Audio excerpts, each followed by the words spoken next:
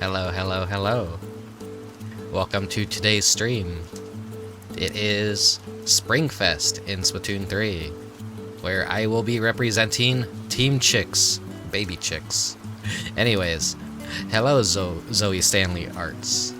Welcome to the stream. Hello, Dragonic Dude. I need to get better at not saying people's full names. If I know you guys, I need to just keep it short. Dragonic Dude, Zoe, you know, already off to an awkward start. Anyways, hey, that guy from somewhere. I got some stuff I'm looking forward to attending tonight, so I'm on a strict time budget for this stream. We'll see how fast I could get to the final. We might not do a Salmon Run break at all during the stream. We'll see how I do on time. But that's why I'm doing this super early today.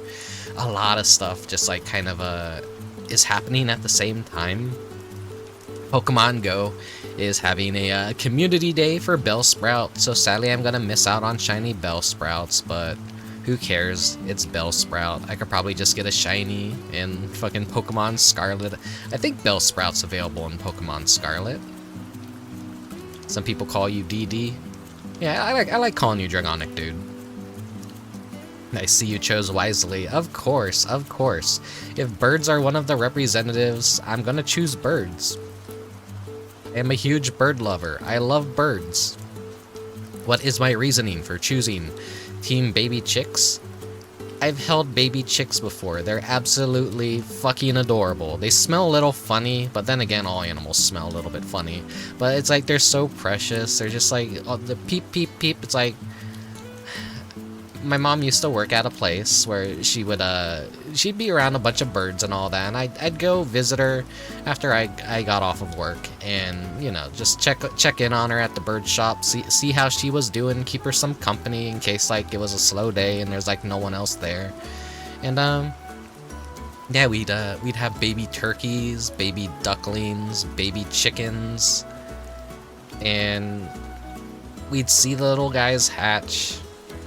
We'd have them under heat lamps and stuff, and I'd occasionally just pick one up and hold it and pet it. They're adorable. They're cute. You love sniffing animals. Yeah, so you remind me of that the meme of the someone just shoving a parrot into their face and just huffing it, and it's babe, please stop smelling the bird. It's I can't help it. Just stop smelling so good. Did I ever get mistaken as a mother? No, but I held a baby turkey once, and it fell asleep in my arms, and I'm I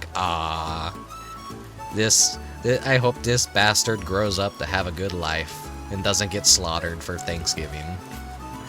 But man, that's also the downside of farm life and farm fowl is yeah, a lot of them are raised as food. Unfortunately, but that's how you give them a good life in their early life, and try and hopefully give them the best life that they could give. And it's the great cycle of life is animals are just raised for food, but their early life doesn't have to be that bad. It depends on the kind of farmer, what kind of life they want to give their animals. But yeah, I'm not gonna dive too much into that. I just want to represent baby chicks today. Strangely enough, I just had some I had some chicken tenders for lunch today. And then another thing that I saw was at Popeyes chicken tenders. They gave me an extra tendy, so that's a sign that we're gonna have a good time today on Splatoon. Is I got that bonus tendy in my meal, one tendy more than they should have given me. Hee hee. A free tendy that I didn't pay for. But yeah, I had that for lunch. That was good. I noticed their honey sauce packets have high fructose corn syrup in it, and man, I just feel really bad for the bees that made that honey if they're gonna be putting that fucking slop in honey. That seems kind of very, what the fuck are you doing? Got that chicken in me. Yeah, it's like the Costco hot dog. I don't know if you've seen that, like the fucking got that dog in me, and it's like a picture of the $1.50 Costco hot dog. I want that as a real fucking shirt. Maybe one day if I ever like want to be a fucking slob and like get fucking wear memes on my body, I'll get that fucking shirt. Just get honey mustard at that point, yeah. It's like, why are you trying to be fake honey? Why are you putting fucking high fructose corn syrup in honey? That's like disgusting. What the fuck are you doing? Those poor bees. Just, I was like, maybe I should like open up this honey packet and eat it for energy. And then like I looked at the ingredients like to see if it was real honey, and no, it's like this weird honey slop. And I'm like, okay, no, sorry bees, you have been tainted. I just don't know why you would take something that is naturally like nature's sugar and add fake sugar into it to make it taste sweeter. Honey by itself is already sweet. I don't understand it. I don't get it. Anyways, let's head inside. Okay. We're not gonna waste too much time talking before stream. I kind of want to jump right into the game. I'm trying to remember what else I wanted to talk about. Nothing else new has happened, other than last night I beat Chibi Robo, so I didn't 100% the game, sadly. There's 2 stickers that I just could not get because they are tied behind mini games. That I have talked with people that like Chibi Robo a lot, and even they haven't 100%ed Chibi Robo, and when I mentioned those 2 mini games, they're like, yeah, fuck that shit, fuck those mini games, I know exactly what you're talking about. So maybe one day in the future, I have the save file on hand. We'll probably return to it. I'll go back and try and 100% it. Or maybe just go fucking insane. Because it feels more of like RNG is like, I'm gonna keep wasting everyone's time failing the same thing over and over again, so I may as well theme a stream after that, if it ever gets to that point. They added the corn syrup to add less honey to the packet. Yeah, that's actually a really good point, Filius. That seems exactly like what they're doing it. It's like adding plastic wrap to a banana. Banana doesn't need plastic wrap. Banana just, that's the point of the peel, that's why it's so oily. Hey, 8 legs, 4 eyes. What's up, every pony? People don't say that anymore. Are bronies even still a thing? Does anyone say that unironically? How the buck are you? Oh my god, you're going full in on the fucking My Little Pony stuff. This is a bird themed stream, no horses allowed. Anyways.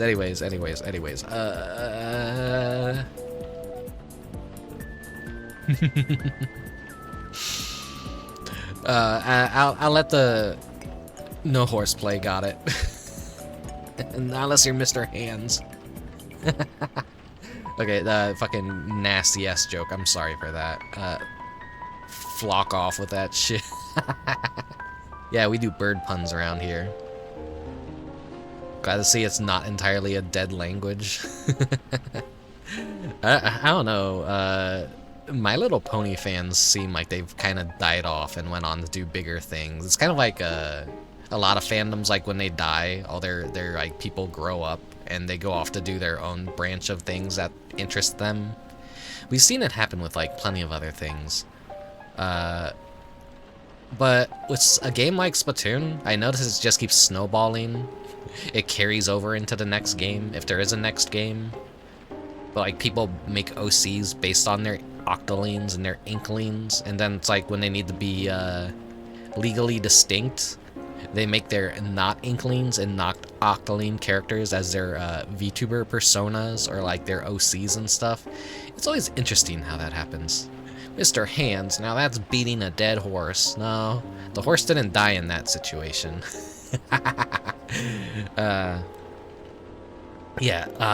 Let's hop in the Springfest. I will talk more about whatever dumb shit comes to mind. We're gonna try and hit max rank as fast as possible So like maybe 3 or 4 hours. We will see how things go. Maybe if I have time for some Salmon Run, we'll do Salmon Run. But yeah. I still need to get yesterday's win of the day before we roll over into today's, which will be at 5 p.m.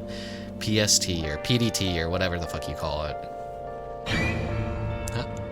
Darius 9584, thank you for the follow. I could probably just say thank you for the follow, Darius, instead of saying all the numbers, but hey, I am extra awkward. Anyways, salmon sounds nice right now.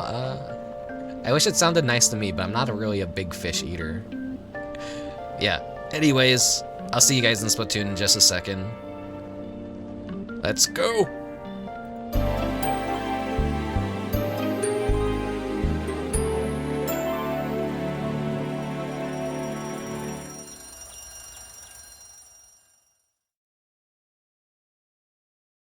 Oh my god, where am I?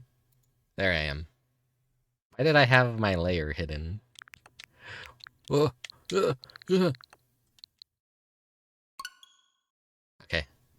Hopefully I don't need to update the game or anything. It should have everything updated already.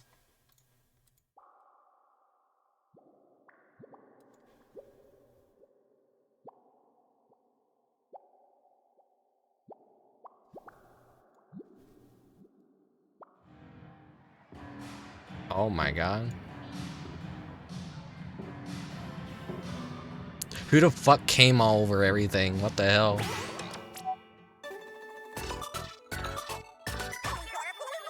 You ate salmon for your lunch?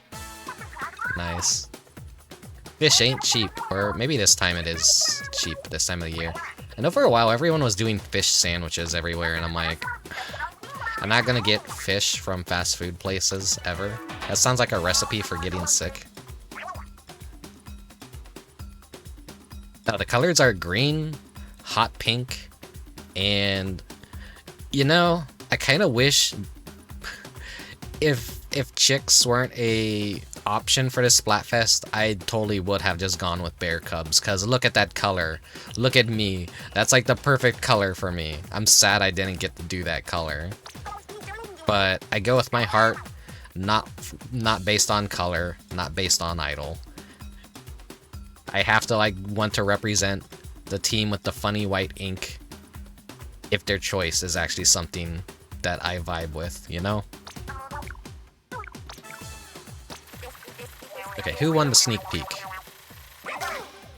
Yeah, I feel I have a hunch that Team Cub is probably gonna be winning this Splatfest. Color. Hey, Nano.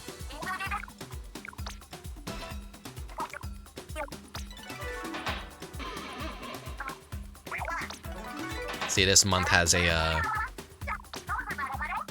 luchador mask.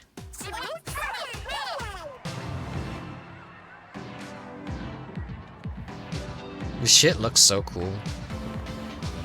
Are these like completely new decorations? Or like were these like what they used in Splatoon 2, I wonder, and they just like kind of like imported it? Yeah, but they're wearing new outfits.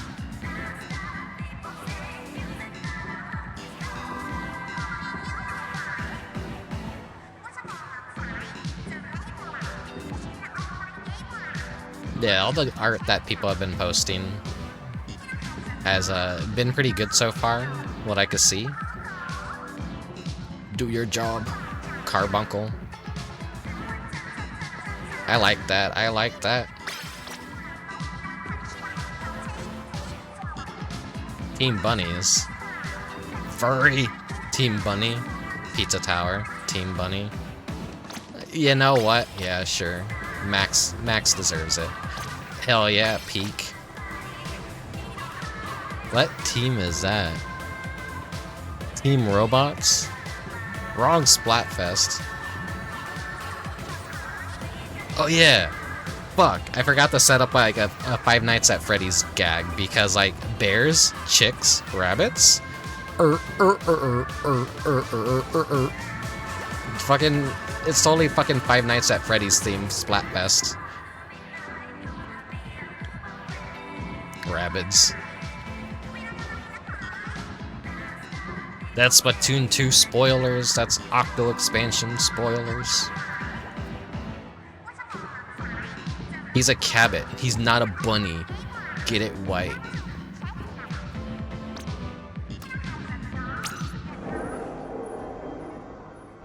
Hell yeah, Salmon Max. Let's see what's going on in this plaza. Bird. That's good.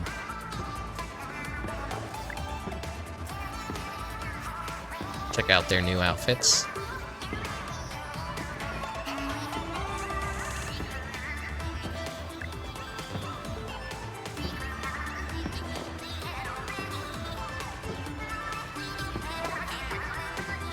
Was that the zone?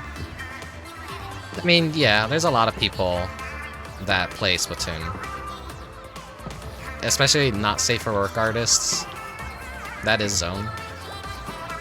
You see, like, YouTubers fairly often.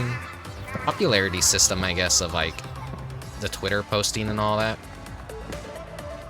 I actually don't know how the algorithm works anymore in this fucking thing. I don't know if you could even tie your Twitter account to your Switch anymore. I'm not sure.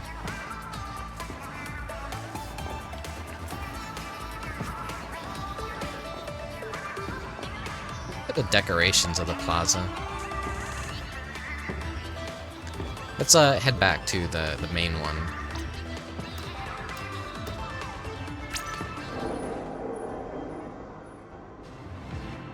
Oh, wait, wrong one. Wrong one. Splatsville. That's where we want to head. The Splatoon to Degen pipeline. Yeah. Hello, Dubious. Saw Klonoa for half a second on screen, and my fucked up mind can't help but want to say.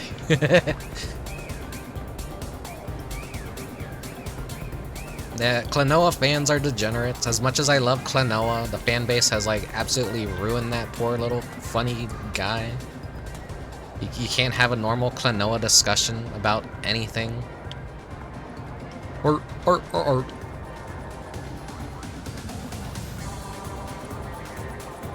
I love like the penis sound effects in the music. It's not as apparent here yet.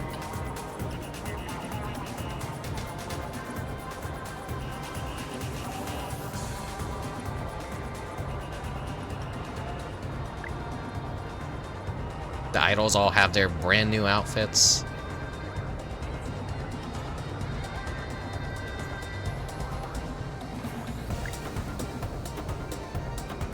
I love the clown vomit colors that they chose for this Splatfest, honestly. Everything's like super neon-y. All the music is just like extra springy. Springy as in boing boing kind of spring, not as like a nature kind of spring. Quite literal. It goes boink doink bonk. Yeah, exactly. That's like what the music is like.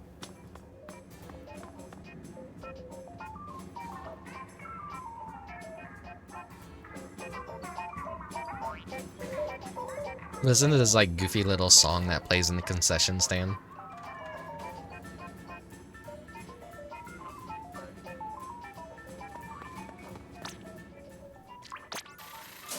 Get our daily conch from yesterday at least, so I don't forget that.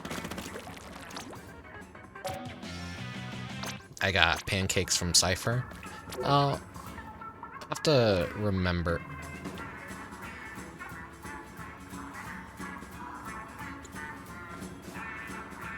This is a fucking goofy ass music. Actually don't know when the Cypher thing resets, so sorry to edge you guys even more, but we're gonna go to the order sector real quick. I'm gonna do the exchange, and if it does reset at 5 PM, then better safe than sorry.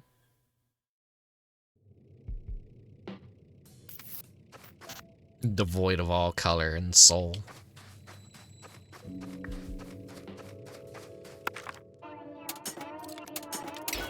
There we go. By the way, did you guys know that all these ashes raining down from the sky are incinerated memories of all the people digitally trapped in this world, because their minds were basically ripped out of their bodies, and they were turned into drones, and their little mem cakes are basically the memories of the citizens. And yeah, all the memories that have been incinerated are these little tiny ashes in the entire ground that we stand on. This is not sand. This is ash. Splatoon. Dark lore.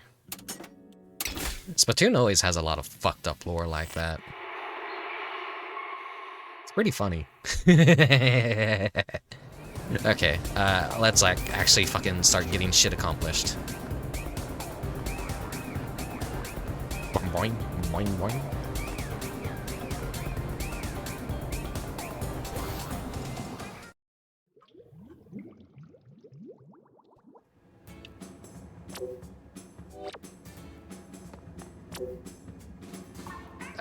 I like those colors right there.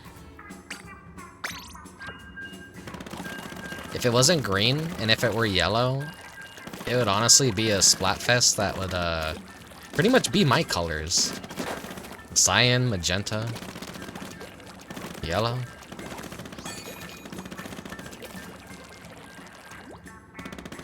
There's still hope that that can maybe happen. Give us that CMYK. As people like call that nowadays, is like, oh, those are the Cartoon Network. No, Cartoon Network just uses that because it's cheap and easy to use.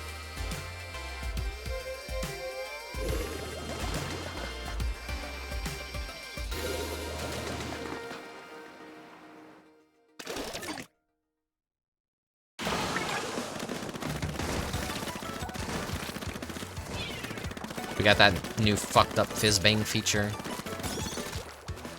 I'm at a disadvantage if I use it because like I'm using sticks. I don't use motion controls because I'm not insane.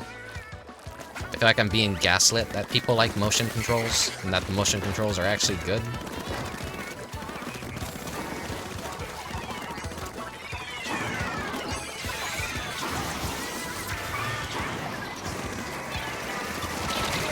Ah, shit.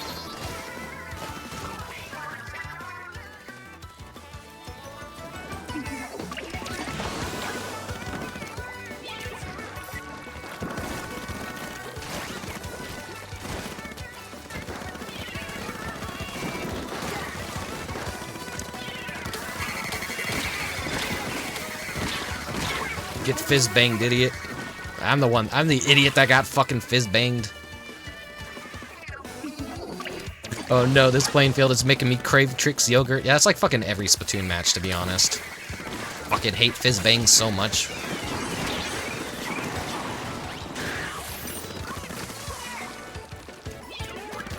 Fuck your base. These are like good prime watermelon colors right here. Damn it. Why would you jump to me?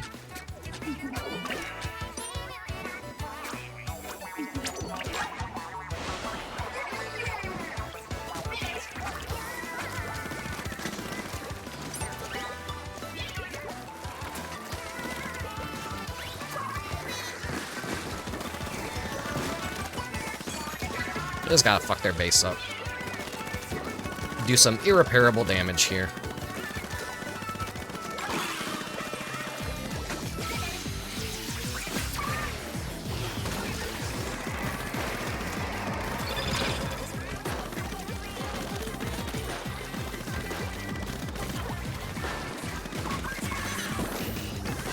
Cool base, mind if I come on it?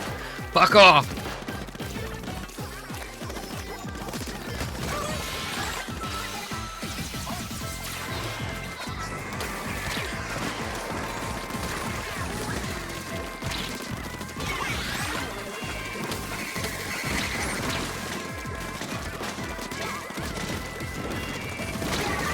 Shit.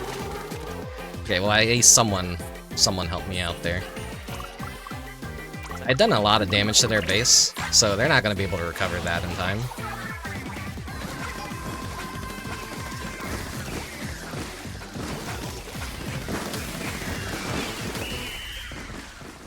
And that's a win for Team Chicks.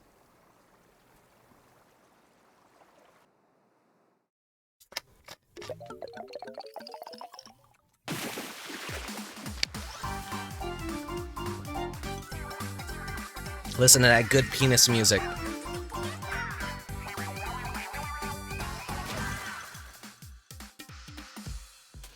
Team Chicks didn't get the memo to wear the Plague Doctor mask. Come on, it's like our official hat for birds.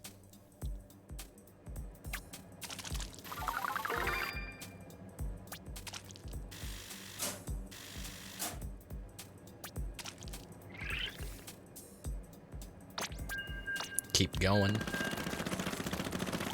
The headphone pose. I actually missed the headphone pose.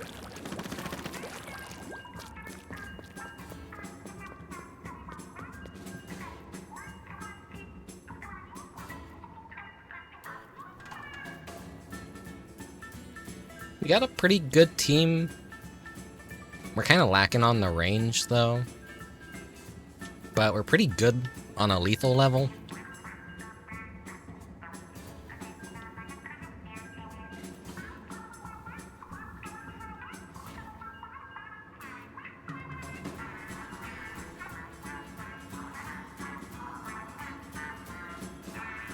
Fuck it.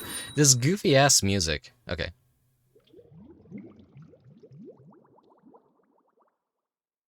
Take care of myself? Okay, I'll drink some more Coke. 10 times battle? Fuck.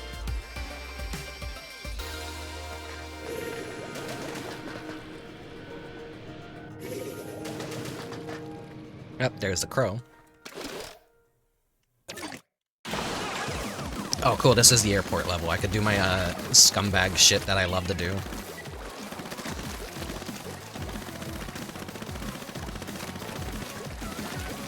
Oh, someone else is trying to do it. Get the fuck off there right now. It's mine.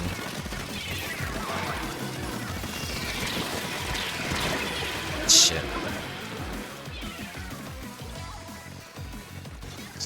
It's neat to see you back to back like this.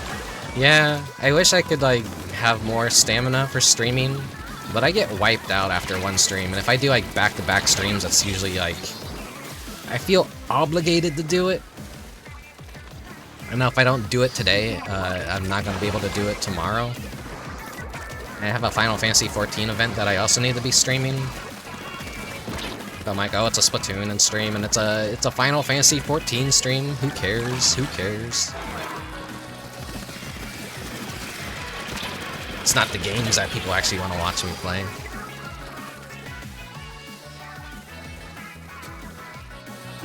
It's a pretty pro player with that weapon. Of course, I use the fucking trash can that everyone hates. This weapon's notorious for having a... You're a shitty player if you use this weapon.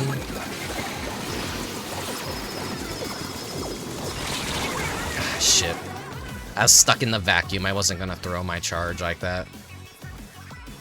I was like hoping that they would run out of time, but someone else showed up and started shooting at me and whittled down my super armor. So I'm not. They're doing a good job at keeping me out of like the fucking place that I want to get to.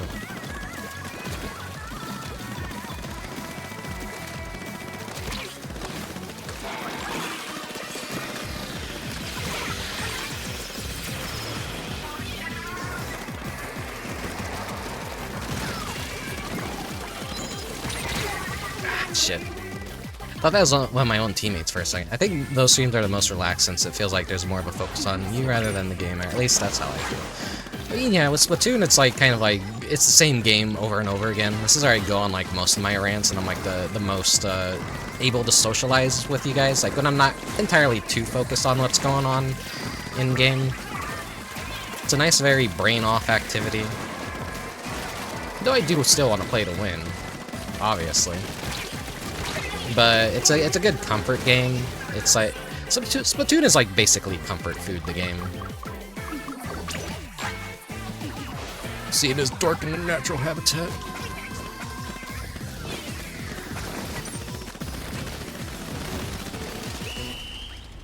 What do you mean by that?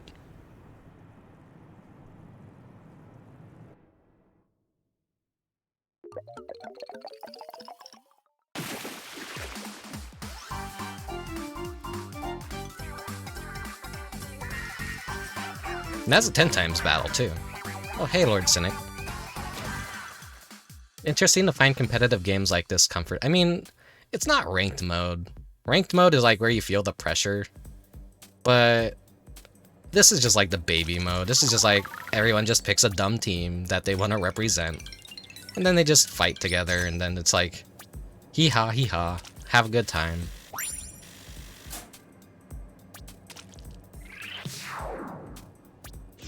There's comfort and repetition, yeah.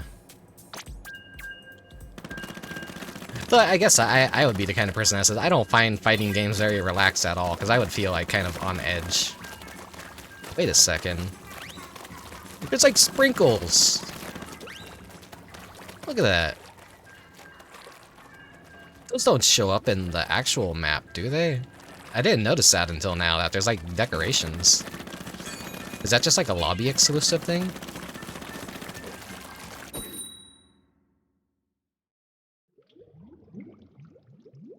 I feel like that's probably just like an exclusive lobby thing. Another 10 times battle. I want to win this. Because I want to get the golden idol badges. You have to like win 10 times battles to get the golden Shiver, Fry, and Big Man badge.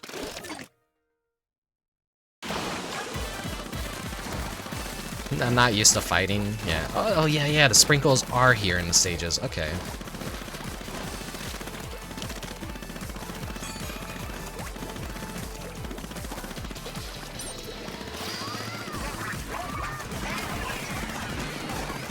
Suck at throwing that.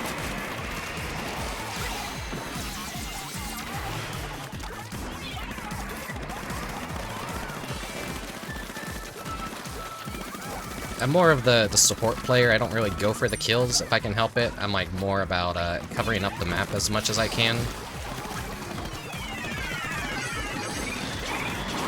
If I see my teammates struggling too, I like to like cover the ground around them or the enemies so that they have like proper escape.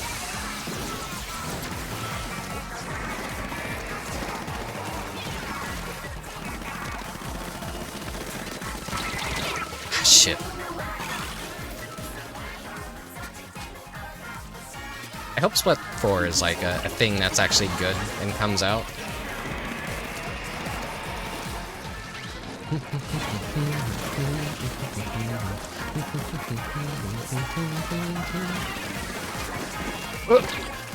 Almost killed myself right there.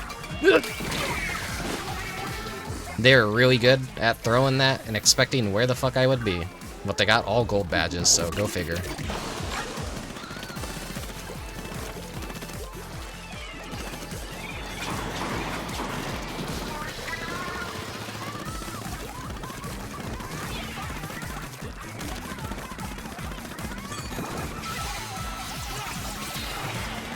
I'd really like to get in their base right now and do some damage if I could.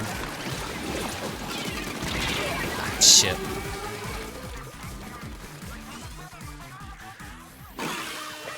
The conflict this time is team. What's like the most fluffiest? Like, what do you prefer the most? Baby bunnies, baby chicks, or bear cubs? Two of which are extinct in the Splatoon universe, and they even said that like at the very like start of the Splatfest selection, like where they're going over what they prefer. Right, yeah, the birds still exist because birds exist in the Splatoon universe, but bears are basically extinct, bunnies are basically extinct, mammals are just all fucking dead, pretty much. There was Mr. Grizz, but I think he's technically dead at this point. The Mr. Grizz that takes over is, well, I guess the two cats exist, but they're kind of a weird special situation.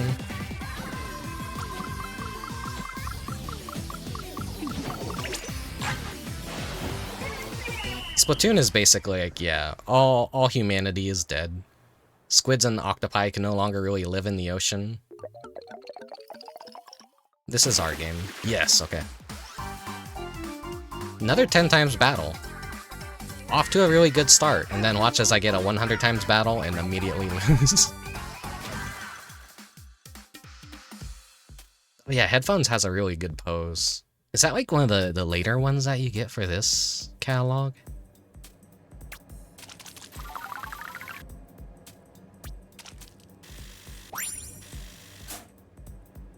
Yeah, fun fact about actual Proto Splatoon was, they were initially gonna be rabbits.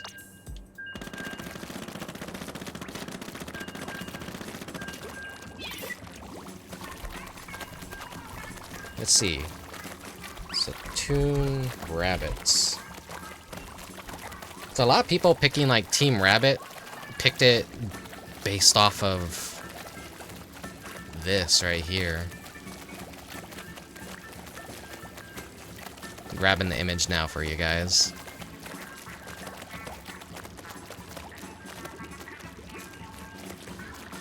This was initially what the Splatoon characters were going to be before they decided to go with squids in Splatoon 1, was rabbits. So I've seen plenty of drawings in the plaza reference these fellas right here. Fucking... I just fucking jinxed myself. I'm like, watch me lose a 100 times battle, and there it fucking is. Hi, Colchis. Oh, God. Okay. Sorry if I go focus mode for this one, because a lot is on the stakes for this map. I mean, this match. Don't let me down, team. I'll try not to let you guys down.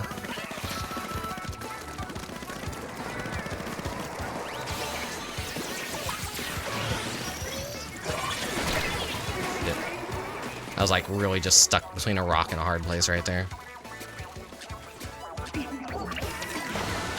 Everyone like wants them to bring back like the rabbits somehow and have them be like the third race that you could play as. Which would be cool. They didn't really have anything like that they could do for Splatoon 4. Like that was the same as the Octolings. Though it would be nice to see some new race variety. But that would just be a nightmare to make everything like fit their forms and all that.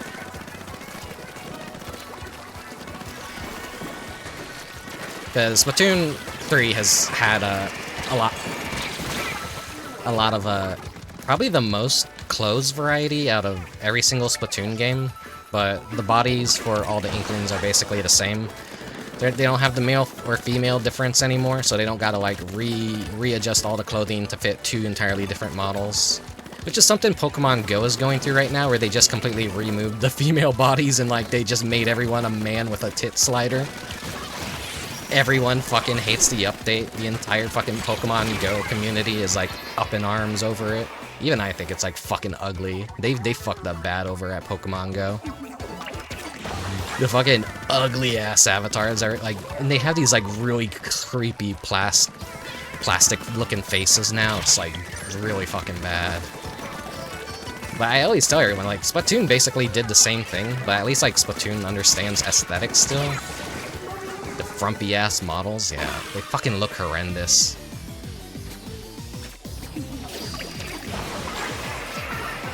Oh, God, this isn't going good.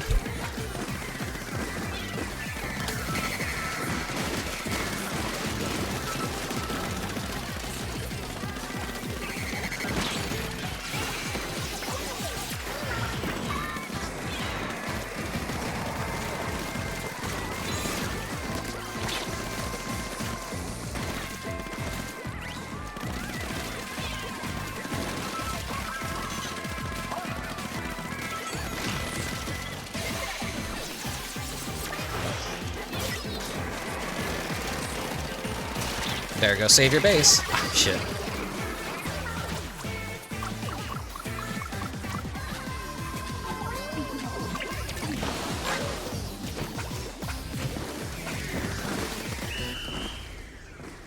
Okay.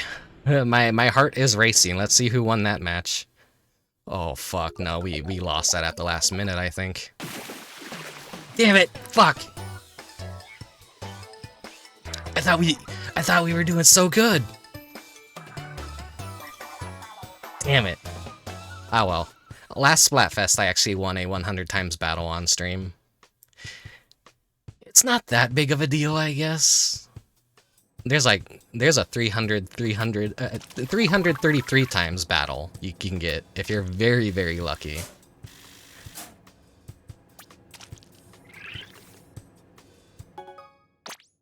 Oh, new maps. I thought we had that one. We lost it at the last minute, though. It doesn't help that I die so easily, though.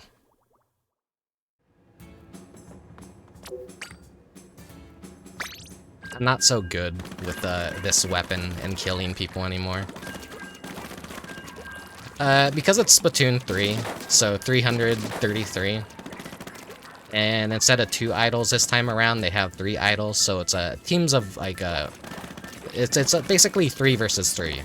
We haven't seen a bear cub team yet. It's just been all like rabbits, the most popular choice.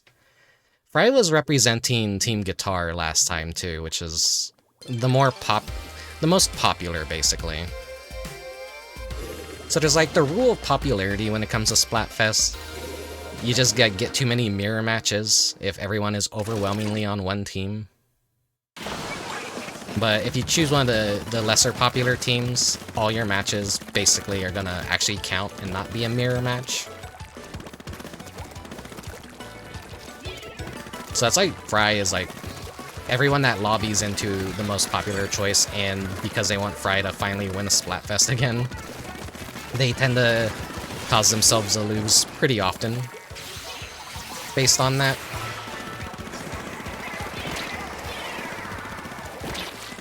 Fuck off.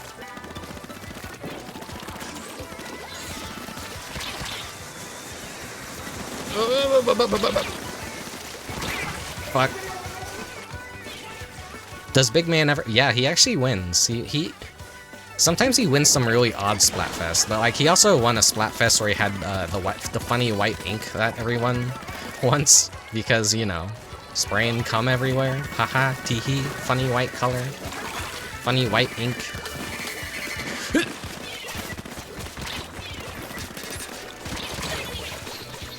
Fucking... I should try Spatanas. Like, those things look like they're really fucking good if you just spam.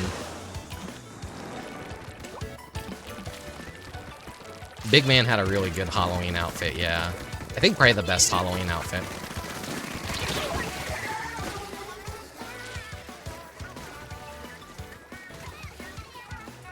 White versus red versus yellow in Splatfest 2. I'm trying to remember, but I don't think so.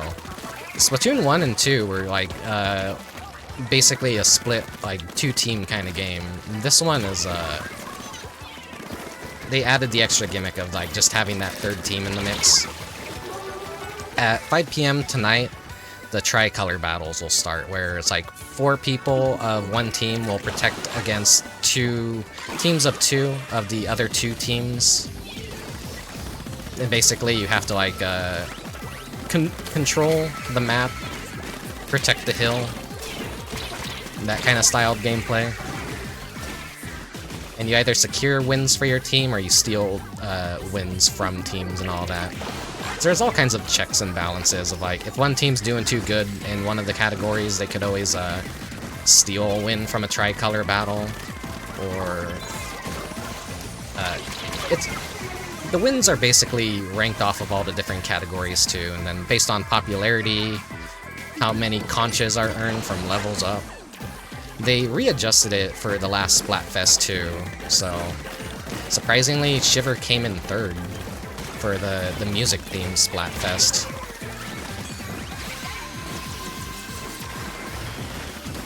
So, yeah, well, Team Drum generally just isn't a popular instrument.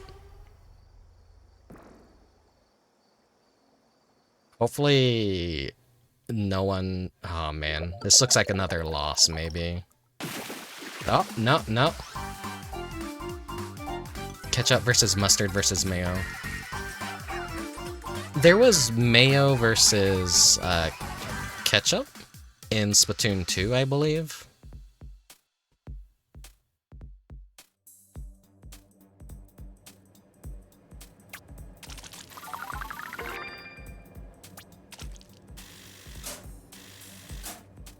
I can't remember if they did the sauce for Splatoon 3. The wiki for Splatoon 3, like the Splatfest and everything, they should have a listing of like every single Splatfest and also ones based off of region. Sometimes it's like different. For the globalized Splatoon Splatfest, it's like everyone gets the same theme. but sometimes they branch off so that Europeans and Americans and Japanese players have something entirely different, but they all fall on the same date. Japanese got a one based off of, I guess, cake and custard filling and basically sweets. But we didn't get that in America because we already kind of had a food-themed Splatfest that was similar, I guess. They also sometimes maybe get some brand deals with Japanese snack makers. And obviously that doesn't translate to the American side or the European side of Splatoon. They're fighting for something like they've probably never eaten in their entire life, so obviously they just come up with like a completely different theme for us Westerners.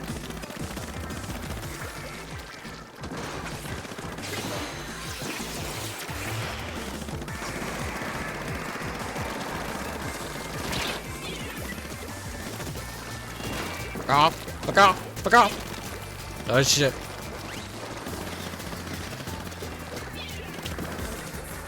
Fuck your base.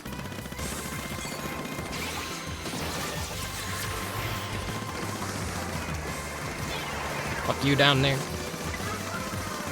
Undoes all your hammering. Oh fuck.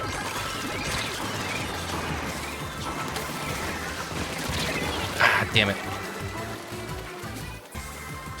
I can never win against a fucking splat lane. I have to like rush them down, and that's like the worst mistake you can make. You have to have someone who's like more ranged deal with those guys.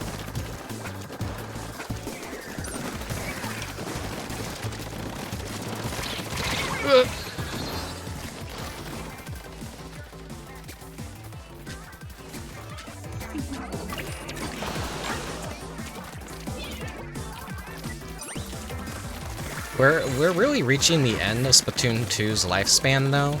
After this season, we have one more to go, so I think we will probably have a total of 4 last Splatfests. So that's gonna be like 4 final Splatfest streams from me, and like maybe another big run, because they usually do like 1 big run per season. Ah, shit! God damn it!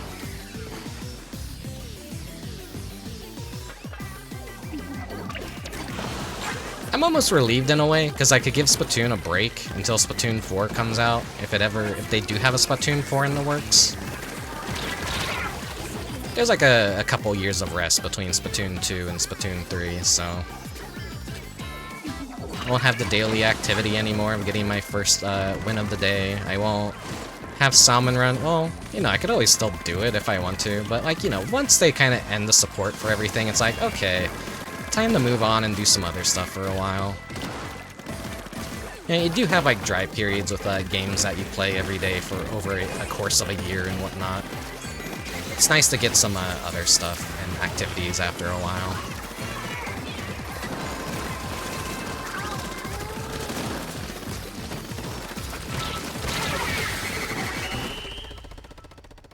Okay, did we get this one? I feel like, yeah. I'm feeling good about this. Sorry for that awful noise. Hey, Food Posey. Welcome to the stream. I hear those splort, slime. Fucking, ugh. I love splat noises so much.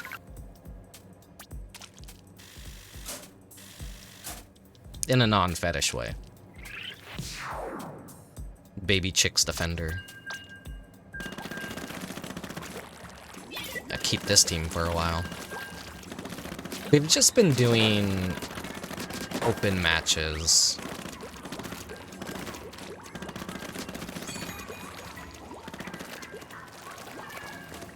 They're all just... This is how you can tell I have a serious team. They just stand there. They don't do anything.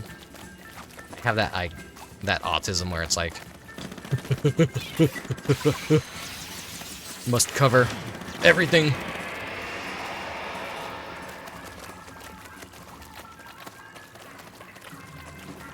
Yeah, hope you've been doing well.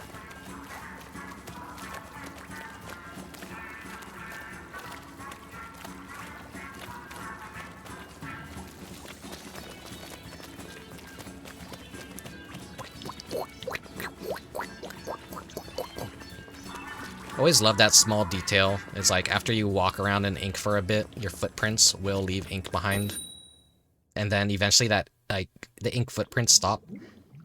Because the ink on your shoes runs out. Like, that's a very nice little detail that you won't notice too much.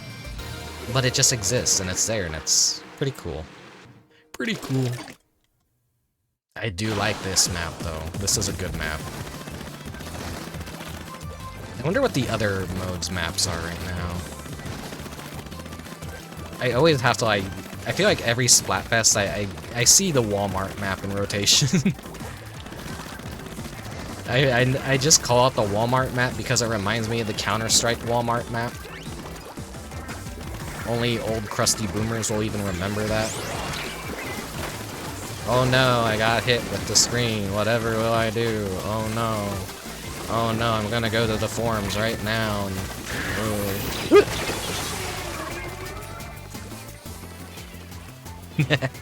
When that screen first came out, though, like, people were complaining a lot about it. Like, it was basically akin to getting flashbanged. I'm like, isn't that kind of the point? Is to be flashbanged and disoriented? What they did to it now, just like, it's not even that good of a weapon. Why would anyone want to use it? It doesn't do what it was intended to do.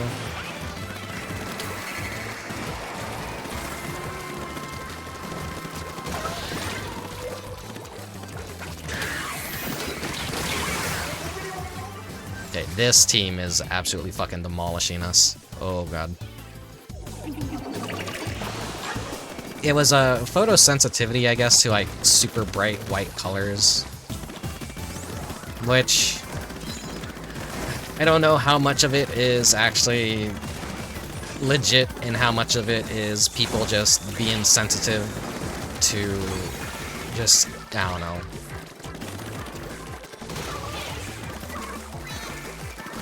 You know, like, when you're in your room for a long time and you have the windows shut and, like, or like, you're indoors for a long time, you don't see natural light, and you walk outside and then you're like, oh my god, ugh, you get flashbanged like that. That's what that special was, like, to me. But for other people, like, it causes... They acted like it... Like... I don't know. I'm kind of the mean asshole here when it comes to things like that.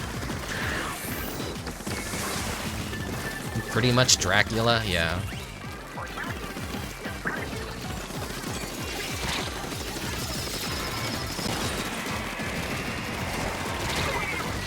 Damn it.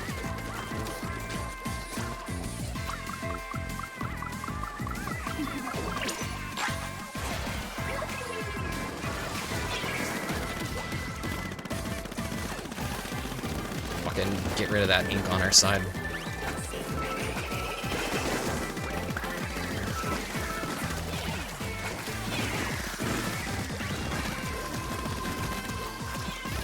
In their base, in their base. Got it off right at the last minute.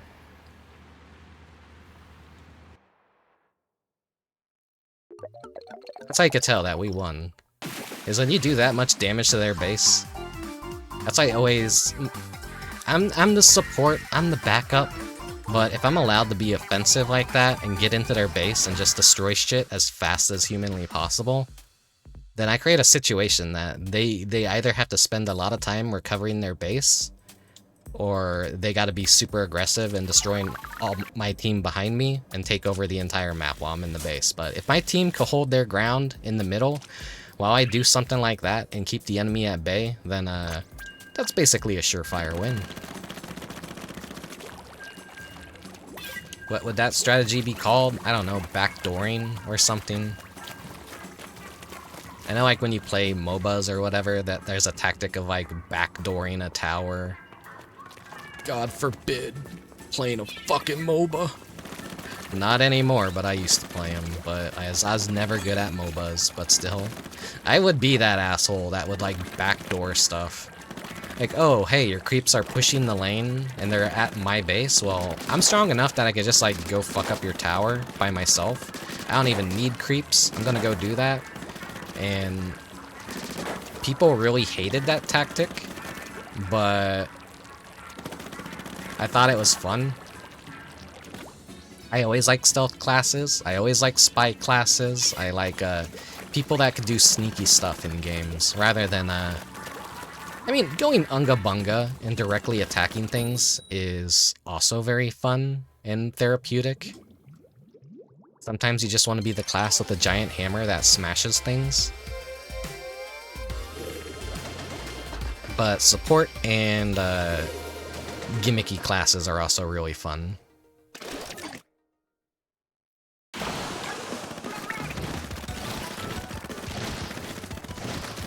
I used to be a kind of a spy main in TF2.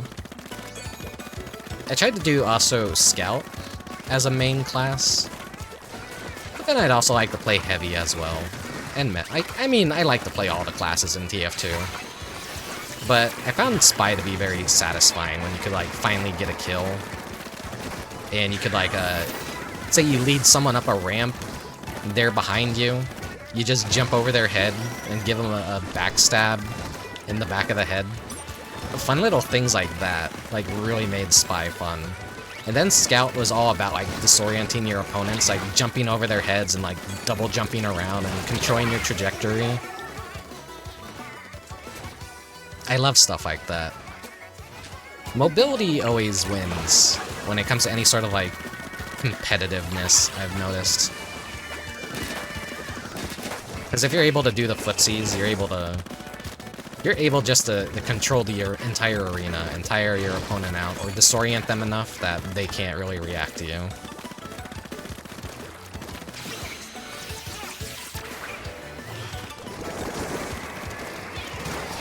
I was trying to aim on top of that fixture, but I didn't get it.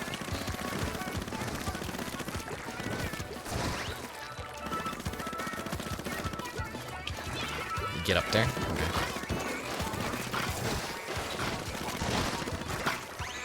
Okay. I hate these things.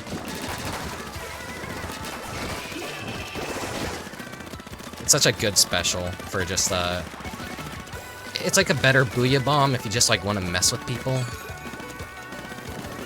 Kinda wish I had one of these trash cans that had that. I'd have a pretty good time with it.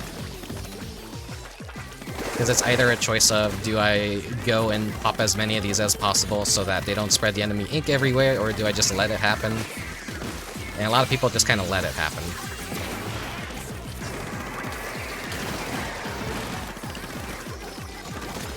One of those backdoor areas right here. Oh shit. Fucking the Nautilus or whatever that thing's called. I like beacons when people actually use beacons. Because that creates a lot of backdoor potential. If you take advantage of a blind spot that the enemy team generally doesn't look at.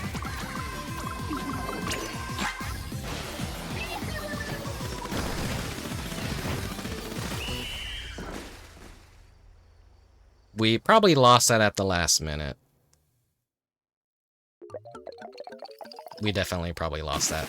No. I guess because I went in the enemy base and did that much damage, we kind of saved it at the last minute there. I did do the fist bump thing, so I think that means I did something good. I still don't know why you do a fist bump in Splatoon.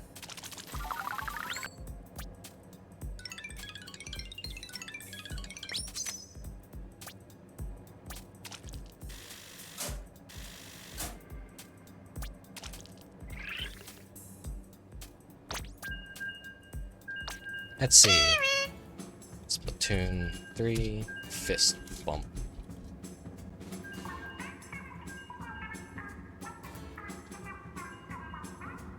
Two players on the same team must have 3 gold medals. Powers of 3 gold medals must be next to each other to activate it. Okay, so that means, like, yeah, you're the top 2 performing players to get gold medals on a team, and if you're right next to each other, you do a little fist bump. That explains it. Yo, good game! The fucking crow emote goes really good with the fucking fist bump. Or the fist. It's very, like, threatening. I love that pro picture so much. Birds looking directly into cameras is always a good time.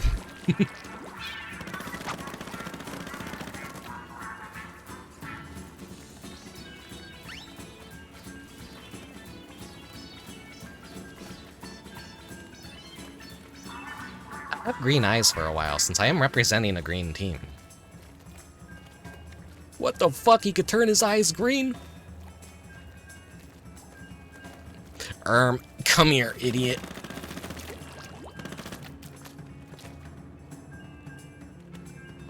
Look at that guy's name. Big Stinker.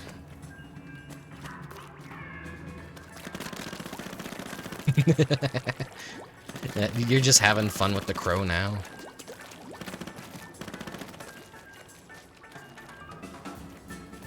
Uh-oh. Are we having server issues? The servers that don't exist in Splatoon? We have Art Academy, we have the boat for open. What are the pro maps?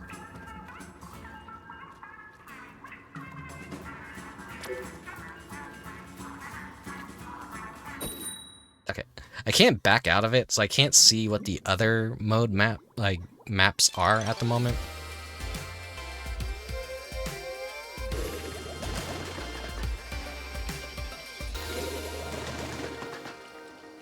More people need to wear the fucking Plague Doctor mask. Wear it! The mythical Splatoon servers, yeah.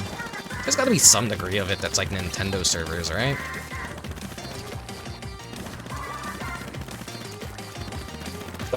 When it comes to the players, like actual matches, is like not actually like Nintendo servers or something weird like that. I don't know how it works, but it sucks Nintendo doesn't have like these dedicated servers for their fucking games, which they should, but they've always kind of been behind on tech, but tech is never really their focus.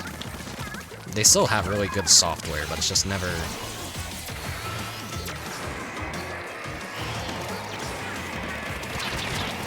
Ah, I got baited. I got baited hard. I got gooned on.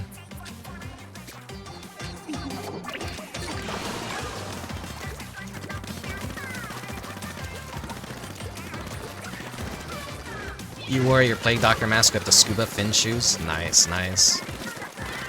I'm trying to like wear shoes that would be very useful for me this Splatfest, I feel.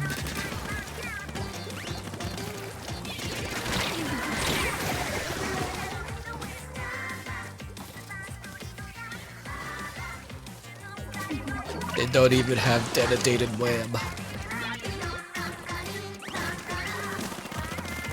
Dedicated web.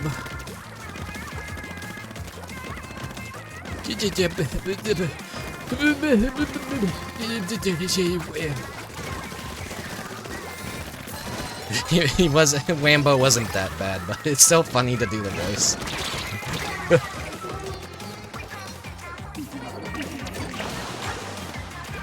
I got greedy.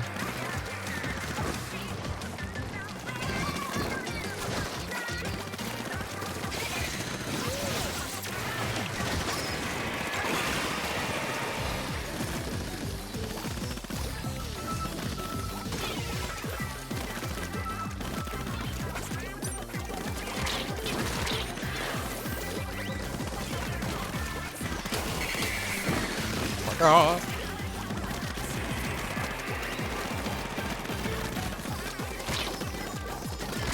No, no. Get fucked, idiot.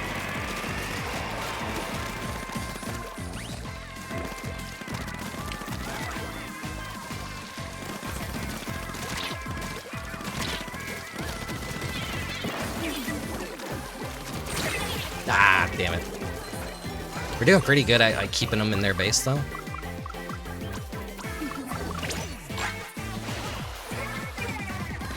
Yeah, Splatoon is a really fun game. If you have a Switch, like, I would have recommended picking it up years ago, but like, it's ending the near of its lifespan. So getting into it this late, I'd honestly just wait for Splatoon 4. And if that is a Switch game or a Switch successor, which is probably going to be for the next console, Like, they're probably gonna be saving it for, like, the launch of whatever the next Nintendo console is.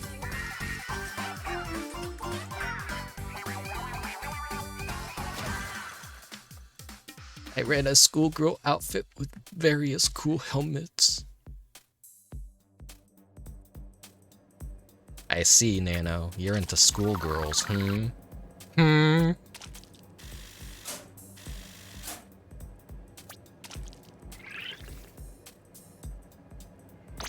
Oh yeah, Splatoon 1 servers are dead now.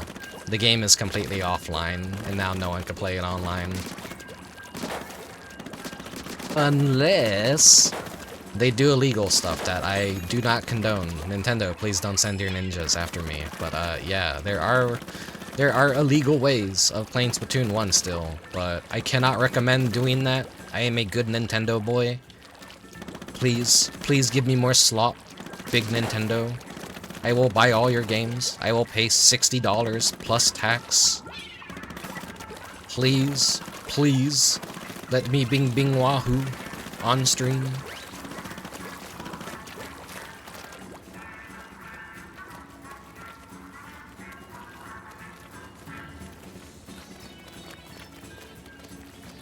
Stats were actually good on your outfit. You couldn't really, like, choose in Splatoon 1, like, what you wanted on your outfit. That's an introduction with Splatoon 2, at least. Here are your Splat amiibos, Rick. I have them all here in a case. I don't wear the amiibo gear much at all. I don't need to flex on people, but I got it all.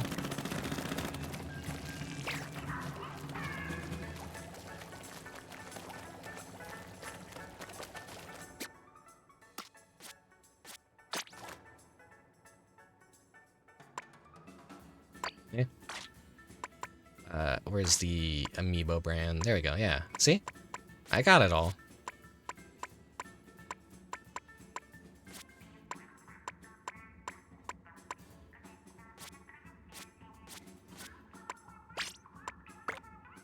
You can't change the shirt during Splatfest. I can't show that. But at least I could show you the goofy-ass shoes. The big flip-flops. The bozo shoes.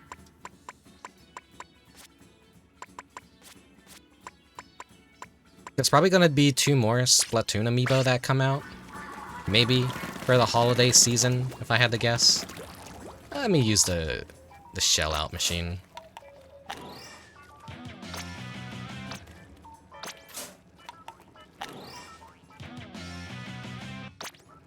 I have 5 Splatoon amiibos still in the boxes. He keeps his amiibos in the box. He.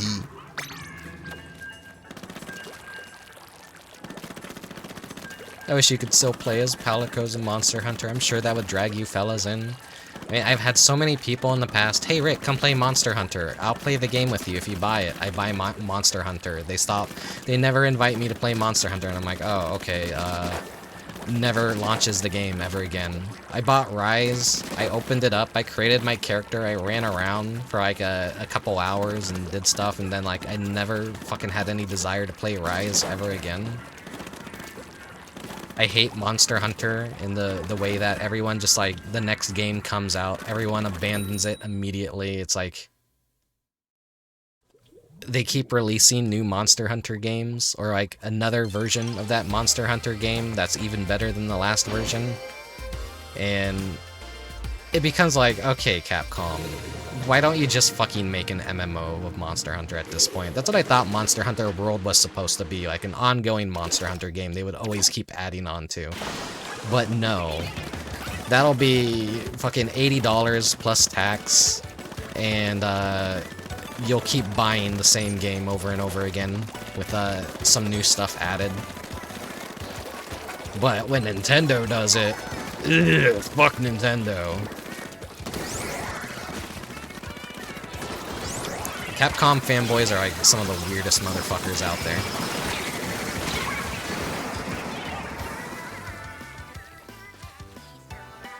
Dude, still playing World, yeah.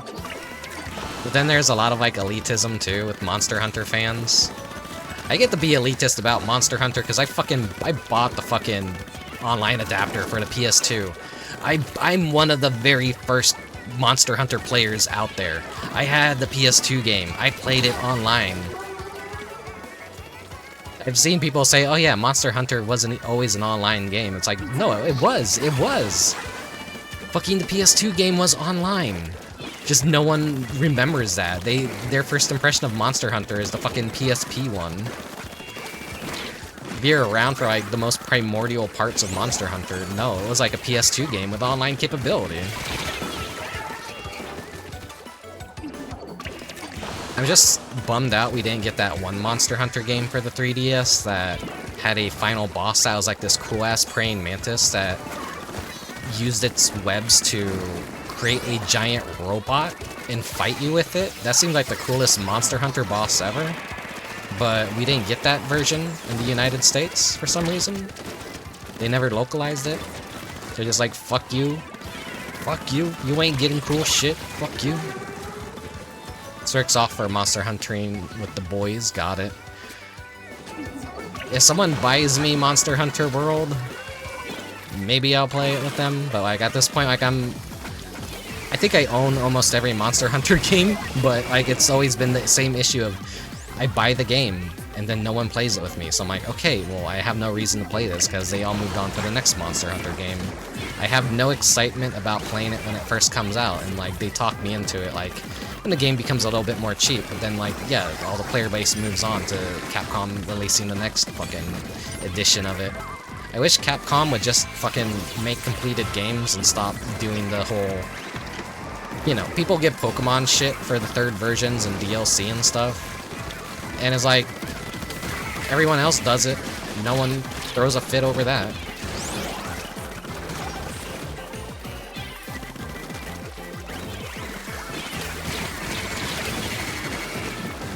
Generations Ultimate on Switch. Huh. I actually did not know that then.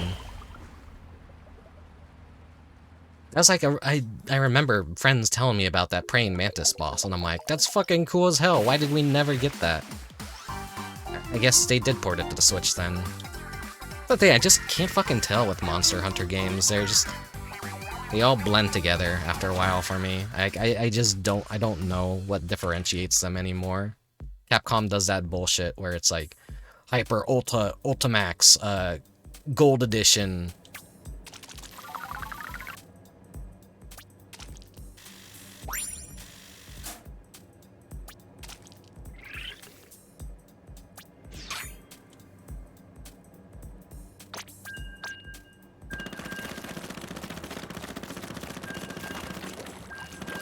Am I still doing open? I guess I'm still doing open, yeah.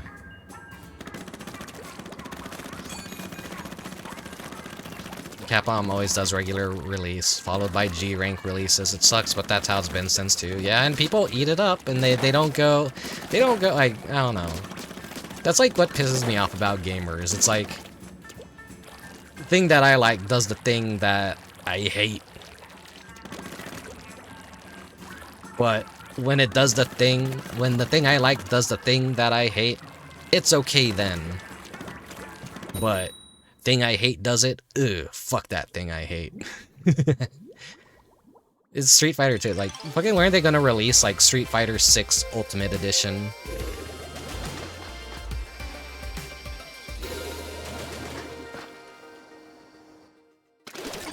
Atlas does that too all the time with, like, fucking Persona games. Shin Megami Tensei 2. Like, Shin Megami Tensei 5 has the Vengeance version coming out. So, fuck everyone that bought the first edition of the game.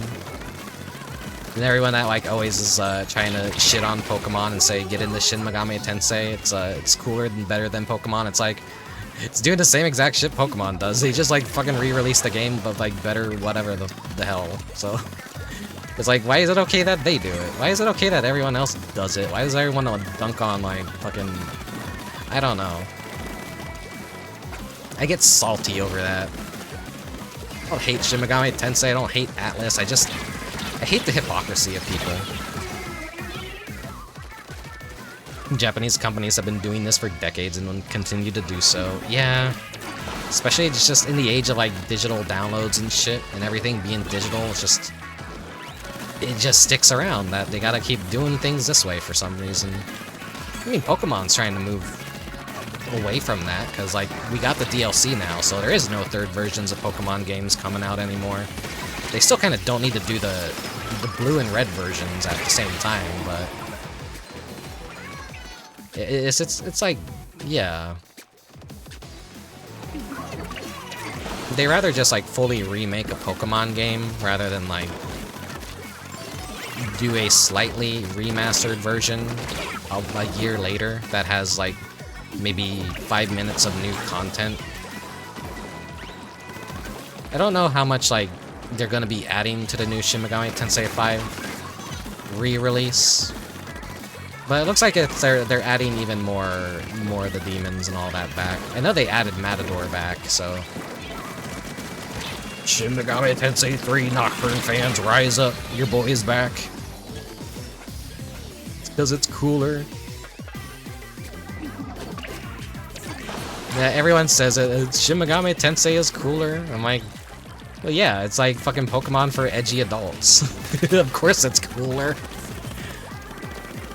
You're getting like mythology, you're getting demons, you're getting gods, you're getting all that kind of stuff. So like if you're into occult stuff, and you're into mythology and yokai and cryptids, yeah, you're gonna have a good time with it. But also at the same time, I like Pokemon because I like Pokemon. I don't have any desire to replace Pokemon with something else because it's not Pokemon at that point. So why would I? Why would I? I don't like Pokemon gameplay.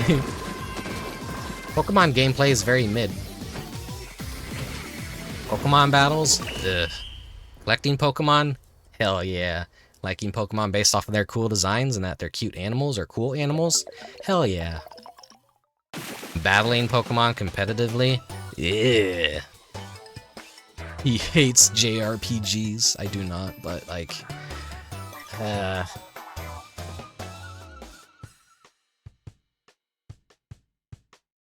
The new Shin Megami 5 re-release is more feature complete than Persona 5 Royal, so thank fuck for that. I mean, yeah, but like, fucking Shin Megami Tensei 5 was already pretty content light, wasn't it? Like, that's like what I heard from a lot of people was...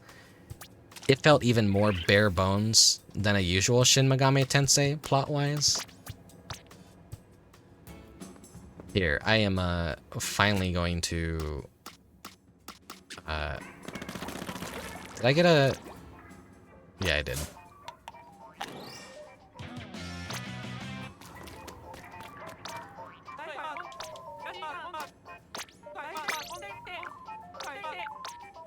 Go ahead and overwrite the effect, because I get more of these tickets than I know what to do with.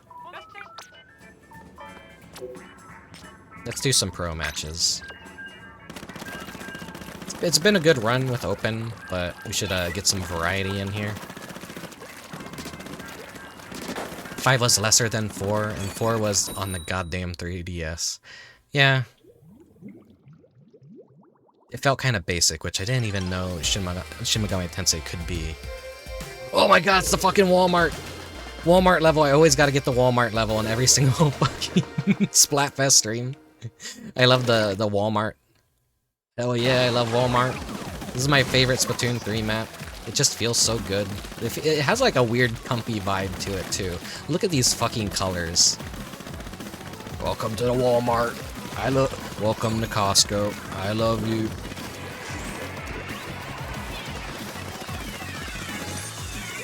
If I ever do movies on the stream, I'm gonna fucking stream Idiocracy for you guys. It's a fucking really good movie.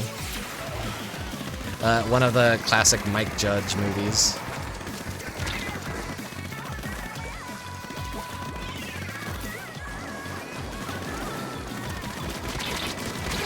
Ah, damn it.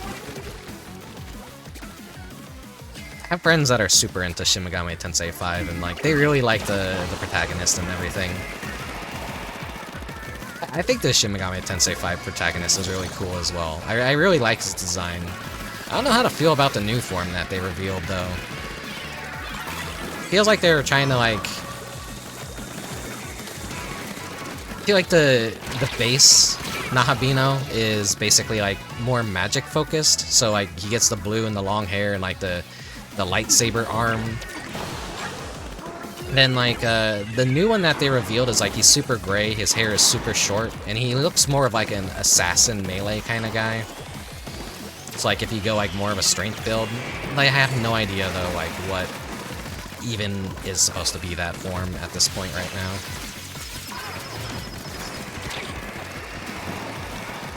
I just you know, if I'm ever gonna play that on stream, I'll just wait for it to drop down super cheap on Steam. I'm in no rush to buy 100-hour games.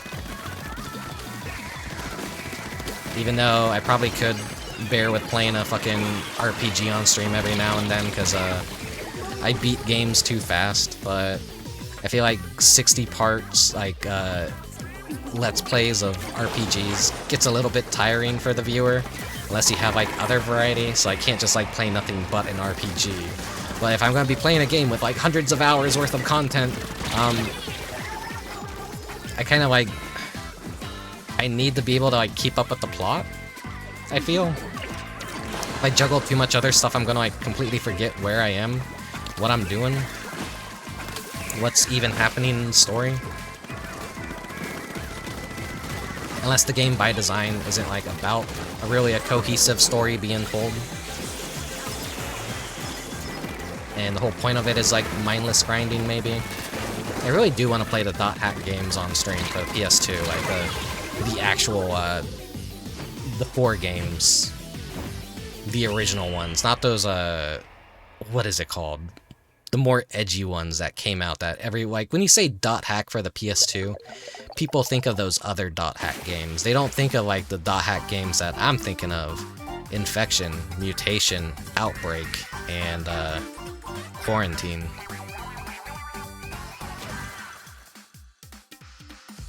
Those are the games that I like. And unfortunately, those are the games that are, like, very, very, very rough. Like, the combat for those is, like, more menu-based, and it gets to a point where you kind of have to be your party's defender and babysit dumb NPCs.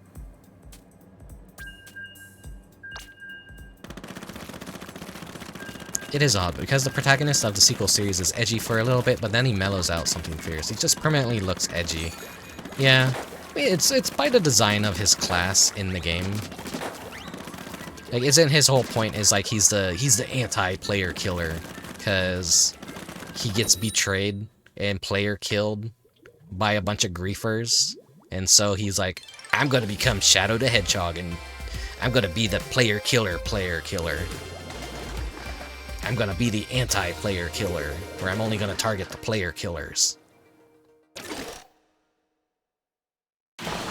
Yeah, I remember that part. Never actually played those games in full. I never even beat the original, like, what would you even call that, a quadology or whatever? The 4 games? I got all the way up to Outbreak and near the end of Outbreak, but I never finished Outbreak, and, like, by the time the 4th game came out, like, it was so hard to really come by, and, like, I didn't have a whole lot of money to, like, be thrown around for games, so I unfortunately missed out on getting every single game. Is very unfortunate given how expensive that game is, but, you know, now I have the means to basically play it and remedy that and finish it. I would like to own a copy of Quarantine at least one day, but with the way prices are going, I don't think that's going to happen. And I don't think they're ever going to re-release that series on Steam at all. They did a collection of the trilogy that everyone remembers more fondly. It's just, those original games just, like, feel like a weird area where you talk about dot hack and everyone just brings up the trilogy games and not the ones that you're actually thinking of. It's like the Zoomers of dot hack versus the Boomers of dot hack is how that entire situation feels, even though at this point, only Boomers would even know what the fuck a dot hack is. But I've already said, like, if I play any RPG on stream, it's gonna be Okage, Shadow King. And I don't even really know if Paper Mario Origami King counts as an RPG, really, but I do want to play that on stream, because that is a very comfy game. It sucks about the battle system not being so good, but, like, the looks of it, the story of it, actually pretty good. Pretty good. One of the Love the Lick writers worked on it, I'm pretty certain, so... It's got a really good soundtrack, too. Never finished the original series because I can't stop killing myself from over-abusing hacking. Yeah, it gets pretty bad near the end, too, and, like, I know one of the secret bosses, you have to, like, go through a super dungeon where you kind of just have to keep hacking everything, otherwise you can't progress. So I think it might get to a point where it's just, like, completely RNG, whether or not, like, the coin flip is gonna decide to kill you. And just give you a game over and whatnot.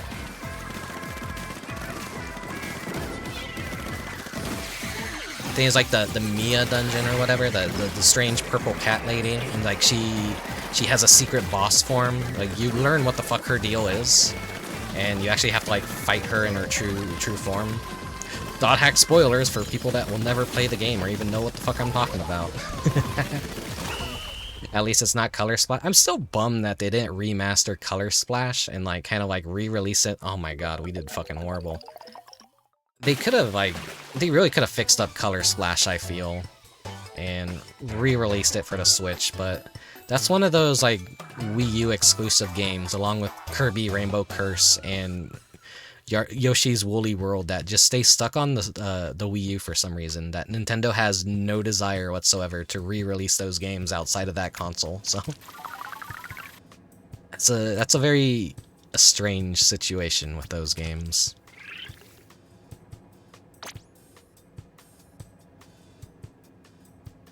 The problem with it in Sticker Star is having a one-time usability is a horrible idea. Yeah.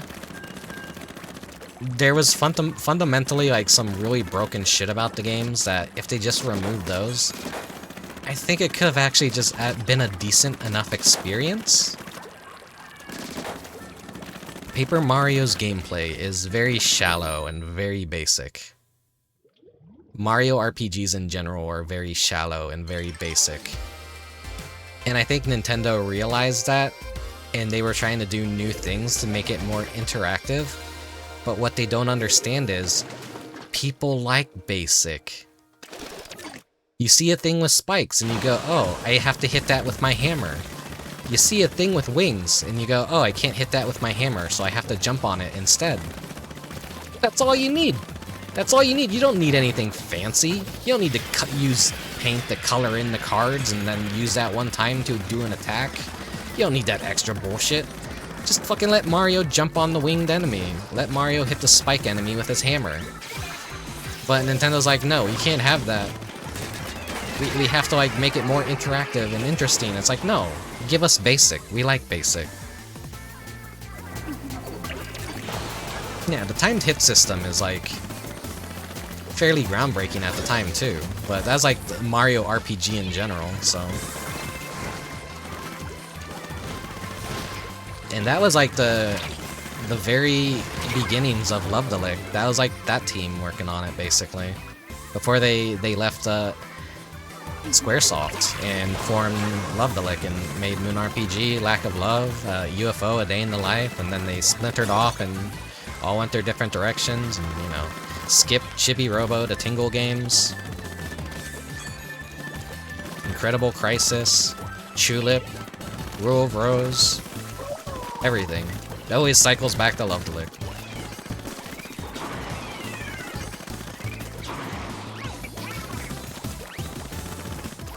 Those developers are so fucking influential, and no one even, like, a lot of people still just do not know that they're all responsible for a lot of the same stuff that, like, defined a lot of those weirder old quirky games that they remember.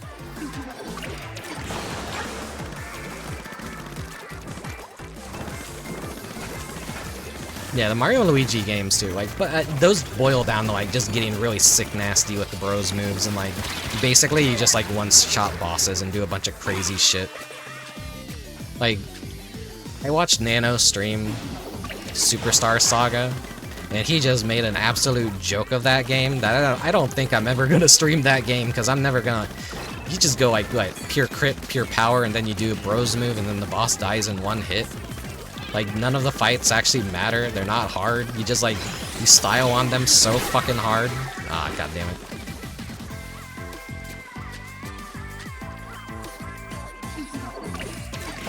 Mario and Luigi games just have that potential to just like... They're cool and interactive if you're a bad player, but if you're good and you know what you're doing at the Mario and Luigi RPG games, like, yeah, you fucking just make them... You show how actually piss easy those games are.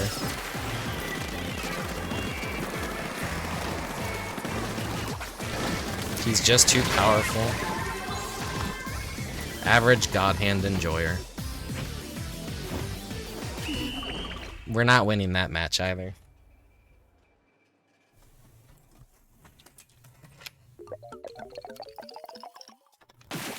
I need to take a Coke drink.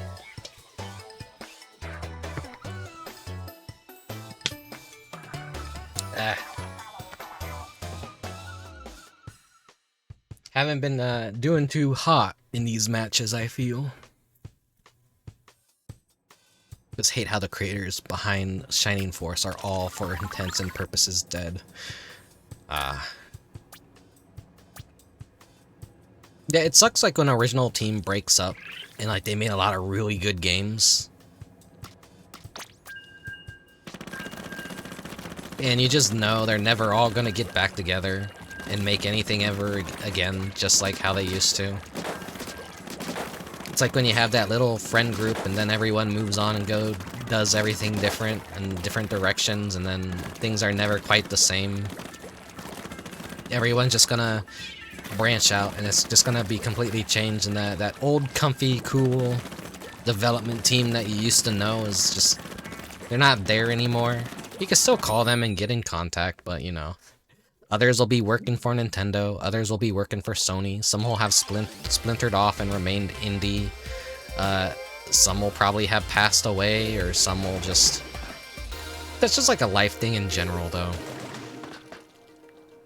Everyone always has their own shit going on, so I'm really hoping Love the Licks, aka Onion Games, as the members go by now, they're doing Strayed Children, and that's hopefully gonna be kind of like in the style of their old games.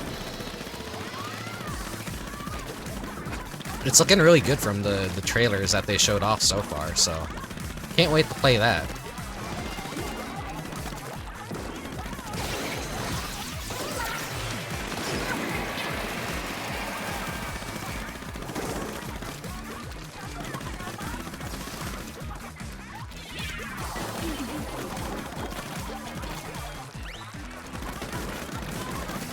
I just hope it doesn't take too long for them to localize it and release it in the States. I don't know if they'll do a globalized release for that, unfortunately.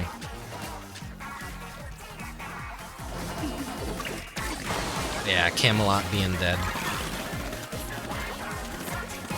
Ran into a corner just making Mario Golf and tennis games, yeah. It's like the modern AAA industry, basically, is just like every studio feels like it's living off of the last game it made. They can't just make like a, you know, a single A game or a double A game. Everything has to be a AAA release. People buy the new Mario Tennis and they buy the new Mario Golf and they think, this is gonna be the best game ever, this is like AAA Nintendo, I'm gonna pay $60 for it. It's like, no, this is like something that should have been like $30, $40 on release, and like your expectations should be tempered. You shouldn't expect a amazing game. It's not gonna be groundbreaking. It's fucking Mario characters playing golf. It's gonna last you like a couple of hours and then you're gonna get bored of it because, you know, it's already a very shallow experience. This is just coming from someone that doesn't like sports games. I don't care if Mario is playing the sports. Even though I'm a big Mario fan, I just literally do not care if Mario is throwing a fucking baseball. I do not care if he is hitting a tennis ball. It's not interesting to me because it has Mario in it. I want to see Mario. I'm more of the kind of person that does like Mario in a fish out of water kind of scenario, which is why the Mario RPGs are always such a very like fun series to like see all these weird new characters, and when they just Mario-fy it, it just gets boring. And the Mario sports games are just like, you know, oh wow, it's a Koopa playing baseball. Ooh, that's really interesting. Don't care. And I understand a lot of the older Mario sport games are actually very good, and a lot of people like them fondly. Me, I just, you know, I never cared about any of that, ever. They just weren't in my interest at all. I remember trying to rent the Mario Golf game when Nintendo Power had a contest. It's like, oh, get a high score and mail us in take a photo of your screen and mail it into us, and you could win. And then I rented Mario Golf, and then I realized, like, yeah, I don't really like this game at all. This Mario Golf was on GameCube. Mario Tennis was a 64 was the best. Yeah, that seems to be the general consensus. Is a lot of the Mario's, like, the Mario games from GameCube and Nintendo 64, sport-wise, were, like, the best of the best.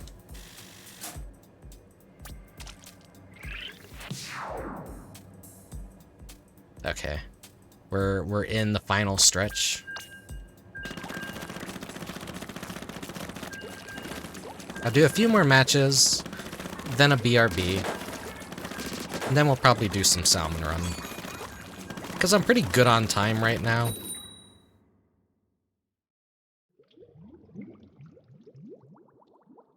The event I need to be at isn't even starting until like 7 or 8. And it's like only 4 PM. And I'm almost already at the max rank. A mosquito. Great. It's a 10 times battle. I gotta win this one. But they have a fucking Eliter on their team. It's so fucking over. I hope that Eliter sucks ass.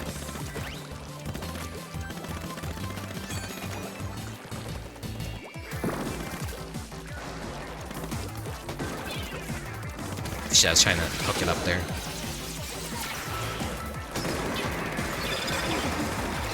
I'm surprised the Eliter just allowed me to do that on him.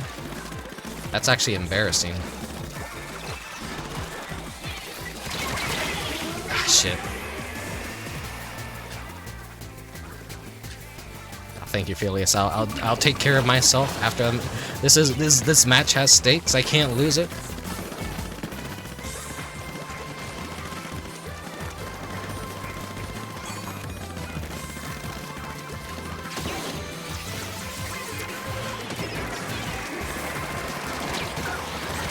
Fuck you.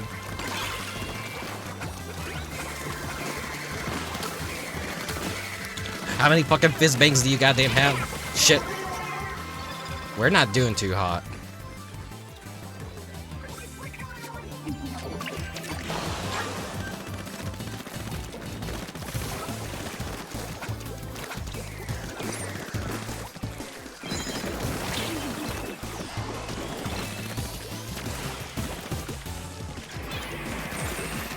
Get something up there, do some chip damage to their base.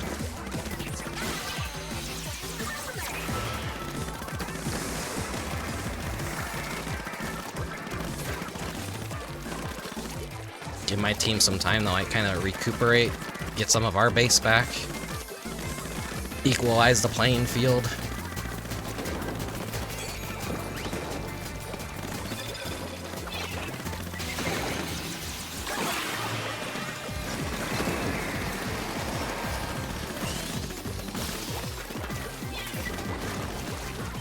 Didn't throw that where I wanted to.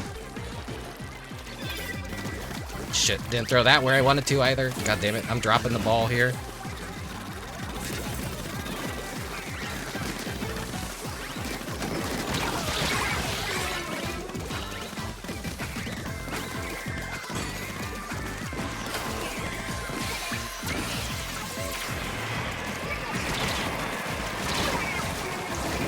Something tells me that Eliter is maybe new to Eliter. Oh baby, a double!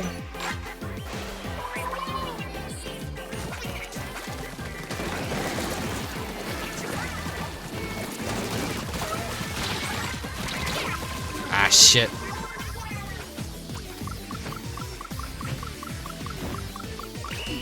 I think we still won that. I've won a lot of 10 times battles, so... I mean, I kind of can't... Well, no, actually... Yeah, we did it, okay. I'm like, that's actually kind of looking pretty bad. That's looking pretty bad. Right, victory Coke drink. Woo! This is the opposite of taking care of yourself. Yeah.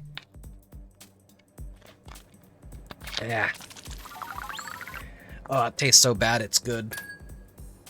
One for the team.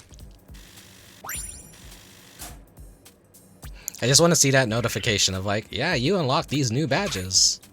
That'd be great. There they are, there they are. I got them. So like Splatfest being a limited thing that you can do, if you don't get those badges and Splatfest run out, then you're never going to get those badges ever again. So I got the golden big man, I got the golden fry, and I got the golden shiver. Can't stand Coke anymore yourself? Oh no. I mean, I kind of wish I would get to that point in my life where I had no desire to drink it. I never really was a Coke person is the crazy thing. Like in my early life, I never really got Coke. I was like more of like Sprite and fruit juices, and then I got older and I'm like, yeah, I like Coke. The addiction and the brainwashing works. My brain cells are all gone anyways, I'm not using them. Just pour the Coke directly on my brain, smooth it out, erode my intelligence. As you can see, I'm not that much of an intelligent person to begin with.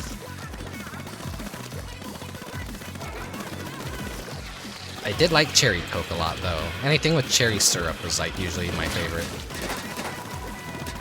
But I guess just regular Coke tends to go well with a lot of meals. That or like maybe just the syrup has changed for the worse in a lot of things. Taking you with me, oh no bro. Scrummy Coke. What does scrummy mean anyways? I know in Pikmin 4 we had the scrummy bones and everyone was like just so fascinated with the word scrummy. I was like, scrummy.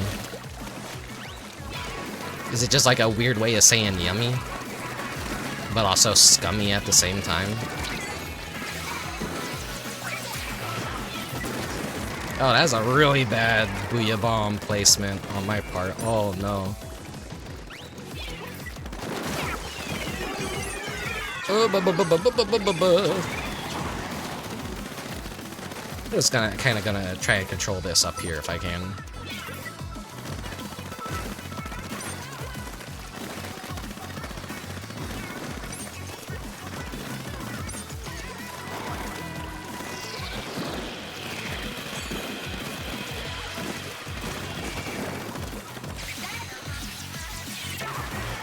I don't know where that's gonna go, but it's gotta go somewhere good, I hope.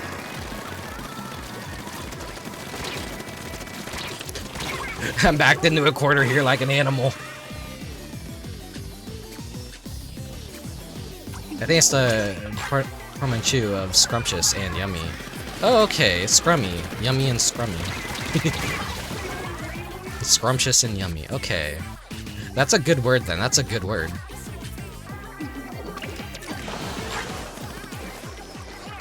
Mountain Dew Baja Blast is good, yeah, but my Taco Bell's like drink dispenser always fucking sucks ass, so it always tastes super watered down. So if you could get that stuff bottled, that's like when it's like extra fucking good, because it's like, it's more concentrated, it's not as flat and watery as the fucking Taco Bell. I think this is just like a personal issue though. I'm not sure like how many other Taco Bells just are consistently like really bad.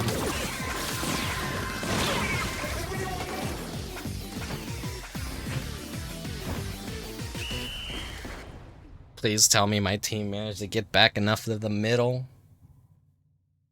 Your Taco Bell is almost always great. Doubly so after midnight. Hell yeah! Like, what is that? 4.4% more than the enemy? All me, baby.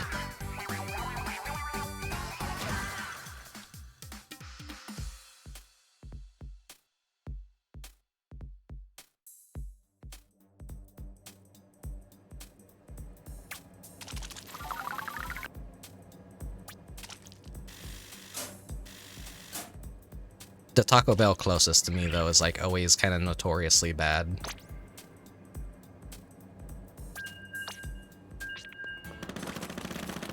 Like one day, they gave me a crunch wrap, and it was just nothing but sour cream and lettuce.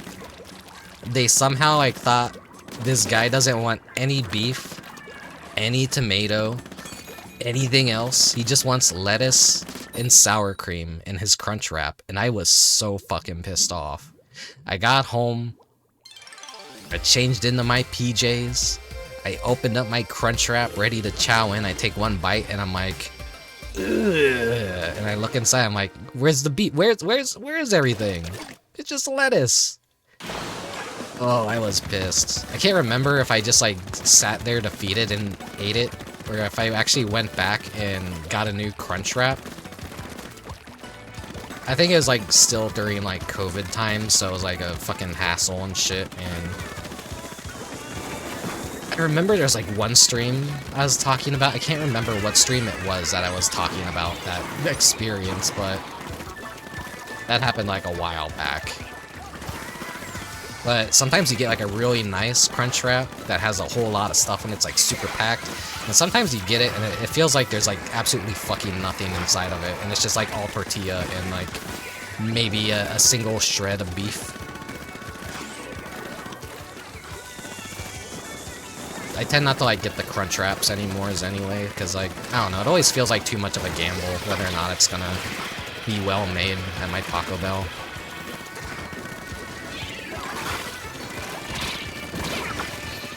I had to be that guy recently going to Jack in the Box because they brought back their popcorn chicken boxes.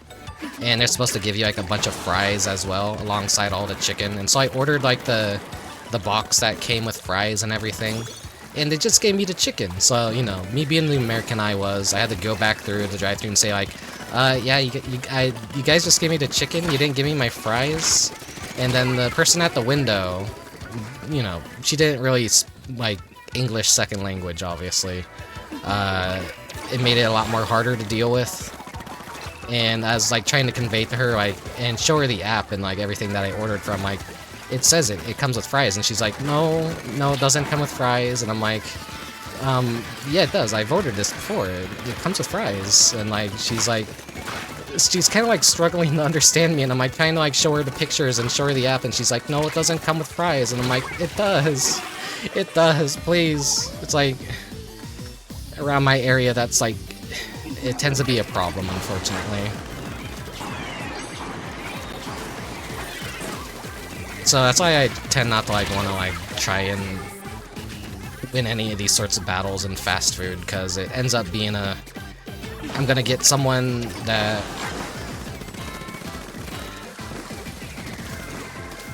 hopefully I'm not sounding like an asshole by saying this kind of stuff, but it's just like, it is really hard to like talk with people that like, they have a very thick accent that you could barely understand. Like, it goes vice versa, where I'm pretty sure they don't understand too much of what you're saying either, so it creates a situation that is just, no one wants to be in that situation. And sometimes it's just nice to just sometimes you just like sometimes you just kind of gotta take the L, I guess, and just like, yeah, whatever. But I was fat, I was hungry, I didn't have a single meal that day, so I just like wanted to get a nice big meal.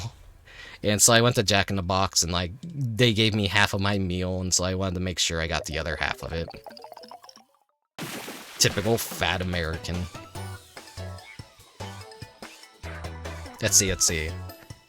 My main Taco Bell is almost always great. It's always sub chicken for beef for my crunch wraps, and once I got it without any meat whatsoever, I instantly got that refund. Yeah, it's a shame too. Crunch wraps became my favorite thing because their chicken chalupas aren't good anymore. Now I'm essentially stuck with the 5-layer as the only decent food item Taco Bell has, and so I only order Taco Bell during monthly Mario Party, and as it's a habit. Yeah.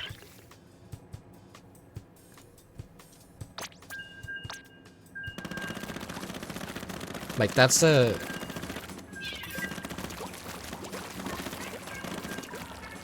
I'm worried I kind of sound too much like an asshole about, like, what I just talked about and all that, but, like... That is just a common thing in my area that I live, is just there's a lot of people that... English is their second language, so... I just end up, in these situations where... Okay, it's not 100 times battle. They end up in these situations where you kind of need a third person to step in that can kind of like be the middleman. Working retail too is like always a nightmare. This is why I tend not to like want to work with the customers at all, because if I can't help the customer, then like there's got to be someone else that can. And when I used to be stuck at registers and all that, and I'd have that situation pop up, it was very unpleasant, because I'd have a giant line of people waiting to be checked out, and then I would be struggling to convey something to someone and try and walk them through the process if they didn't quite understand what I was like asking of them. Because English is my only language. I'm sadly a single language person. I am not cultured. I am cultured in video games. I am cultured in art. I am cultured in shit that doesn't matter in life. So whatever. I don't know what they did to the chalupas, but they always feel undercooked. I know exactly what you fucking mean. They do feel undercooked. How do you like undercook a deep fried thing? It's like fucked up. Their chalupas kind of gross me out now. It's like I'd never really like want to get them. Fucking fast food is just like way too expensive now compared to the quality that they're giving and the quantity. I remember when $5 used to get you like a 5-layer taco.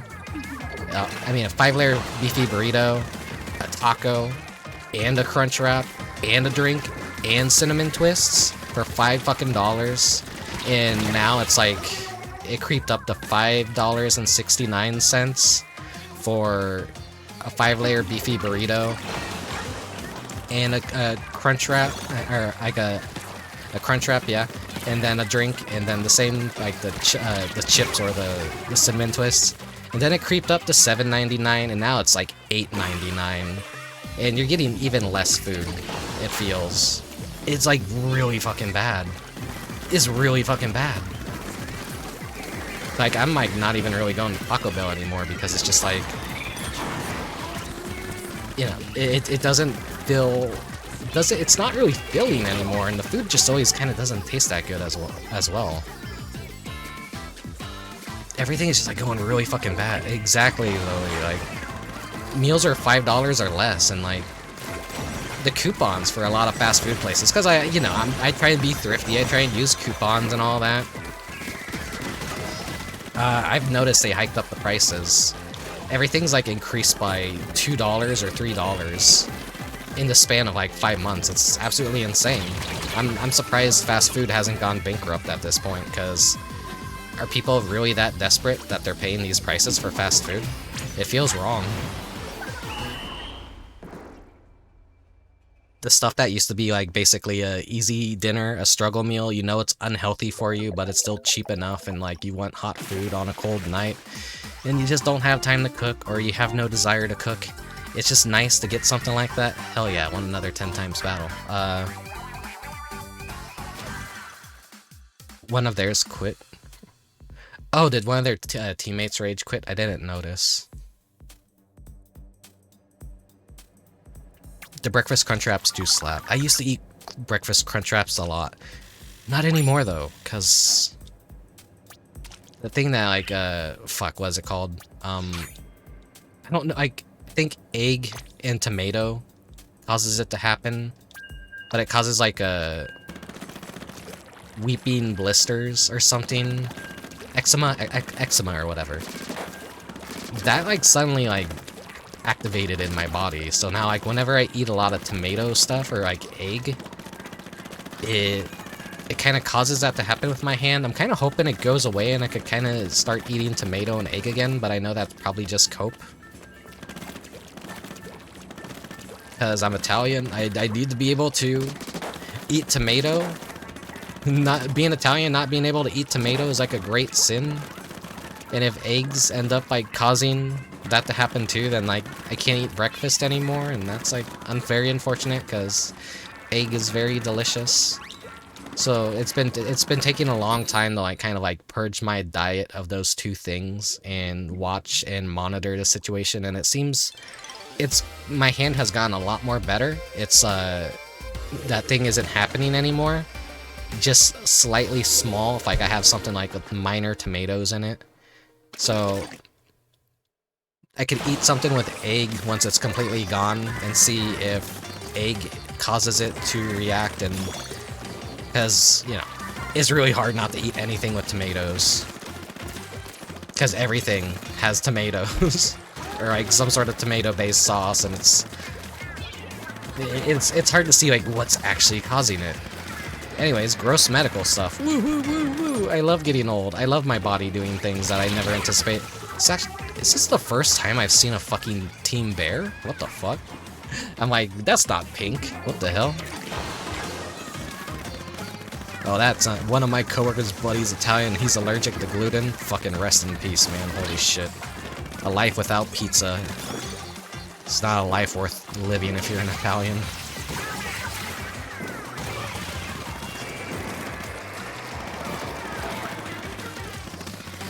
Now this is some fucking Trix yogurt looking.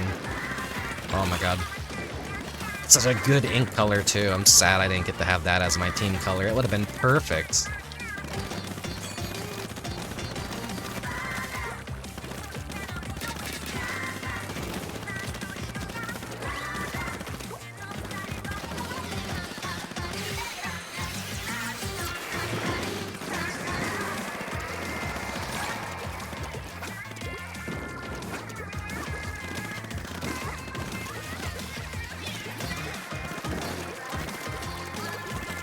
What team do I play for? I play for Team Chicks. Chicks is green.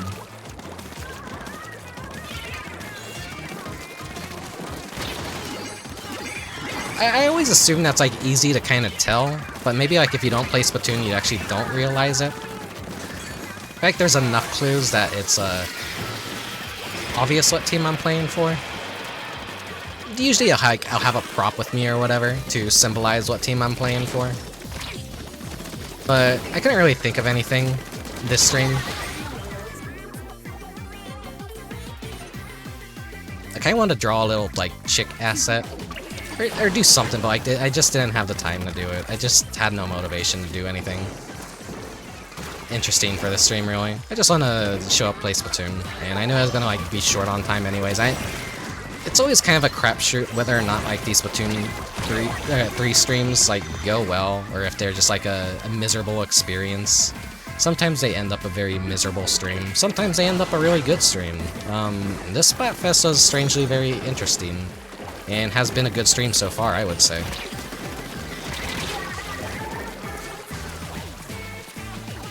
We got annihilated by this team.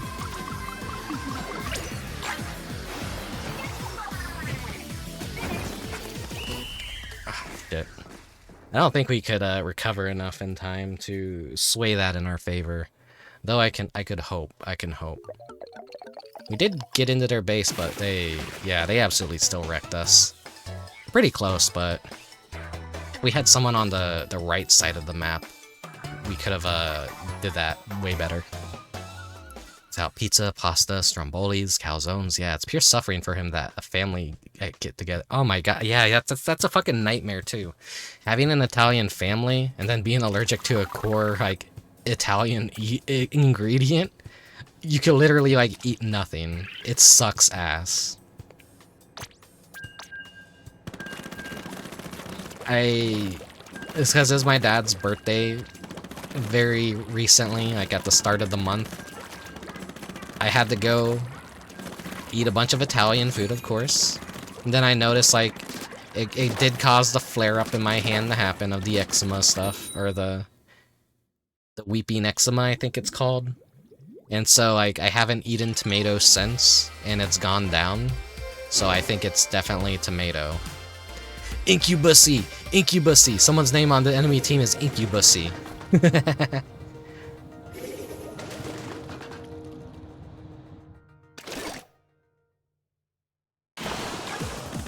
Brother, why must we fight?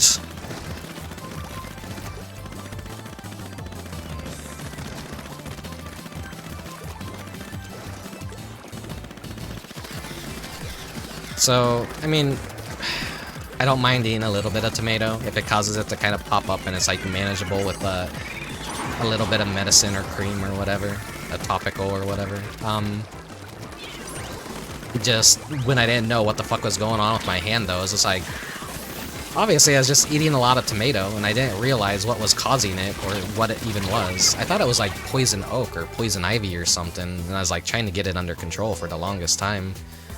But then once I realized it was a dietary thing and an allergic reaction to food, I'm like, oh, shit, okay. I'll just monitor what I eat for a bit and see.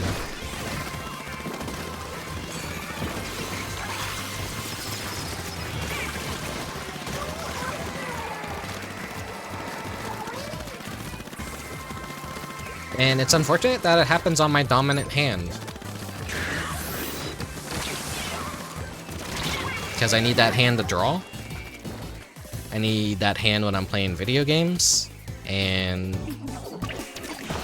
I don't think it's anything that I'm touching, such as my mouse or my mouse pad or whatever, that could be causing it. Because I'm noticing it only flares up when I eat certain foods. So I think that's the major issue. But just to be on the safe side, I did clean everything pretty thoroughly.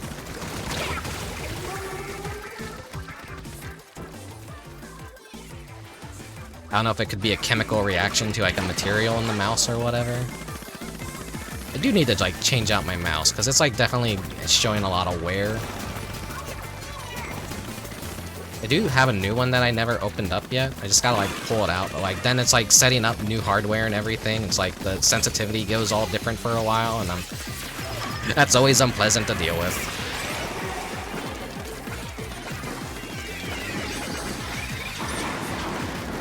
I'm lazy about setting that stuff up. And these like fucking mice company always want you to install their new program to set the different DPIs for the mice and stuff, and microphone stuff too. And it's always such a fucking hassle. Just to get your like, it's nice to have something that you just open it up, take it out of the box, and it works. But that's not how things work anymore. They always want you to install their like fucking bloatware bullshit to change all the settings of everything. Otherwise, you're just gonna like be playing with a gimped version, like a fucking $80 mouse that functions like a $5 mouse you bought at some random dollar store.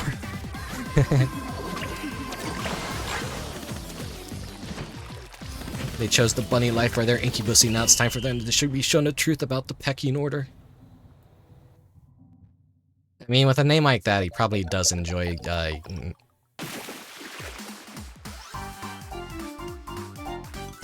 Okay, yeah, pecking order wins. Hold that thought. You probably know where I was gonna take that joke, but anyways.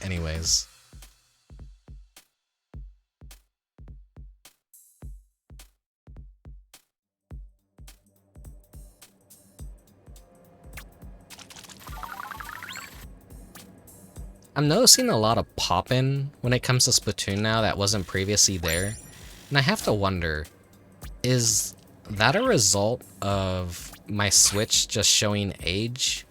Or is that like just Splatoon 3 has had so many updates that it's kind of causing a lot more slowdown in the loading?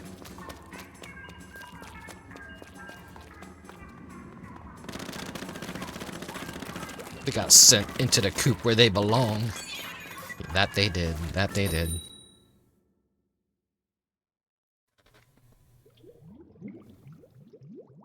Maybe the additional ink decoration is causing it. Maybe, yeah. Though I have noticed it without Splatfest.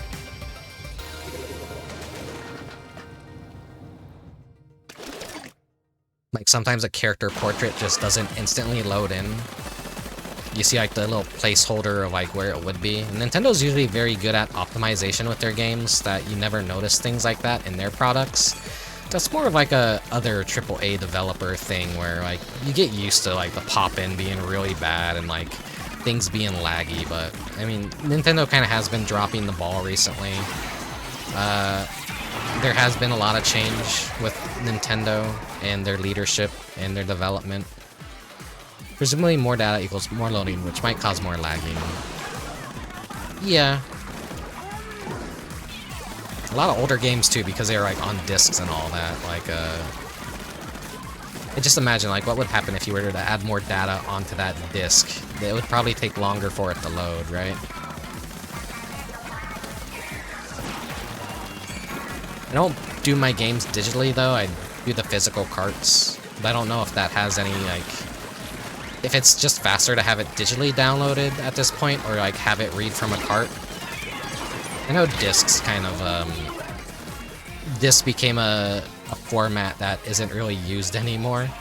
Unfortunate, because I think discs are just very aesthetically nice, is what I want to say. But cartridges are also nice too. But cartridge ended up making a comeback, and it performs way better than disc do. Funny how that works. Oh yeah, it could be the SD card. I don't know if I put everything on an SD card for Splatoon save files. I think I have it on the Switch hard drive. But I'm not actually certain of that. I have to check after the stream.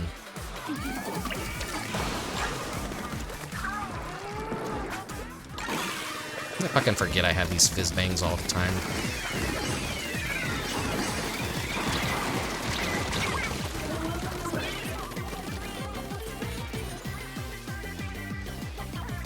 I remember last Splatfest I was having a very miserable time because I was like immediately losing 100 times battle, like as I began. But like, that did happen this time, but I've been winning enough like 10 times battles that I feel like I'm canceling out the bad luck, so it's not that bad. And there's like people here that actually talk to me at least, so I'm like not feeling like, oh well, I'm having a bad time, no one's here to talk, no one's watching. It doesn't feel that way right now at all, so I'm just having a good time. I'm chatting. I'm throwing out my brain rot. I'm partaking of the spoon. Even if I'm losing pretty hard at these matches, I'm not that bothered.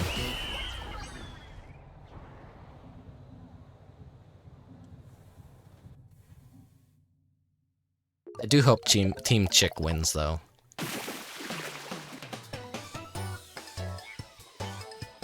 It would be nice to finally get another win on a Splatfest. But with 3 teams, the odds of me winning are that much lower.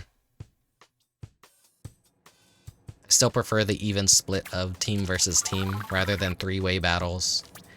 Even in Final Fantasy XIV, they have the frontline PvP matches, which I hate because it's like 3 different teams fighting, and so like the third, like, the team that comes in dead last has the choice to know that, yeah, we're coming in last, so we're gonna fuck with the people who are in first. And then whoever is in second place basically just gets a free win, because it becomes a game about sabotaging the winning team. The losers just sabotage. It's not really the case in, like, I guess, Splatoon, but it just makes things more chaotic. We love fighting for second place in front lines. Hell yeah. I hate Final Fantasy PvP so much. It sucks. MMO PvP in general sucks. I'd say that as someone that played World of Warcraft for so long. I just wished, like... It just doesn't feel good. Any PvP where you can't, like, instantly just, like, kill someone with a fuck ton of burst damage and ambushing them. When it becomes a giant, like, number wall, it stops being fun. Final Fantasy XIV PvP is basically, I'm gonna be a DPS class, and I'm gonna hit this healer class, and they're just gonna be able to out-heal all the damage I do, and then, like, no one is gonna be able to, like, die or kill each other, so it ends up being a awful stalemate that feels awful, and the only way to kill a single person in PvP is to just get your entire team to focus one person. It feels awful, and they keep trying to rebalance it, and it just never works. It never feels good. Early World of Warcraft was very different with the PvP, because a rogue could just, like, stun someone in 6 seconds, stun them again for 5 seconds, after they built up a combo, and then just do so much burst damage that they're basically dead in under 10 seconds. If not from, like, initial ambushes and all that, so... I miss that kind of PvP, because it felt more like, you got the upper hand, you're actually living out your class fantasy.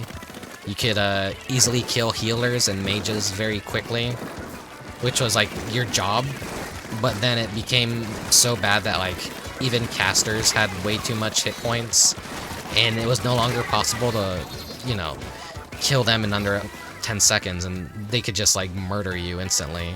Rogues became a very awful class in World of Warcraft PvP, when they used to rule the world and be some of the best PvP classes.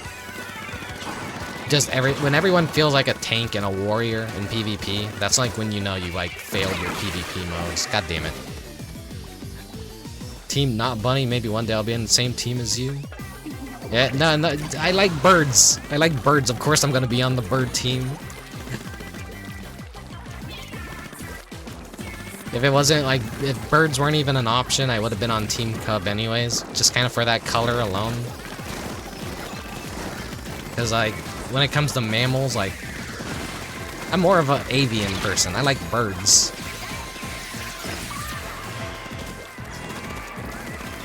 Because I like furries generally aren't really appealing to me.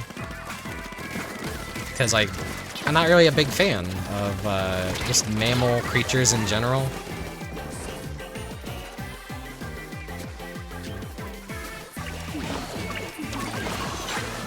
That's something that's always bothered me about furries, is how little birds there are. Or, like, bird people are just very weird. And I say that in a loving way, because I'm a bird person. I know. Bird lovers are very weird people. It's like you know that one comic where it's like the guy that has the two guys, one has boobs on his shirt, the other has ass on his shirt, so, you know, ass man versus boob man. They shake hands in agreement and then side-eye the guy that's, like, deformed and hunchback, just on his knees in the background, and he just has a shirt on that says feet. That's basically, like, what being a bird lover is like.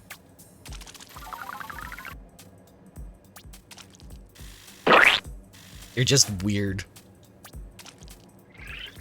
You're the weird, like, third wheel kind of, like, person. People just, like, tolerate you, but, like, they just side-eye you, and you're like, yeah, he's the weirdo that exists. Hey, Mobile Suit. Welcome anyone else that has dropped by that I haven't properly greeted. I have bad brain. Did I ever take care of yourself? I don't think I did. Let me drink some more Coke.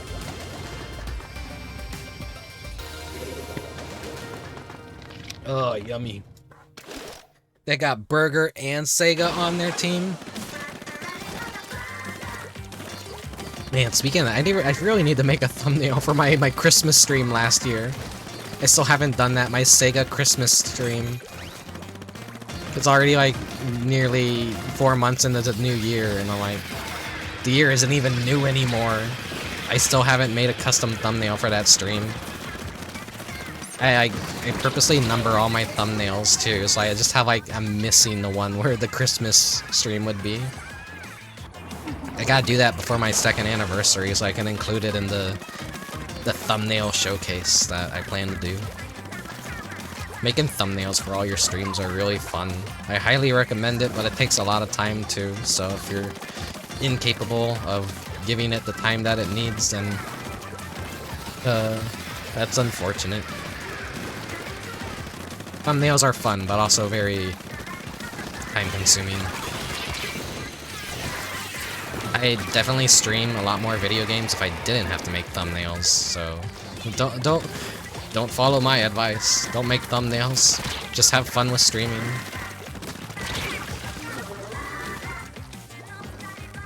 A Zarky napping picked the perfect moment to wake up, apparently.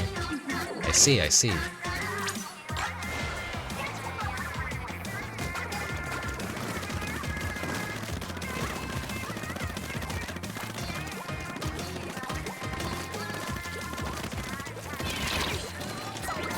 I typically don't stream on weekends, unless it's a Splatfest.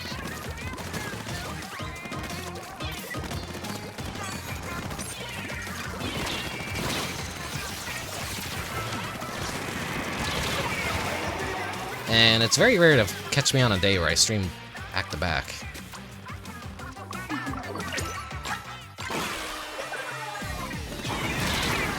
Shit. I'm just jumping right into death. I saw that. I'm like, well, I'm fucking dead. I'm dead. I'm fucking dead. Good job, me.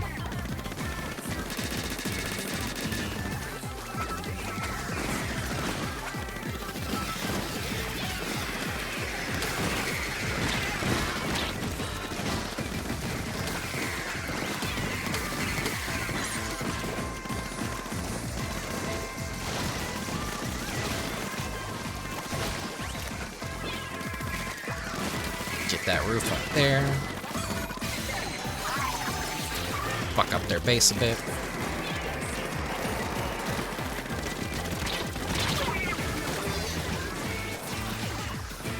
Okay, we got this win on lockdown, I feel.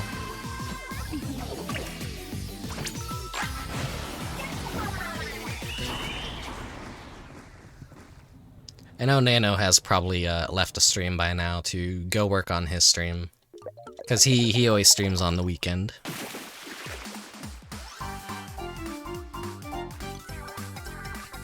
I had a real nice stream attendance. Oh no, I'm the odd man out here with my pose. God damn it. I'm sorry, I'm so sorry. Anyways, as I was saying, Nano usually does his streams on the weekend, and he's like very reliable at doing them on the weekend. That like I apparently had like a 30-40 week streak. And I'm pretty sure that's dead now, because for some reason last night, he did a fucking test stream at like 2 AM for like 10 minutes, and probably just killed everyone's stream streaks. So I'm like, god damn it.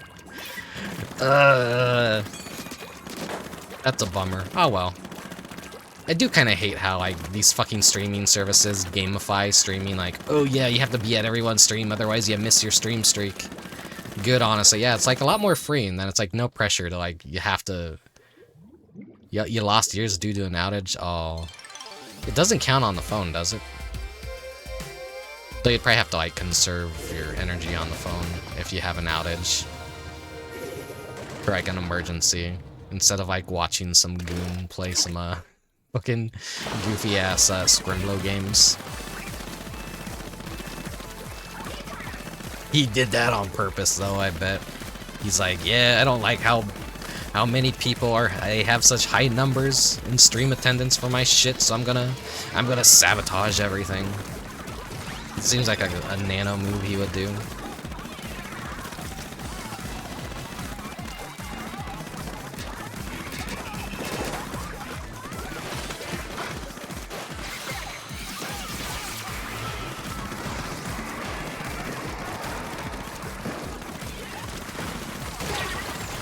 The whole stream streak thing is like a part of the whole cult mentality that Twitch has with like streamers. Where they're gamifying things and like, oh, this is your community. Make a custom name for them. Let them know what times you're gonna stream. Let them, it's shit like that, like, where it's like growing a brand. It's like, okay, if people aren't interested in the game that I'm gonna play, you don't have to show up to my stream. I don't care. I would like to introduce people to games that they've never heard about before or seen, or, you know, share things that I enjoy. But, I mean, if people aren't interested, then they're not gonna show up. But if they are gonna show up, they're either interested or they're gonna have that like cult mentality where it's like, oh, I don't wanna miss any Rickubus streams. He's my Oshi.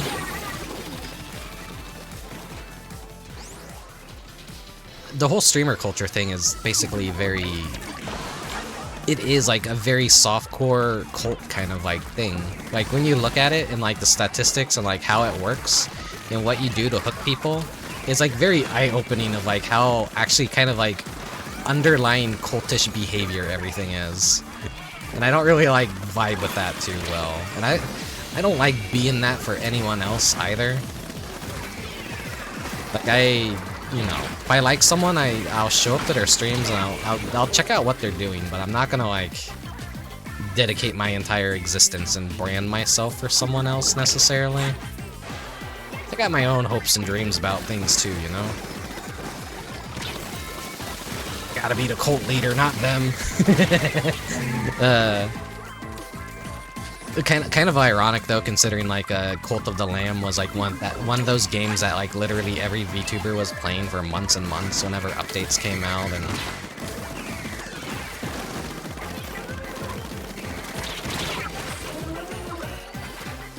now no one even talks about that game. Everyone's over it. The sex update came out. Now like the sex update doesn't even keep anyone's attention anymore. Such as video games. If the streamer doesn't say hello to me, I'll die. Hi, Dubious, don't die. It is nice to be greeted by your streamers, though, and know that like they are remembering you. They remember your name. They remember you as an individual. Stuff that makes me stop watching streamers is when they get too big. Their chats become too chaotic. You don't even feel like you exist anymore in their chats. You're just there in a giant ocean of low-quality messages of like weirdos and randoms and bots and everything, and like you may as well not even participate in the chat or say anything, because like the streamer is just basically ignoring the chat and cherry-picking like one message out of every 100 messages that they get.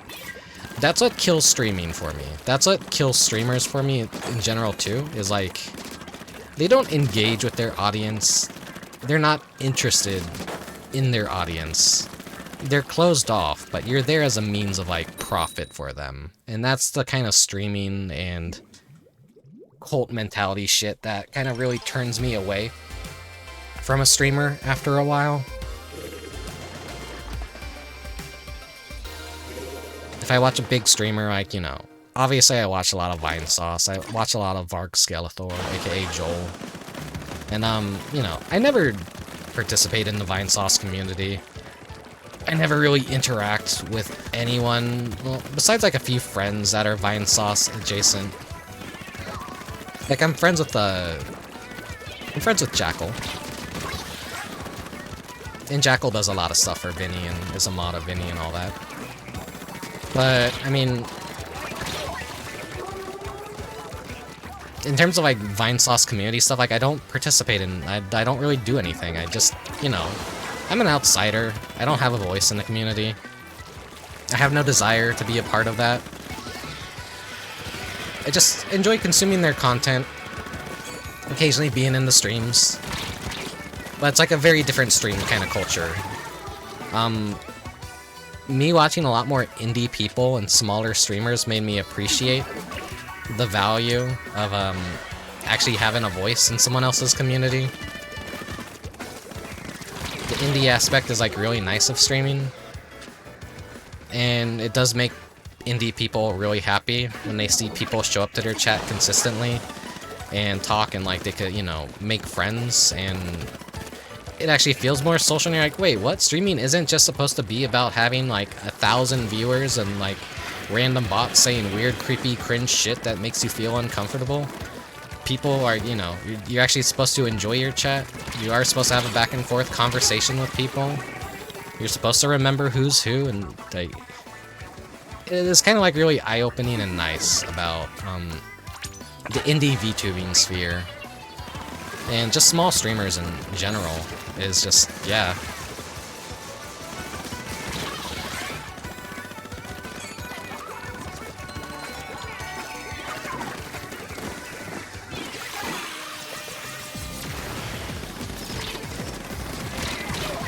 Damn it. Hubwaffle. Hubwaffle does not sound like a very good name. That's making me think of waffle stomping, which, don't Google that.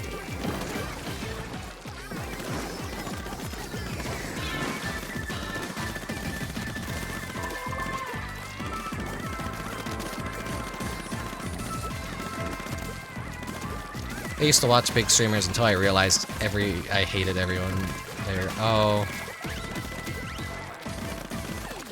Kinda happens too with like a lot of people. It's just, I don't know. Big streamers like invite a lot of like very nasty behaviors and mean-spirited communities.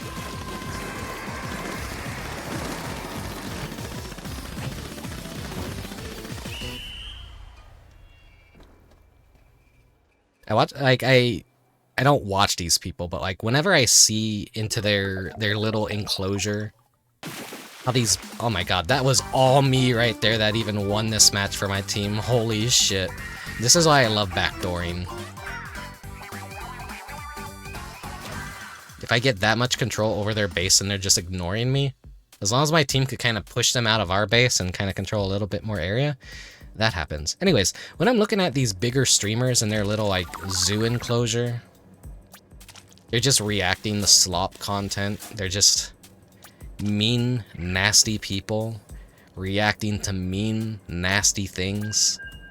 And then everyone who watches them is essentially hate watching.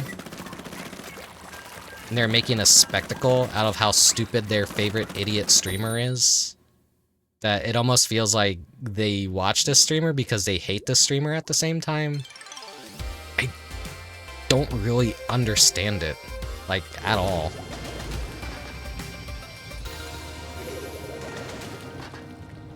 I don't want to cultivate an audience that hates me. I don't want to cultivate an audience that hate follows me. I don't want to be a controversial figurehead that, like, people love to hate so that, like, that's the only reason people watch me or hold any, like, opinion on my opinions, or, like, think that I'm, like, oh yeah, this guy, he's such an idiot. I want to tune in and watch his stupid fucking opinions about dumb bullshit. I hate that stuff so much. I think that's, like, what makes streaming have such a negative... It basically makes streaming look like such a lame, stupid thing. But lame, stupid things are unfortunately what make a lot of money and sell, I guess. So a lot of people want to be a streamer with the wrong ideas, and everyone just they don't do things that challenge the art of streaming. But at least, like, that's where at least VTubers kind of step in and do stuff that's, like, interesting with their streams. That feels a little bit more refreshing and new, because it's, like, more about being positive, more about showcasing cool stuff. It's no longer about, like, watching court tapes of, like, celebrities for, like, 8 hours a day, 7 days a week, and playing shitty MMOs.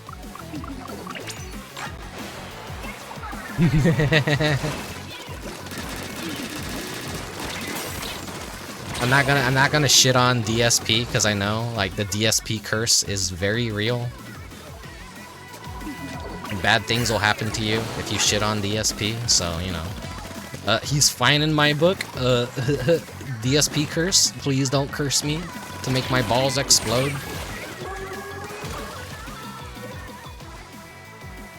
Germa Big is, like, annoying levels of streamer. I'm kind of glad that Germa has, like, kind of retired from streaming, because, like, his fan base is, like, really kind of obnoxious in a really bad way.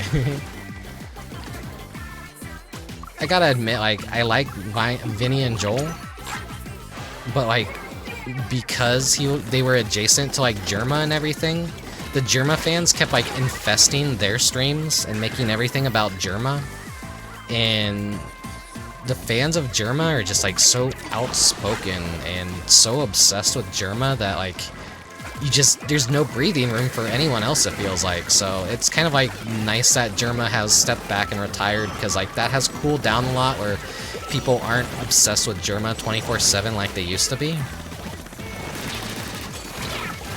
Damn it! It gives other creators a space to fucking breathe finally, and, like, have their own identity without people being, oh yeah, that's a Germa meme, oh, Germa did that, Germa did this, and it's like, okay, we get it, Germa did it. Fucking let someone else do it, okay, you know? Oh, and sorry for perpetuating the stereotype. No. It's fine, I'm just a salty idiot. Nothing I say really matters in the long run. I'm just, like, some random jackass on the internet. Not anyone that's, like, you know... I do everything wrong. I'm a literal nobody. I'm a 2-view male.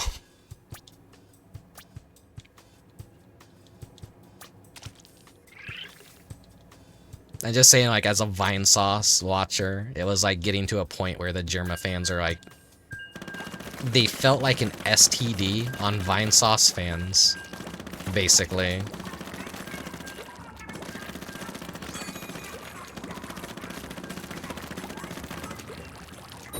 But some of like Vinny's best moments happened in collabs with Germa and whatnot. Germa is a very funny and talented guy, so I don't think I'm shitting on Germa at all. I'm not. He's a very fascinating person. I just do not like the fan base is what I'm trying to get at here.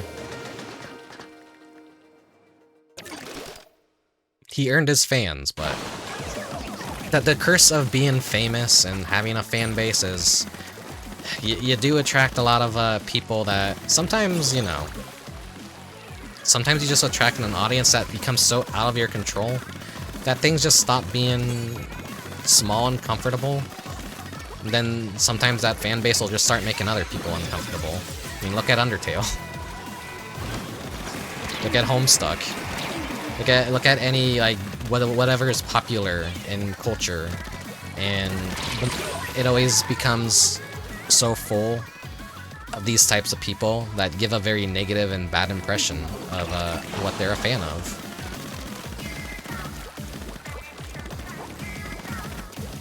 Even Splatoon has this issue where it's like there's like stigmas about Splatoon players because so many of them are like kind of like batshit crazy. Like whoever wins this Splatfest, keep an eye on Twitter and like look up the Splatoon tags around like 7 p.m.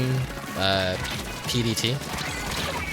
And whoever wins, if it's not Fry, you will see a lot of very mentally ill posts and people like having shit fits that Fry didn't win yet another Splatfest. And if she does win, then you're probably not going to see anything nearly as bad, but you're probably also going to see a bunch of like delusional people that act like they finally like ripped someone's head off and like all it takes is like a big man winning a Splatfest to be drawn as him being crucified and bleeding by like some angry 6-year-old that really wanted Fry to win for some reason. That's real. That's real. That happened last Splatfest because Big Man won. And so someone fucking drew him pinned to a cross, being crucified and bleeding, and I'm like, holy shit. Mother of God. You know, I got upset Fry didn't win a lot of the Splatfests that I fought for on her team, but like, I'm not that delusional. The beauty and curse of the internet is you get to see the best and the worst of a fan base. Like the pro player lost tracks of the rise and fall of ex-Splatoon pro player or ex-saltiest Splatoon player in my opinion.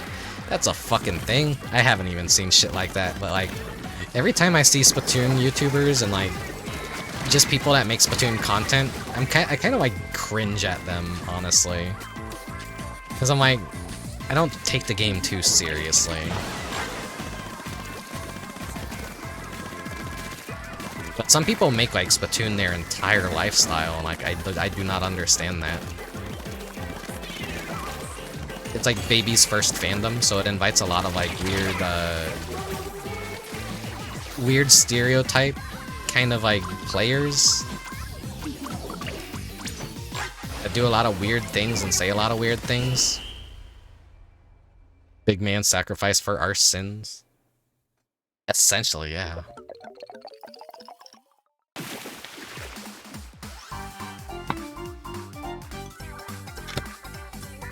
Yeah.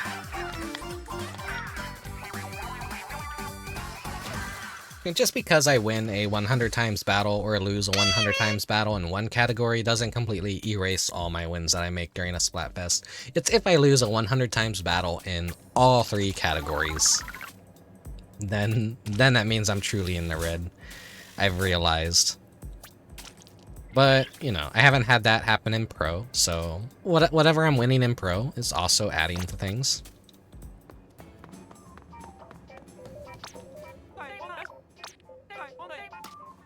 So as long as Cubs don't win, I don't care. Big Man represents Team Cubs. Shiver is Chicks. And Fry, the unpopular one, is Bunnies. So she gets the popular vote finally, but like she was also guitars for last Splatfest, and Big Man was keyboards. But like surprisingly, keyboards won. Guitars, the most popular, lost.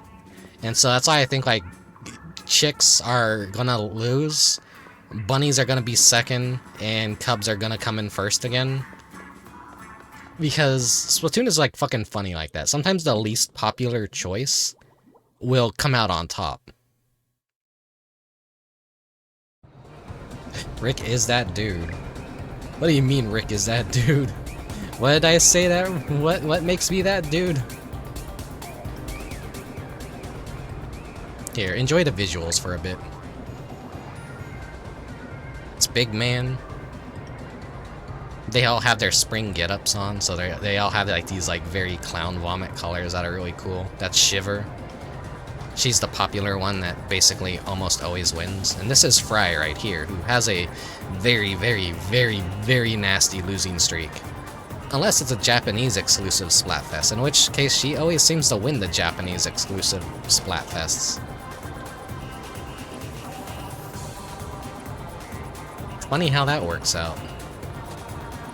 Like I said, keep an eye on Twitter regarding who wins, and you get to see a lot of very angry people snapping their switches in half and drawing characters being tortured in brutal ways. Yeah, by the way, I dropped in Professional 3, so that sucks. I'm no longer VP. But let's head back to the lobby, because we have 2 minutes until things reset. And so I am going to do a quick BRB. We'll see the halftime results, and then we will jump into tricolor battles, I think, for the remainder of this Splatfest, and we'll see if I have time for Salmon Run. Anyways, enjoy some retro gaming commercials while I go take a quick break, stretch my legs, and take care of myself a little bit. Okay, be right back.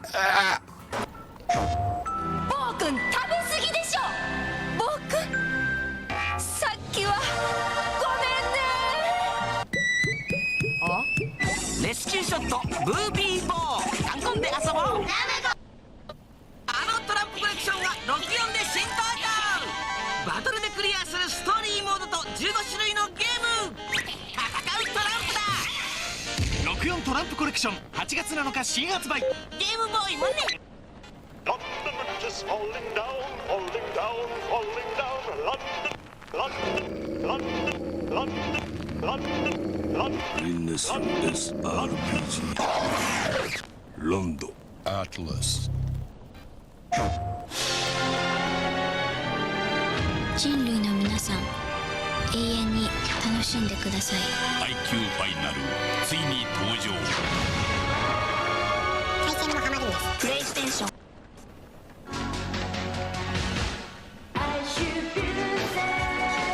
33種類のキャラクター、結構陽気です。寄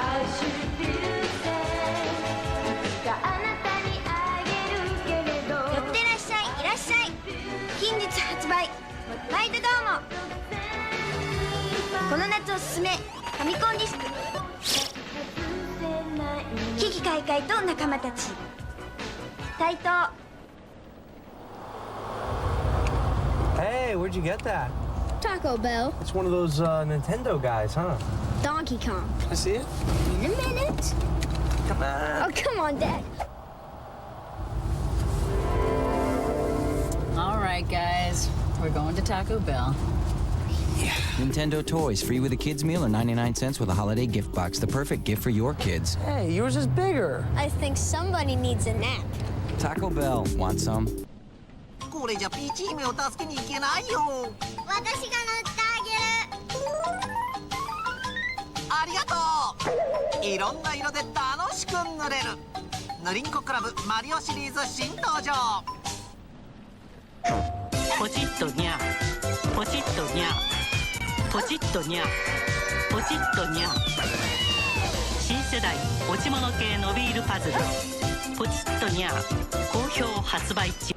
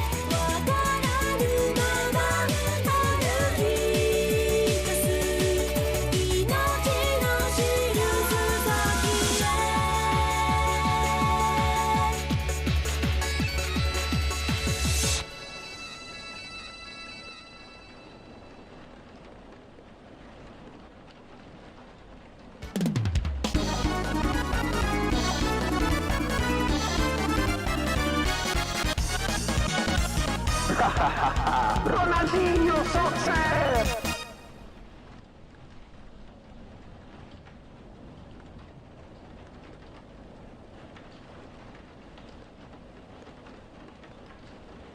Get ready for eye-popping, jaw-dropping GameCube action with Mario Party 4, where good friends go at it, live and uncensored. With Tag Match Battle Mode, 4 players pair up in a battle royale of 50 mini-games, played at the corner of madness and mayhem. Mario Party 4. May the best man, woman, or dinosaur win. Only on Nintendo GameCube. Rated E for everyone. 64今度のカスタムロボはタッグで戦う 2on2 バトル。よし変わるぞ。よしチェンジのタイミングがバトルの決め手。任天堂64カスタムロボ V2。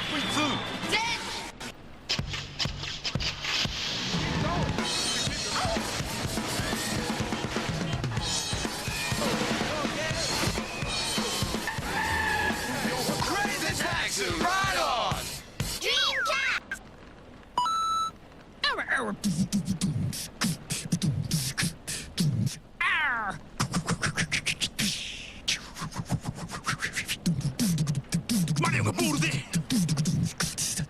冒険。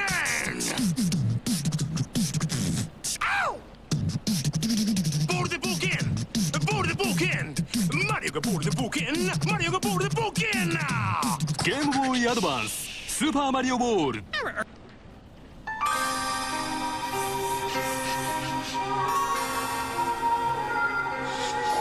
僕らのドラクエが始まった。君のゲームボーイに新登場。ドラゴンクエストモンスターズテリーのワンダーランド。エニックス。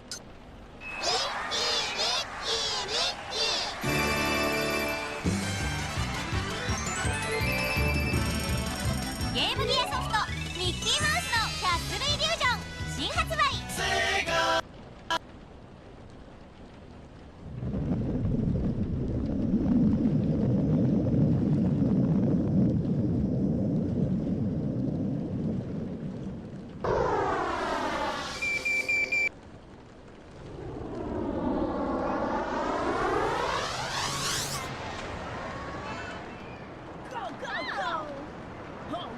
My metal Greymon is number 1.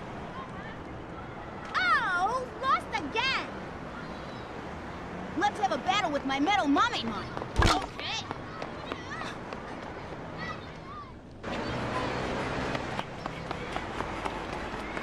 He evolved this morning. Wow.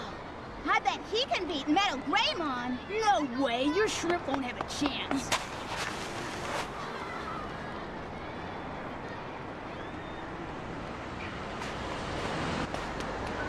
Hey! Oh, you're here. Wow!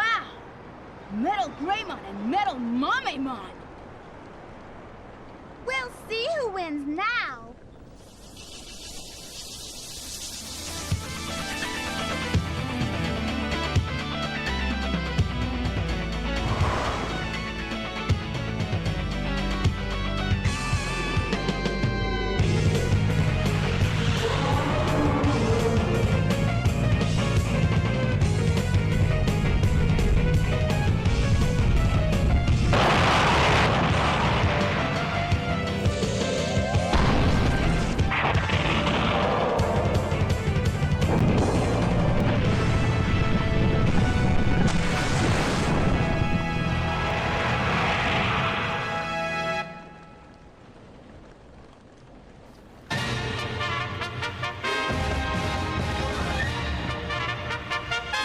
呼んでる風と雲が大空をかける真空管 RPG エターナルアルカディア。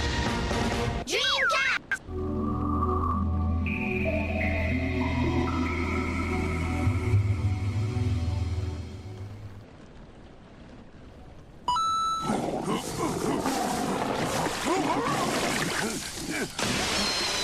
ドンキーが一大事。たくさんの仲間とドンキーを探す大冒険。ゲームボーイアドバンススーパードンキーコング3。よし。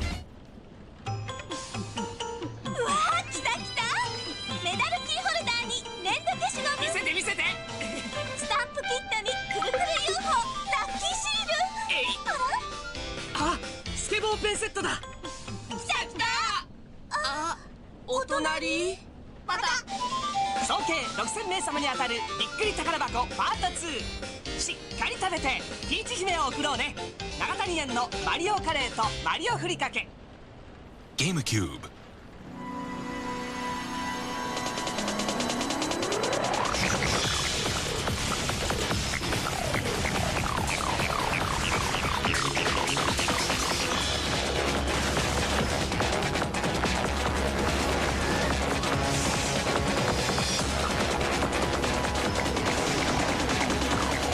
クールにかわしてハードに打て。任天堂ゲームキューブ PN3。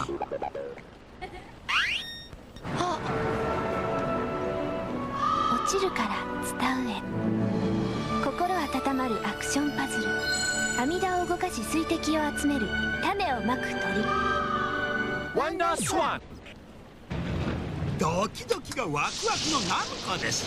プレイステーションでルルアーガの塔、リーグダグ、ホゾン、ミーズ、パックマン、ボールポジション2、ギャラクシアン、ナムコミュージアムボリューム3。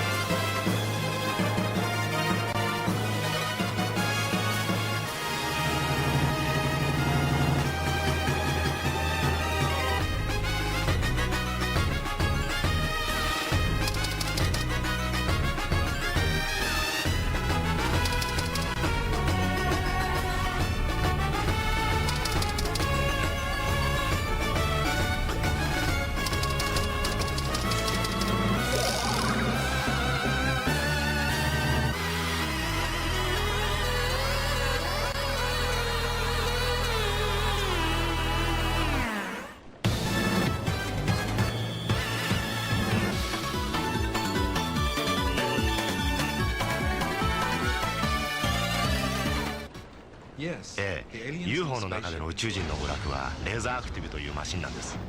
綺麗な絵と自在に遊べるところが驚きでした。すごい臨場感のシューティングゲームにサウンドまで 3D の立体映像、その上 LD や CD まで楽しめるんです。ロング氏が持ち帰った感動と興奮をパイオニアはそのまま再現。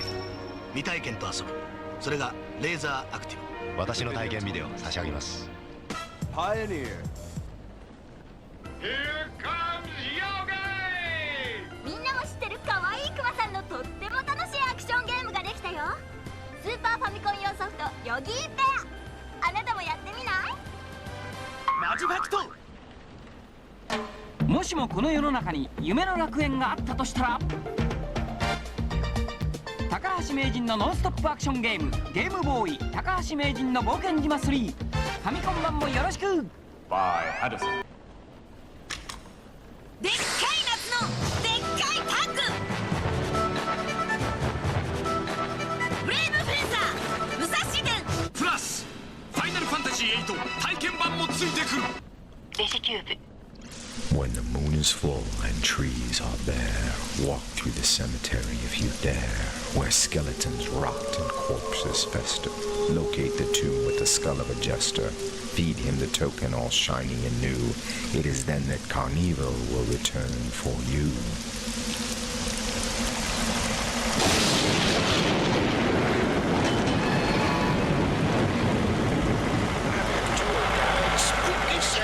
Welcoming you along on Spooky Sam's Ghost Tour.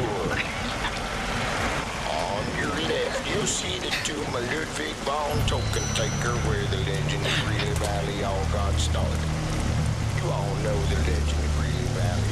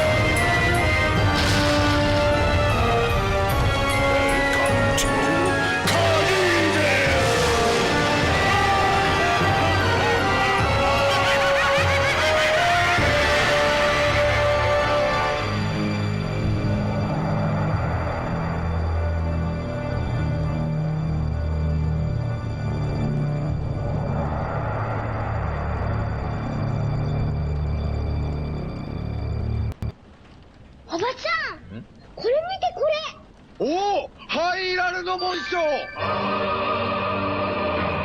リンクが16歳の時、左手の甲に紋章が現れる。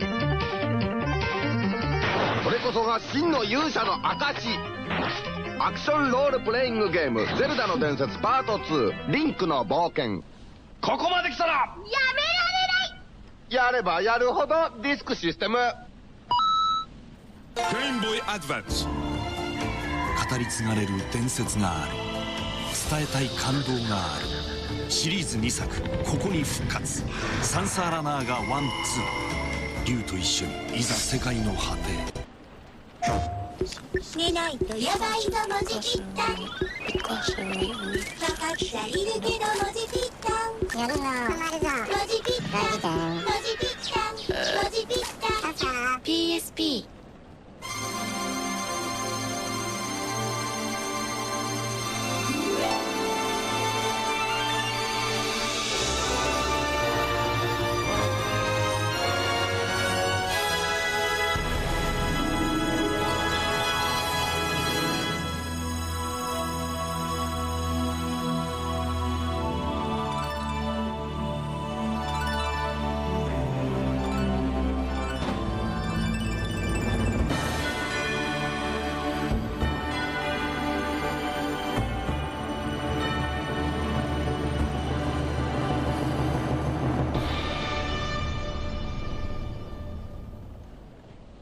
The Nintendo World News with Mario. We go direct to the ringside at the WWF WrestleMania Challenge. Ready, kid? Just watch me with the macho. Alright, I am back.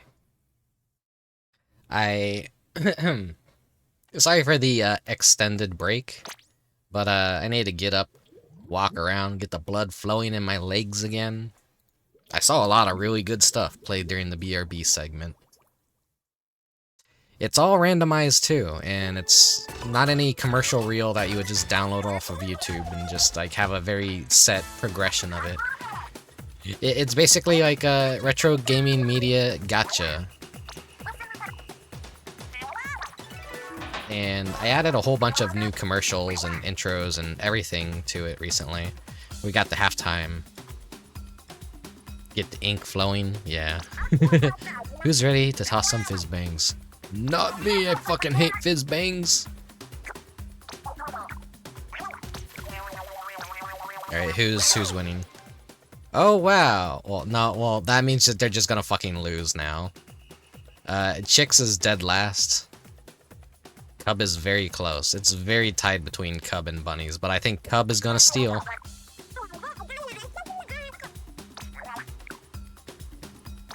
They completely reworked the scoring system too.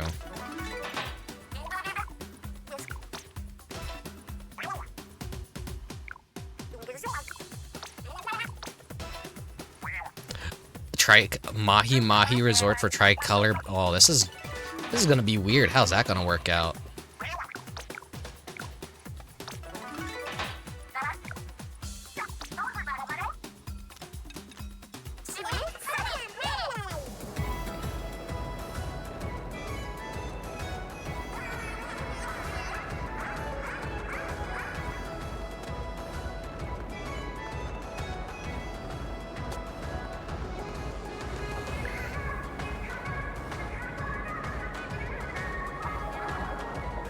You get to see the new music that pops up during the halftime.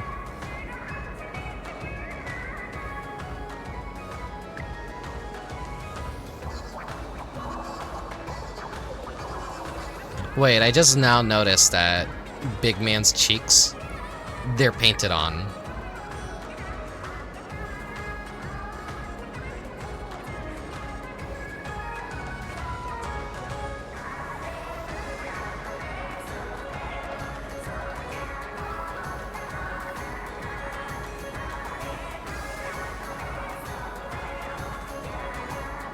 This is a good remake of Anarchy Rainbow.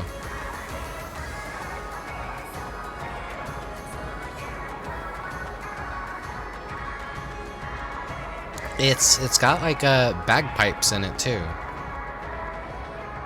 Pretty based, pretty based. Didn't even get to get a good look of the back streets. It's just more of the same, but with some additional hanging things. And this right here, I don't think that's usually a thing that's around.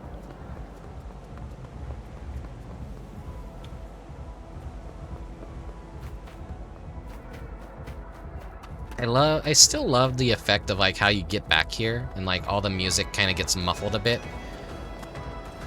It's all directional, like to the main plaza, how loud it gets in basically proximity-based music. Let's go check out the other plazas.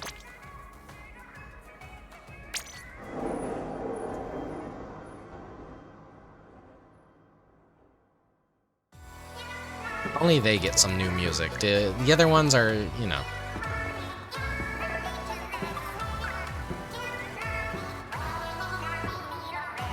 Bird.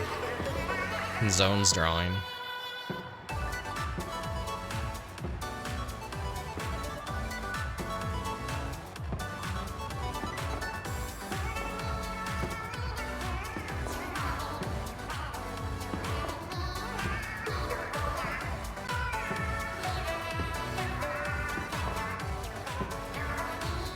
But anyways, as I was saying, like, a lot of good commercials were playing. A lot of good video game intros, too, were playing as well.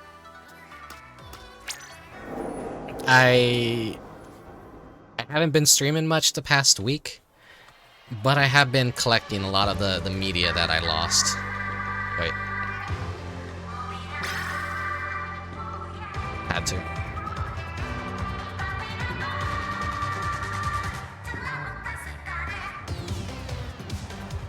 Come on, Drift, please. Them doing their new song.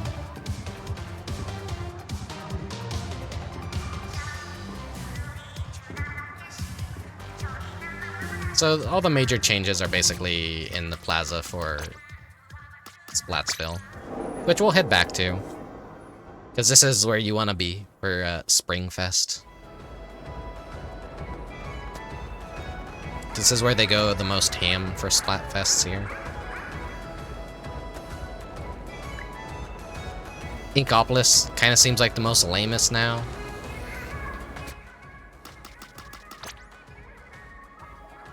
But it's more like small town kind of feel here, and then this is like more of a city feel, and then this one is just like fucking the biggest city, the biggest. Let's head back inside.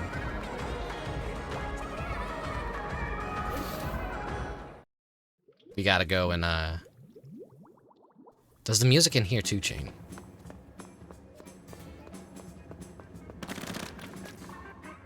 No, still the same penis music. Okay, yeah. Thankfully I did that earlier, because Cypher does reset as well around this time. And I'll do my... Once I hit the max rank, I'll do the other stuff. I think we'll finish it off with tricolor battles, instead of me doing like 2 rounds of almost everything.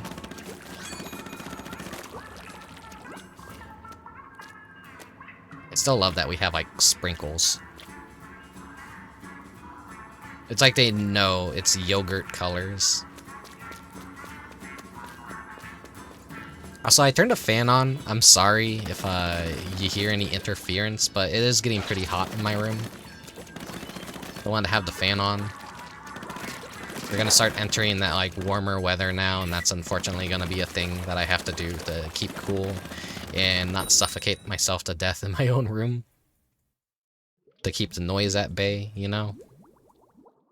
I used to do that with older streams, and then I'd get really sick after the stream from just all the heat.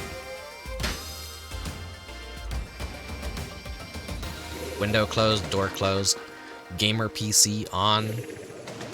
I had a death wish. Yeah, anyways, I even finished my train of thought. Like, yeah, I was like collecting a lot of retro gaming media that I was missing from my collection after losing a lot of it over the past week. I hadn't been streaming a whole lot, but I was busy in the background doing some other stuff, honestly. Sounds good? Okay, then it's not picking up the fan then.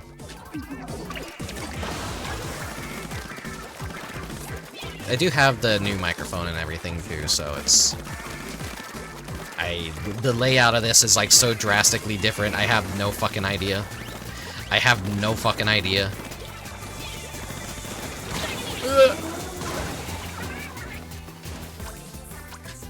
This may as well just be a new map. This is not Mahi Mahi Resort. This is like...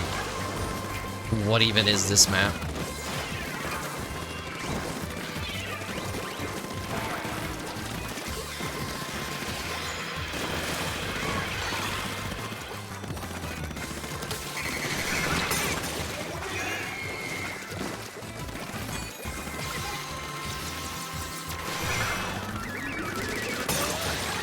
Nope, not taking my beacon.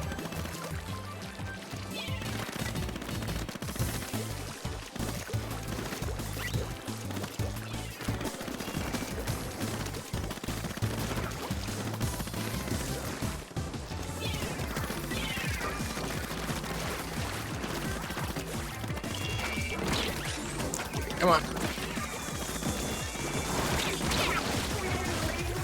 Weenie Hut Junior Resort. Yeah.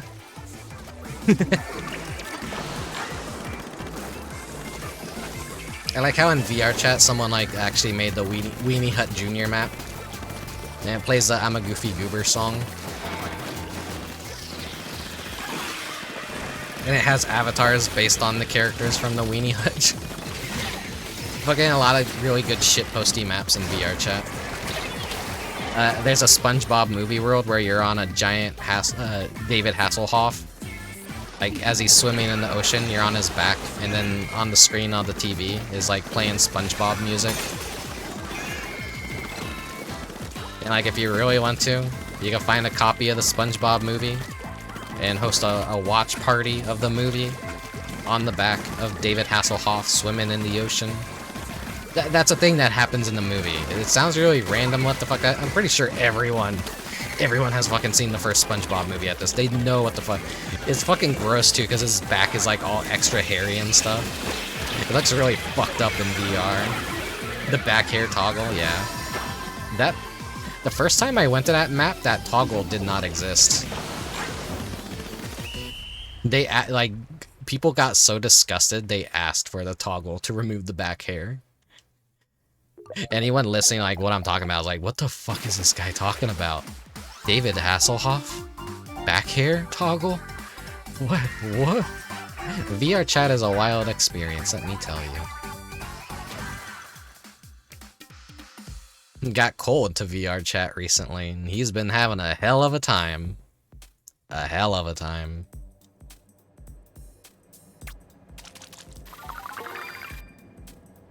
He got a Quest 2 on sale. He's loving it. But pretty much VR chat pilled him, and he was just using desktop for a while. So he had that good of a time running around on desktop that when opportunity arises to get a VR headset and controllers for like 150 bucks, he's just like, fuck it, drop the money, enjoy it.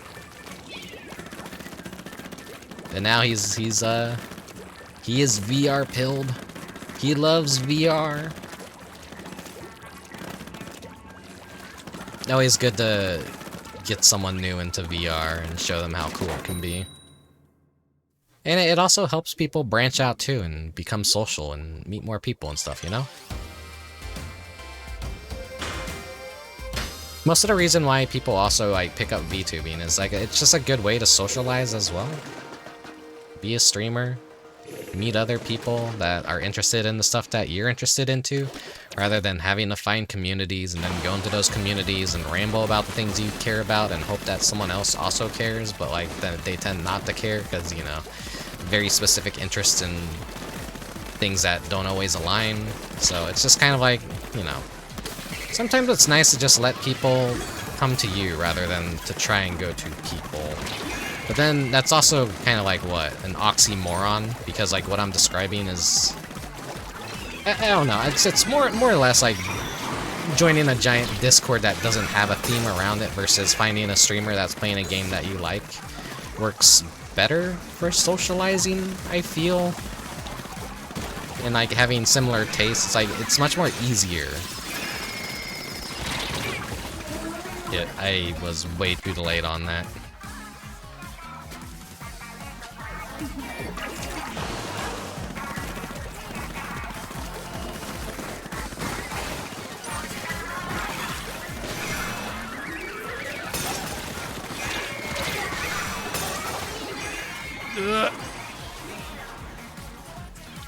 All three of these colors together look really fucking good. This is maybe my favorite color combination for a Splatfest, honestly. These are all really good colors.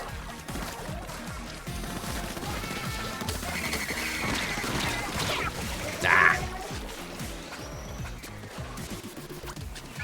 I'm being too aggressive when I should be defensive. Oh fuck.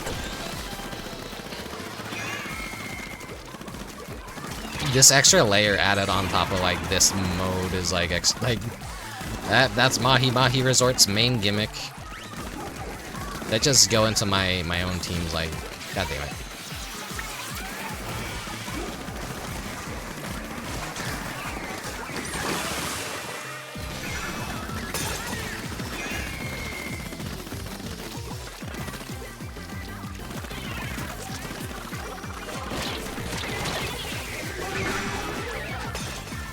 And do as much like enemy base damage as I can.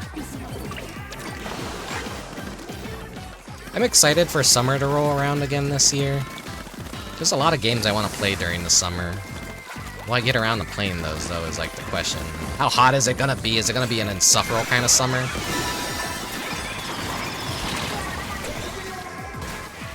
I want to play God Hand, I want to play Under the Skin, I want to play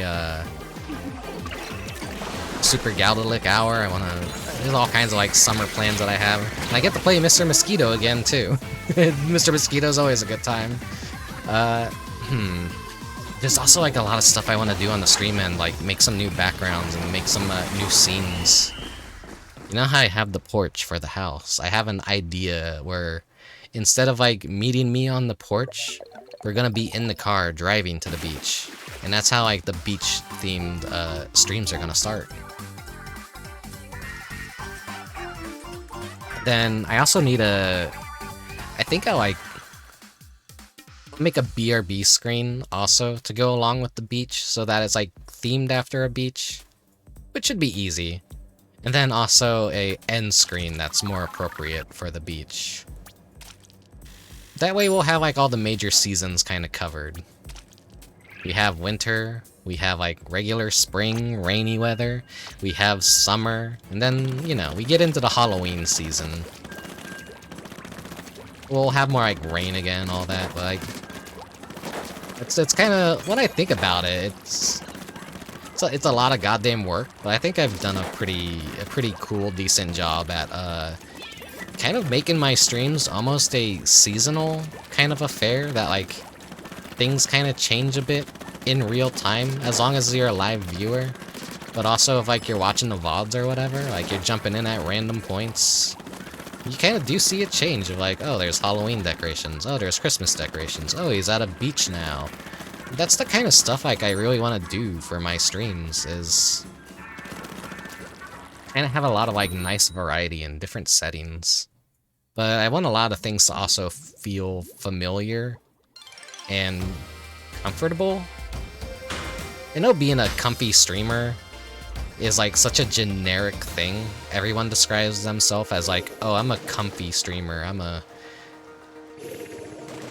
wholesome comfy streamer, and it's just like people need to not describe themselves that way, because I think when you're saying that, you're basically just kind of like, you're kind of admitting you're boring. I know I'm boring, but like, the kind of comfort that I seek to create is more of a nostalgic comfort, where I'm creating an environment that feels familiar and that you'll be excited to kind of visit again. In the same way of like you would decorate for holidays and like Halloween and Christmas and like, you know, have a favorite beach that you like to go to, or like have a little summery vacation like at a place that you always like go to on a yearly basis, or you know, if you have a favorite arcade or a restaurant or whatever. That's the kind of comfy I like, is a place that is familiar and not so much of like, you know, I'm comfy because I just, how do I say this without sounding like an asshole? It's like when I'm trying to like think over in my brain, like the people that call themselves a chaotic or a comfy streamer, just like, they kind of end up being neither. They don't do anything to warrant being chaotic or comfy, in my opinion. It just kind of like ends up being like you're trying to look for a personality trait to explain yourself that doesn't quite actually even match up to what you're doing. Creating a vibe for your stream is also like very important. Creating a format for your stream is like something I want to see more people do.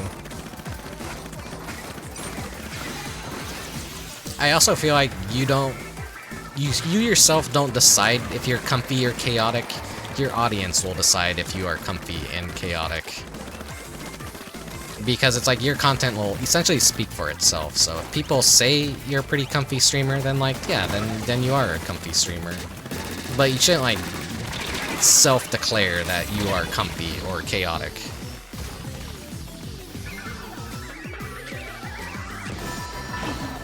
I don't know if that's like mean to say and whatnot.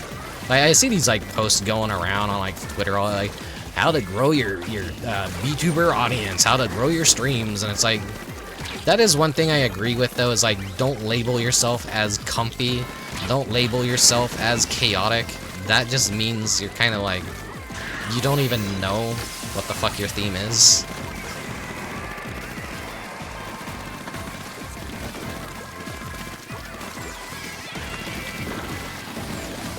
So I like VR chat too, is like it creates places of comfort that you're familiar with and you can always return to whenever you want. It creates like a fake place that doesn't even really exist, but you end up becoming nostalgic for it. And like, say a weekend you want to go hang out with friends in VR chat, you could go to this fucking imaginary bar that is, and create memories there, and like that is a place that somehow feels like it actually exists within VR. It's actually really nice.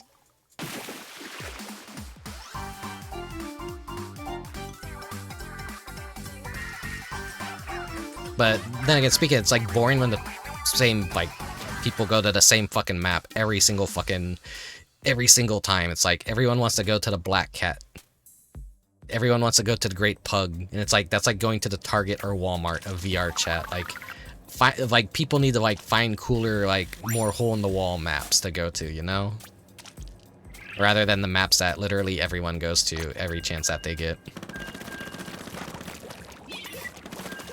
I honestly can't remember the last time I just vibed like that with folks. It's like a real outing. Yeah, exactly. That's like what fucking makes VR chat so great. That it's more than just like what people meme like, oh yeah, it's an ERP game. It's a stupid chat service. It's just Second Life, but in VR. It's like, oh, it's like fucking, it's great. It's great. Especially like when you don't have much of a social life and like there's really nowhere you can leave or go to, or like all your favorite stuff closes down in real life. It's VR chat's great.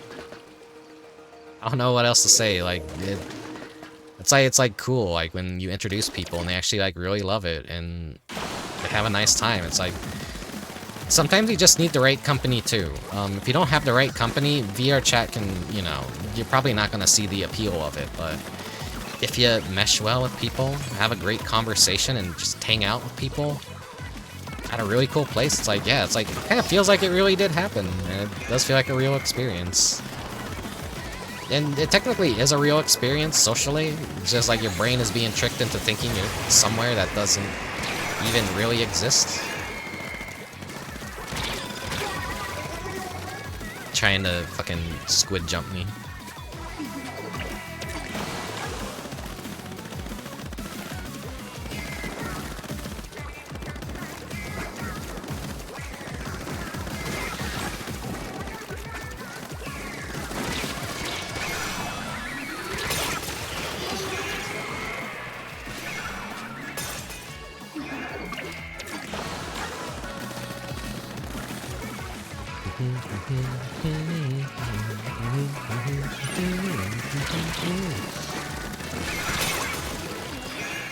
I should know better than to just go for it, but sometimes I just do go for it.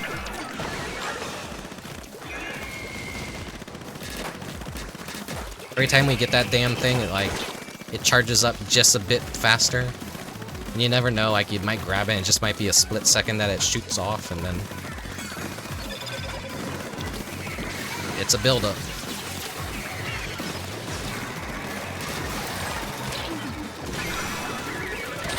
Damn it. It sounds like VRChat is that much needed third place. Just somewhere nice to decompress that isn't work or at home and to social. Yeah, exactly.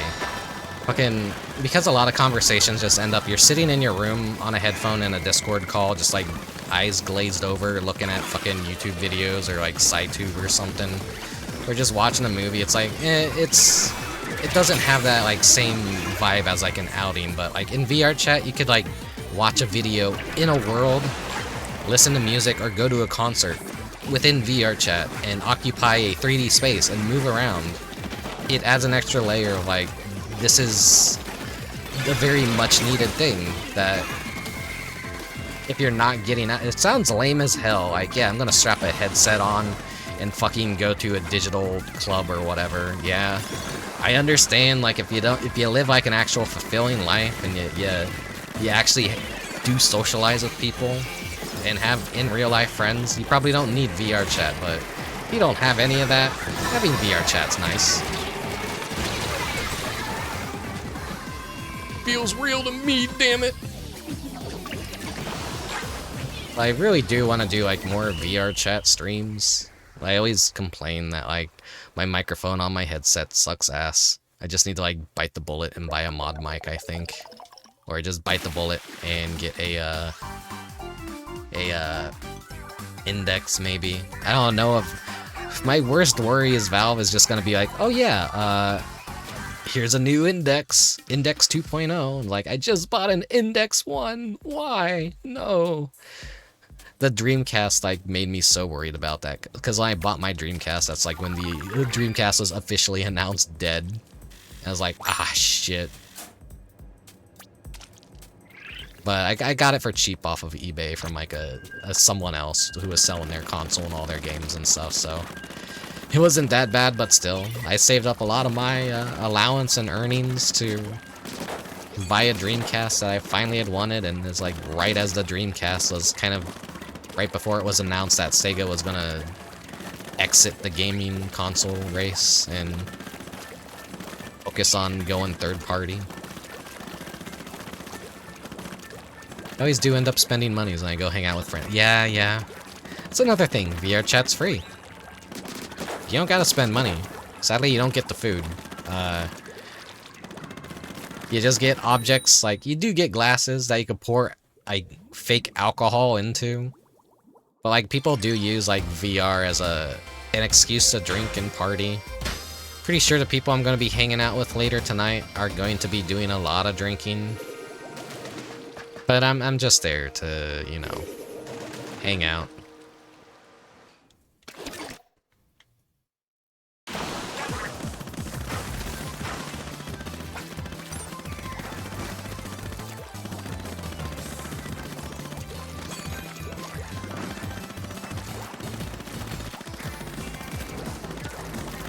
I don't know if we're going to the same event, Cole, but I'm going somewhere. I'm going somewhere else. I don't know how open that's gonna be. We'll see. It's for like a different community that I'm a part of. So yeah, I'll have it so people could join up with me if they want. It's probably not what you're thinking it is. Yeah, it's gonna be someone's birthday. So, you know, I wanna...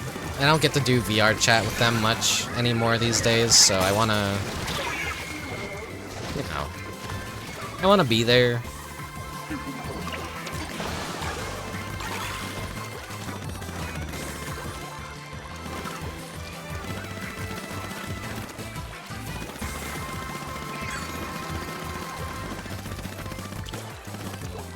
I don't know how long it's gonna last or go into, but if the other events are still happening, I'll be sure to drop in and hang out or whatever. But like, if anyone does want to join up with me or whatever, they'll be fine.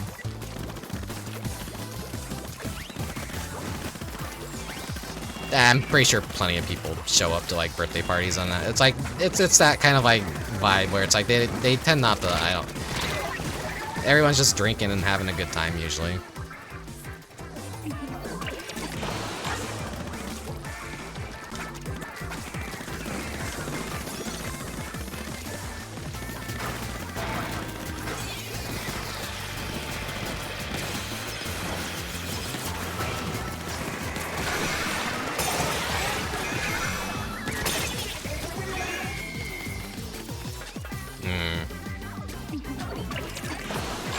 The scoring for tricolor battles always feels so weird because it feels like it's like accumulating rather than like turf war.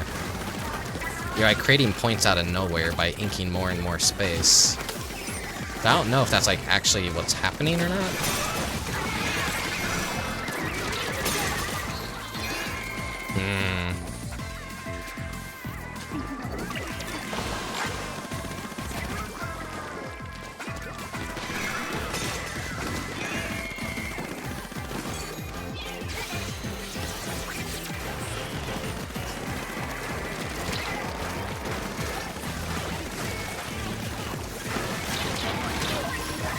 Damn it.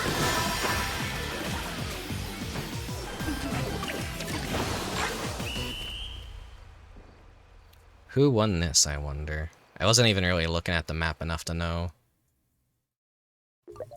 I think definitely not Cub. Yeah, we won. Bunnies in first place, though. But if they win, we technically win. We're kind of like robbing a win from the leading team. I think that's how it works, or if it just picks a random team and then like, I think it's whoever is currently at first place ends up being the defending team, so it's like always fluctuating. Gee, Rick, for someone who sure plays Splatoon a lot, you sure don't know much about how Splatoon actually works. There we go, there's max rank. So let's stop with that for now.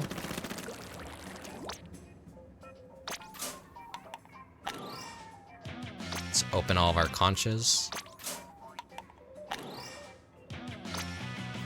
Little.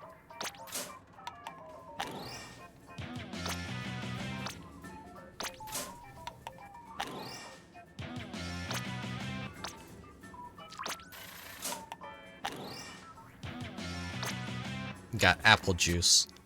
Oh yeah,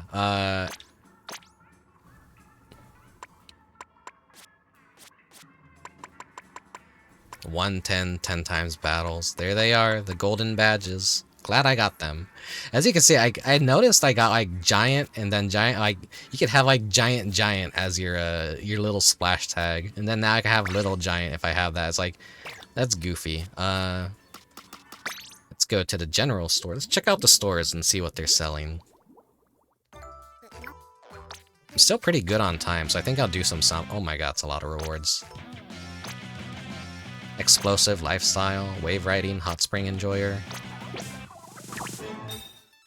All doubles. Nothing I need.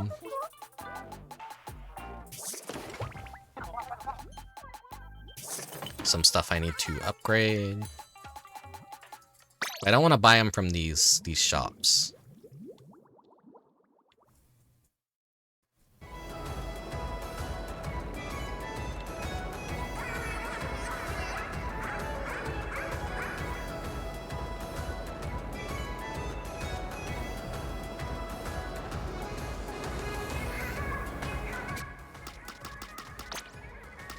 Let's go to the order sector, put in an order for tomorrow.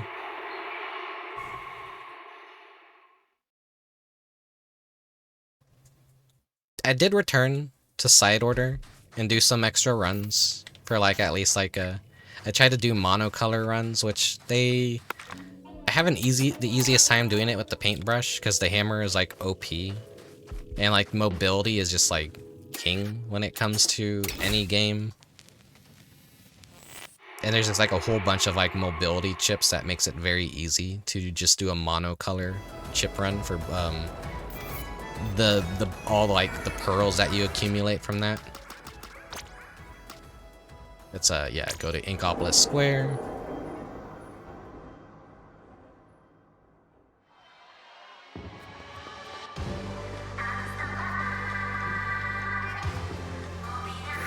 Why am I doing it this way? Because you have to like spend like a million. I'm asking myself that question, by the way, so you know why I'm preferring to go to a different shop entirely than the one I was just at. All the stuff is the same regardless of where you go, but all the shopkeepers like have their own badges associated with them. So as soon as you spend like I think 1 million at each of their shops, they'll give you a gold badge of themselves for your splat tag if you so desire. So I still need the gold badges for all these characters, so that's why I'm spending money in their shops rather than the shops at the other hub worlds. So it's just like a cumulative thing.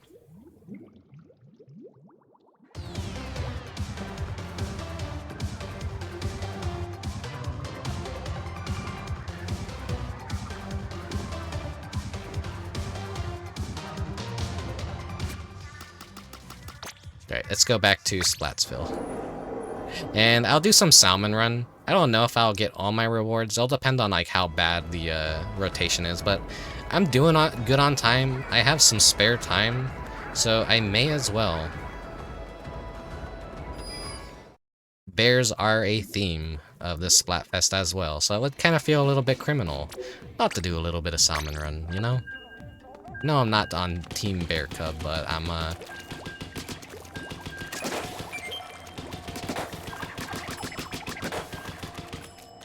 trying to remember, did I even see people wearing the bear headband? At this point, like, I don't even really care what other people have. I'm like glossing over what their names are. I'm glossing over their gear usually. All I care about is like what weapons they're using.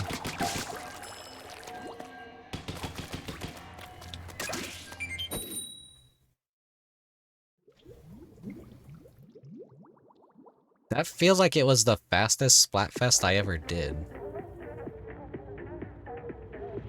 Like 3 hours, 36 minutes, and already max rank. Like usually the Splatoon VODs go for 4 or 5 hours. But then that also does factor in Salmon Run. And like breaks, and how much I chat before and after.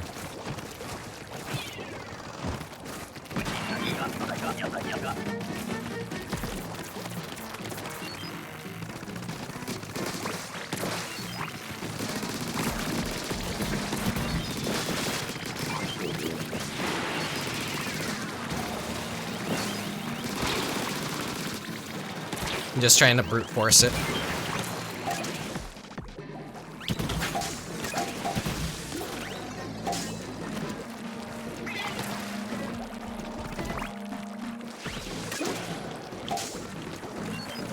I'm at a lower level place, sadly, so it's gonna like take a little bit extra longer to get all the rewards, but it's generally gonna be easier because it's not the highest rank.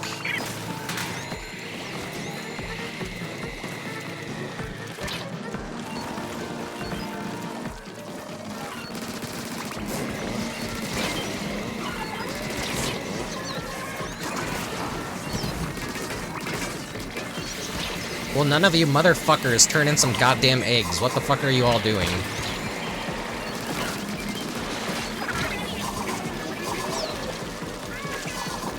They get all the shitter teammates, too.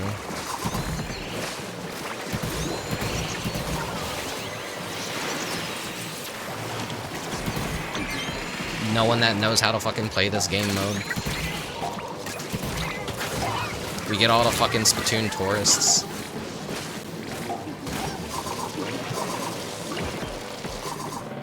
One person turning in the eggs.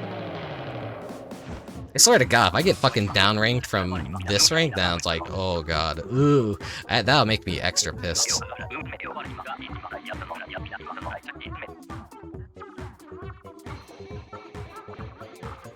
We have like fairly decent outfitted people too. We have another person that's been playing for a long time, but it's just like the fucking yellow suit and the green suit just held us back so much. Don't want you guys in my team anymore. Sorry, clown suit guy, but...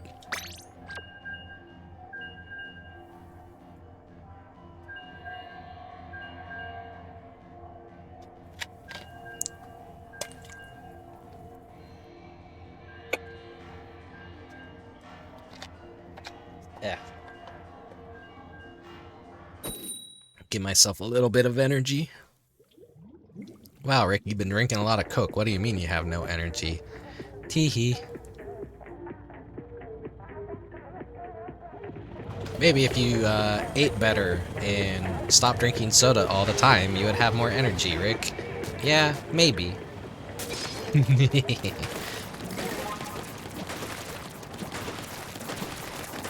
Yeah, I got the random weapon.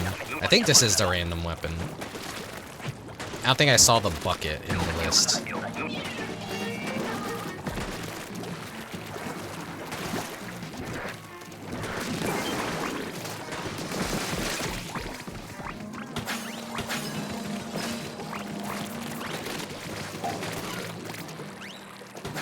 Wait, get the fuck up here. Start letting the mobile stuff come to us.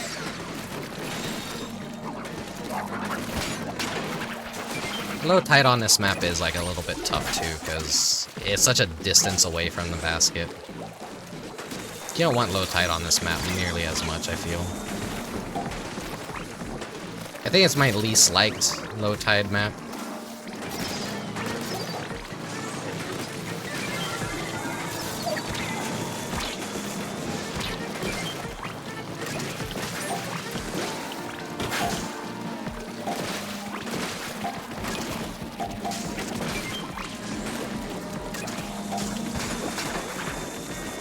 It just sucks too when you get a team that doesn't know how to turn eggs in.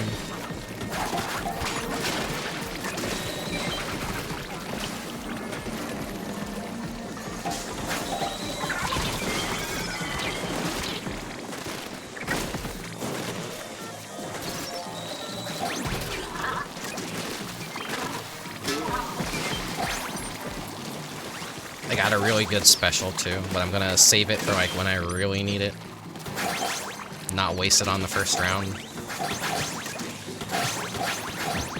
Getting the Kraken in this mode is like... I kill a whole lot of specials.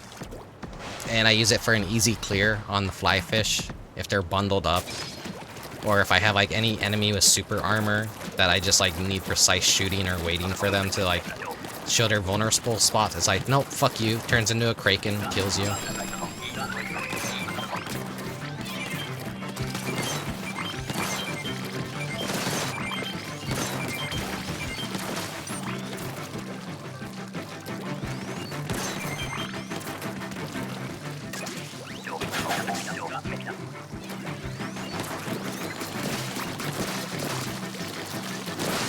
Alright, come on guys, turn in eggs, please.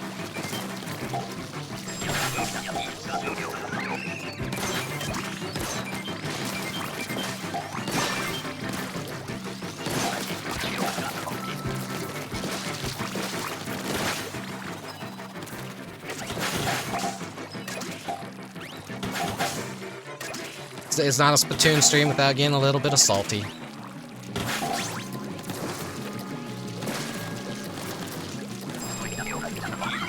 Gotta have a little bit of saltiness. I had a really good Splatfest, but now it's time to have a very rough Salmon Run shift.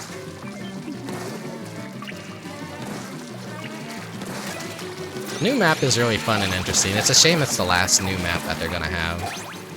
There's gonna be like no more major updates to Salmon Run unless like they reveal a new boss for maybe the final big run, which I don't know why they would do that, but they do weirder things.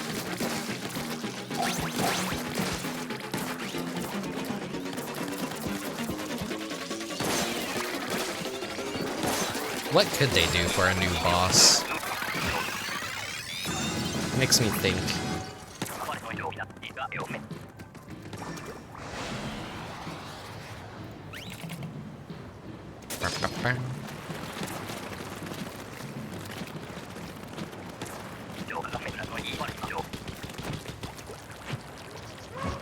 Oh yeah, my favorite kind of wave. Alright, fuck you guys, I'm on cannon. I can't trust any of you goons on it.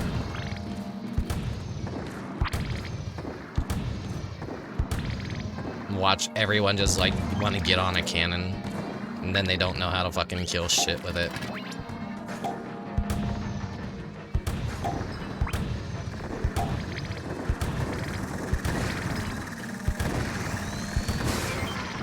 Damn it.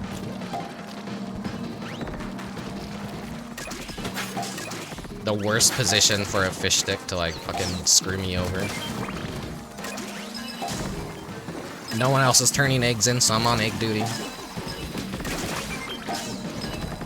I'm the egg goon. Yes, boss. I'll turn in the eggs for you.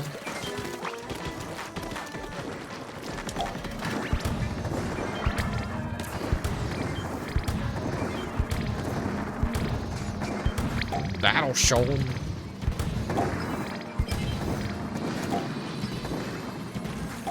I could do this.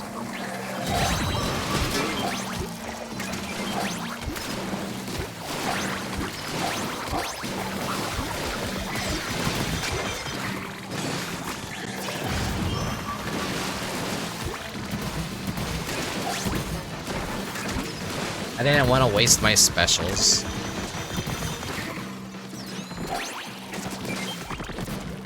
It was like my favorite special to have. I just wanted to murder something with it.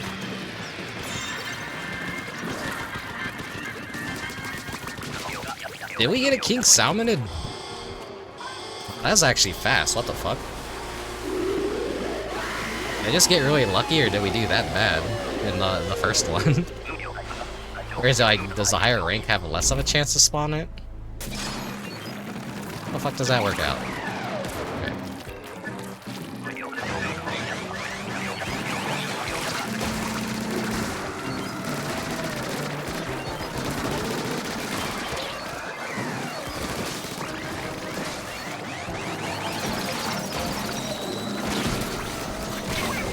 Fucking goddamn it. That's so bad of me to do.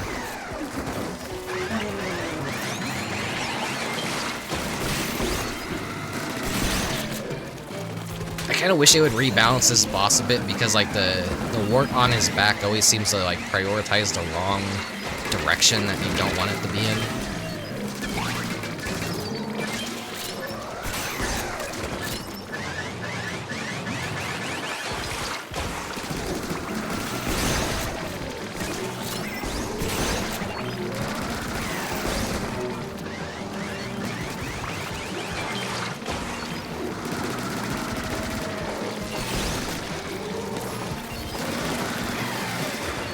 Sometimes the raw damage helps.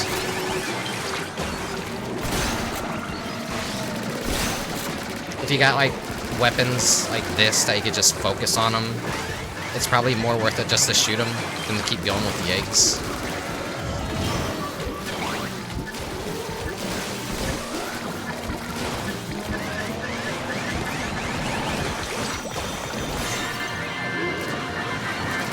Yeah, eat shit, eat shit, eat shit. Get squid, get krakened.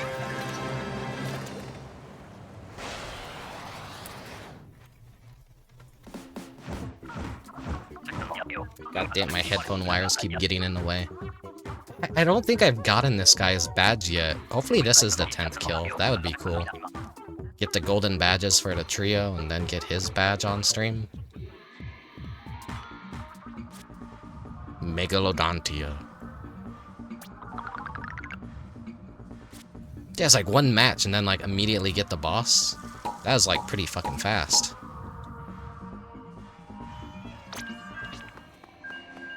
Nah, I didn't get his badge yet, so... maybe I need one more takedown.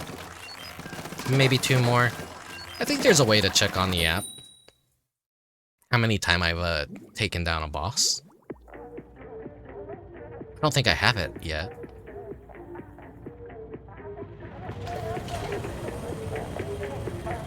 Goober. Someone's name is Goober.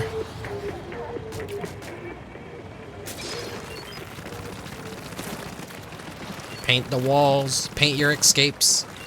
Don't ignore your escape walls. Oh, it is a low tide. The weirdest games are when they're always like just low tides. Nothing but low tide rounds.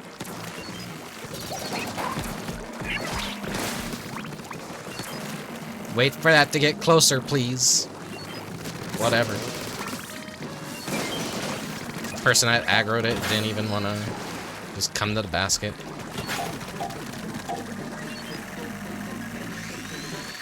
Great. It's always annoying when you have a charge weapon like this and like it's always just short of the time that you need to get the final one or the last two. Okay. I played a gamble there. It paid off. It's like, will it kill me or will I take just enough damage to still live?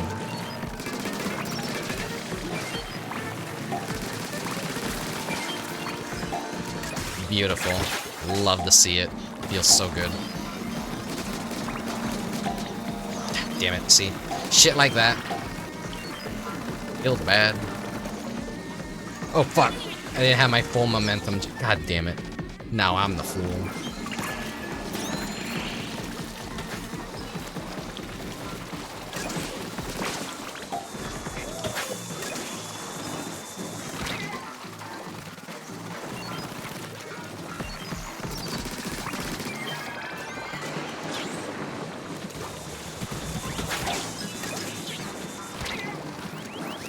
Oh, fucking hell. Please, please turn in it. Oh my god. If that guy didn't die, we probably could have. Oh god.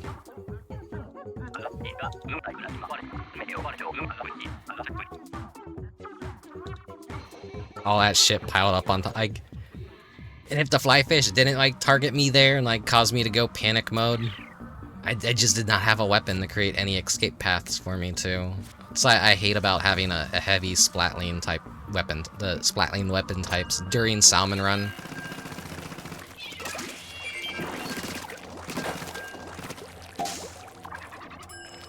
They run out of ink fast, they make everything super awkward, you don't have very good coverage to create escape paths. Because look at that spread.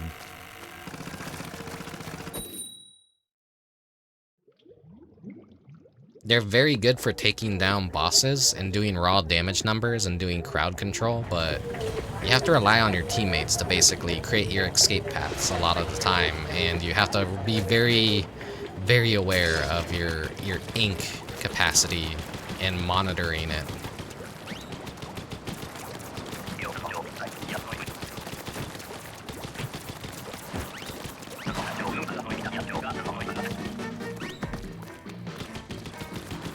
More fucking low tide. I swear to God, stay near the basket, please. Do not go out there unless you absolutely fucking have to. Like this fucking fly fish right here. But I'm the fool. I'm the fool.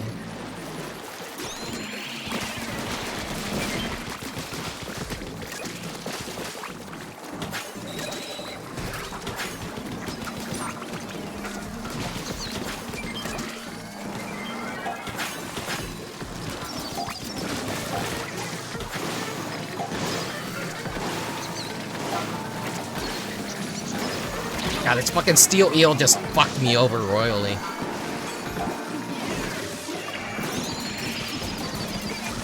Oh my god, this is like fucking gone to shit in a handbasket.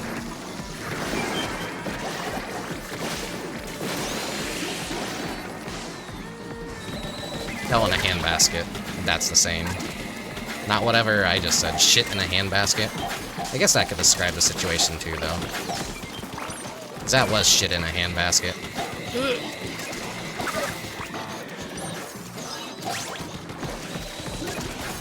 I noticed all the weapons that you get by default have very bad ink coverage.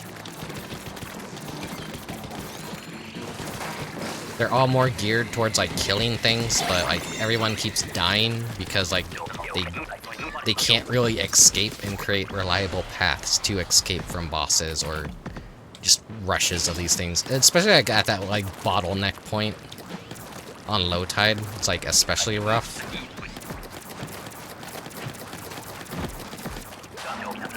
They're going down the middle, but like it's easy to make ink there, but when you have to branch out into the T, then it starts getting like very shitty. This is not the weapon I want to be doing this with, but no one else is gonna take care of these bastards.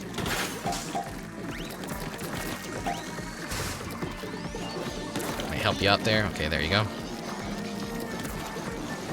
I see some stuff that needs my attention down here.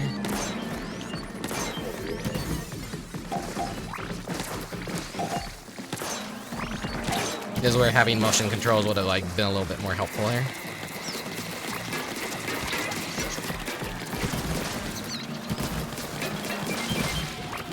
And now he is probably going to start heading towards the basket, so I really should have let him go mid, but like, I don't think anyone would have been there to kill him, so it's just more reliable to deliver them to the basket myself like that.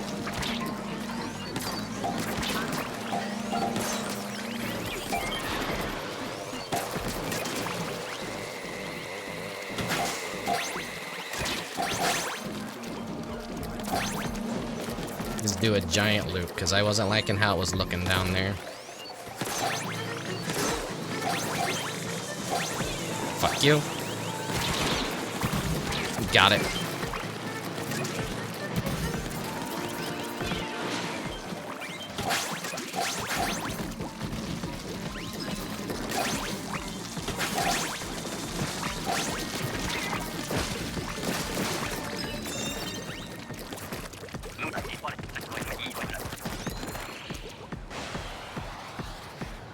Still got 50 or so minutes. Making good on time. Average salmon run lasts like what, 7 minutes or so? I should finish exactly on time.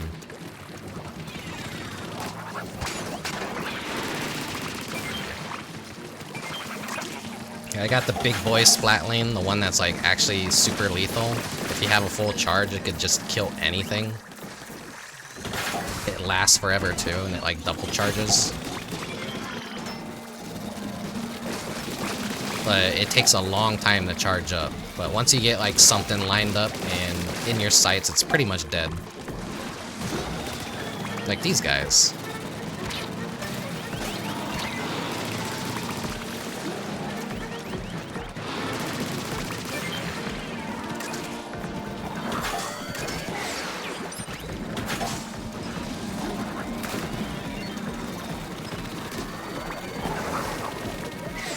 Not liking this. Not liking this one bit. Where the fuck are all you guys?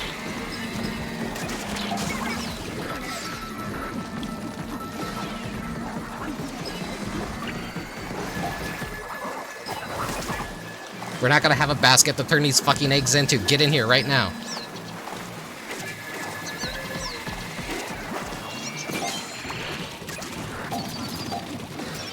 Shit.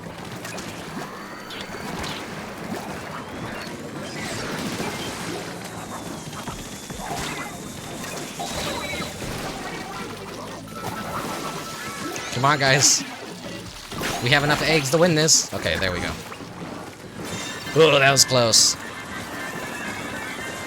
I would like to get my executive VP back, please. Please. I'm always sad when I lose it. It has to be a really shit weapon rotation and just like really bad luck on what waves we get. Like a first wave glowflies, and then like depending on how many players that are like generally not good Salmon Run players playing.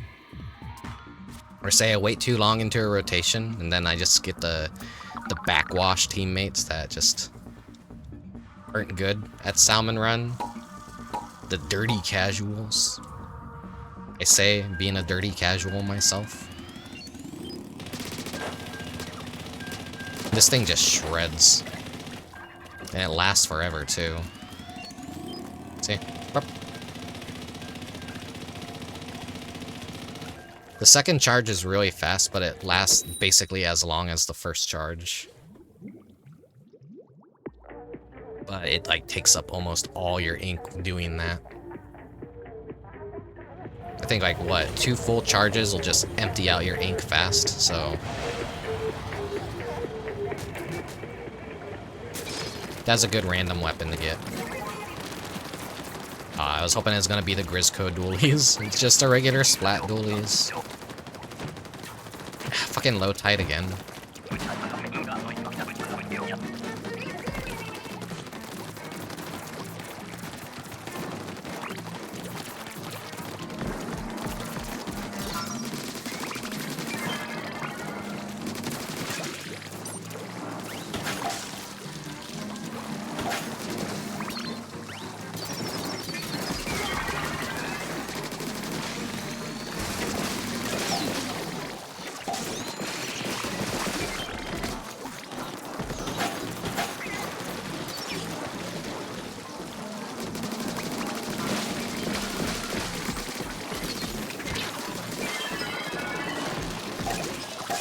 Beautiful.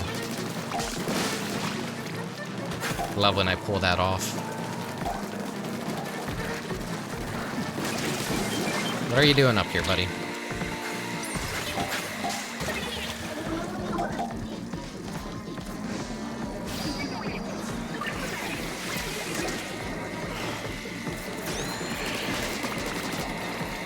Like, were you just deciding to AFK up top the tower for some reason?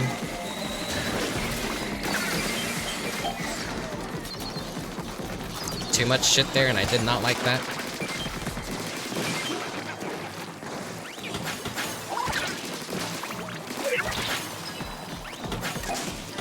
We're gonna have to turn these eggs in, because I don't think our teammates are going to. 2 people went for a tower instead of, like, one staying at the basket, I think, is how I read that situation.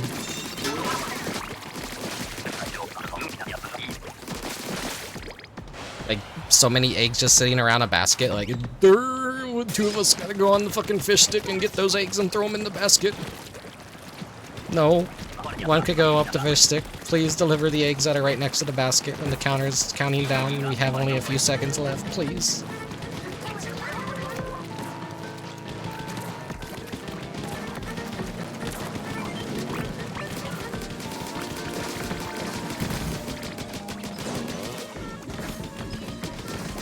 You're not gonna get that situation under control, huh?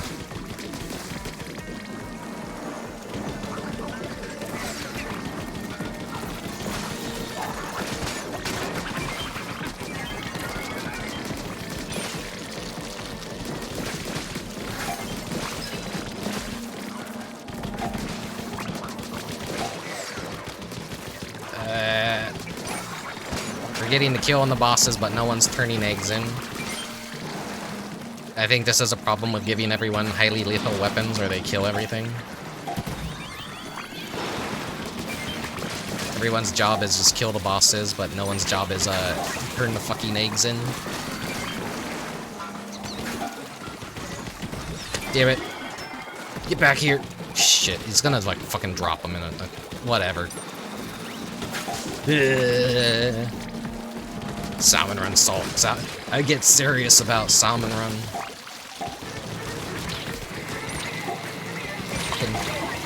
God damn it.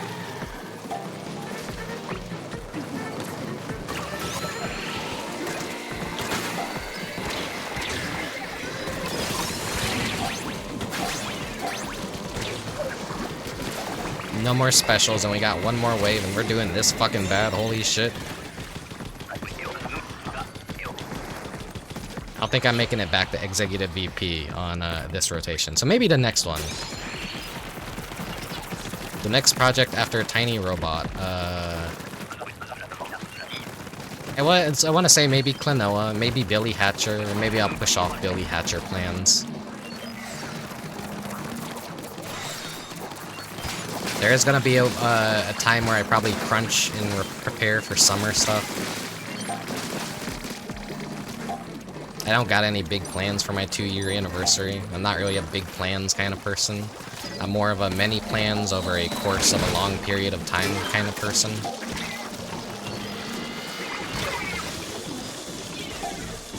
Was Billy Hatcher good? That game is an enigma to me. I think it was good from what I remember. It's a Sonic team painful, but it's got a lot of fans. I can't remember if I ever beat it as a kid, though. But I do know it's got some infuriating challenges. It's like, depending on what kind of fan and gamer you are, they're the kind of challenges that hurt good, or absolutely piss you off.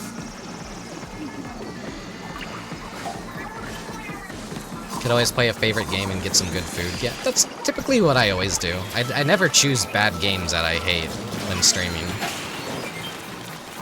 Almost everything I play I have some experience with, or know I'm gonna generally like.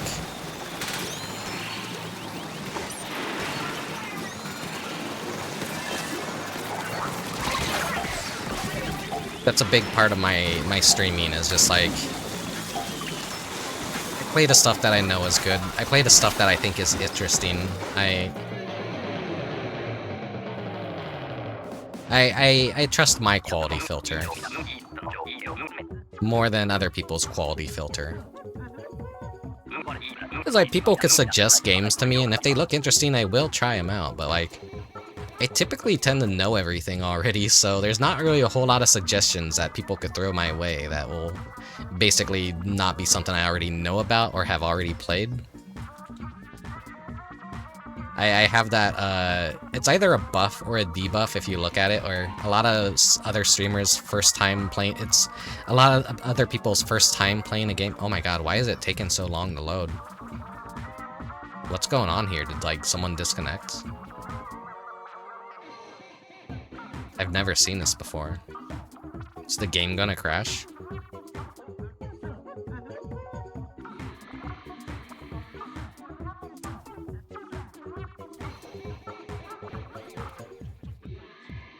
Game saved. Okay, there we go. That took for fucking ever.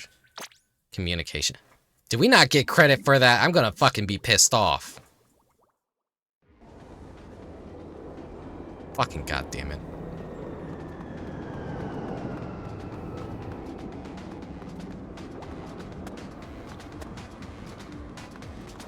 It's a normal plaza too, so that means we got disconnected completely.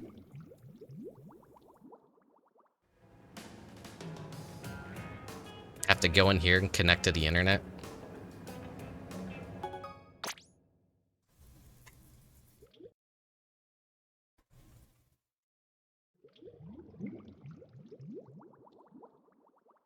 I hope it still gave me my score. Immersion ruined. Immersion ruined. We saw the normal plaza like it was nothing. But no, it's still Springfest. Wait, I think it did give me my... Okay, it did give... I think it did. 3 more capsules to go. What was I saying? It's a debuff or a buff, depending on who you ask, but, a lot of people like a streamer experiencing a game for the first time that they've never played. But with me, a lot of games that I stream are games that I have already played and experienced once in my life. Or I have some sort of knowledge of, but never necessarily played the full thing. Or like, you know, I gave it a try a long time ago and never, you know, 100%ed it or never actually fully beat it. There's a few games like that. And streaming is also like, I get to experience some things blind too. But I also try and, like, you know, try and make a good showcase of the game as well and understand it, because I tend to see a lot of people play games I like and then they spend all that time shitting on the game and misunderstanding it, and I'm like, damn, I came here to have a good time, watch someone have a good time with this game, and they're not vibing with it, so fuck that. I'm gonna stream it. I'm gonna do a better job at streaming it. I'm gonna show people the right way to enjoy this game. Just like, I don't know. It sounds kind of spiteful, but like, it sucks to watch people call a good game a shitty game because like they themselves are like getting filtered by the game. It's a them problem, not the game's problem.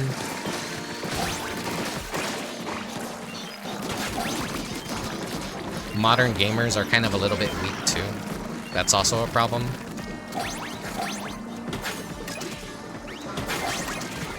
Simply have to play foreign games that aren't in English.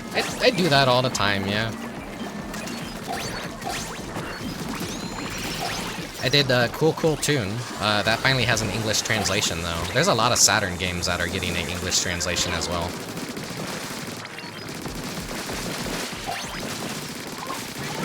What's that, the Parappa like for the Sega Saturn?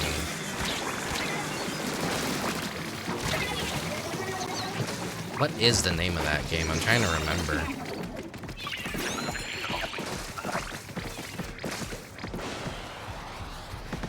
Jung Rhythm, that's what it is. That got a translation, the first translation patch. Oh, fuck yeah, Grizzco Weapon. That got its, the first version of an English patch today, so... That's Sega's solution to Parappa the Rapper on Sega Saturn. Not as good, not as good.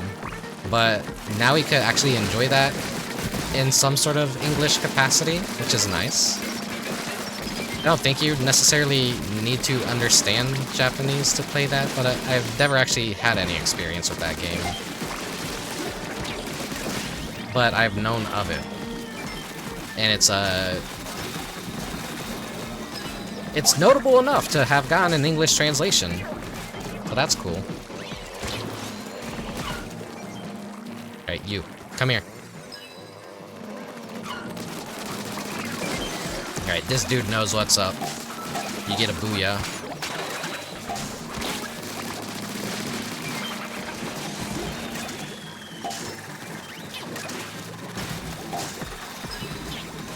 God damn it, this is gonna get messy here. Oh my god. Don't do this to me, guys.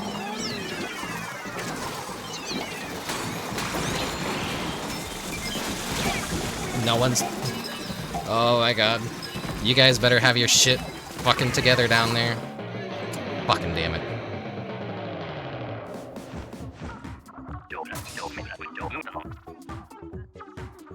Japanese is too mainstream. You need to play European and untranslatables or South American ones.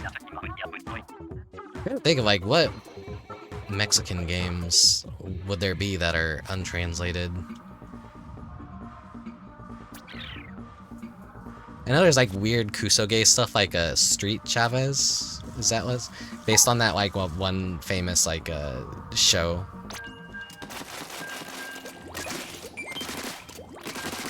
But a lot of humor is lost on me because I didn't grow up with that kind of stuff, obviously.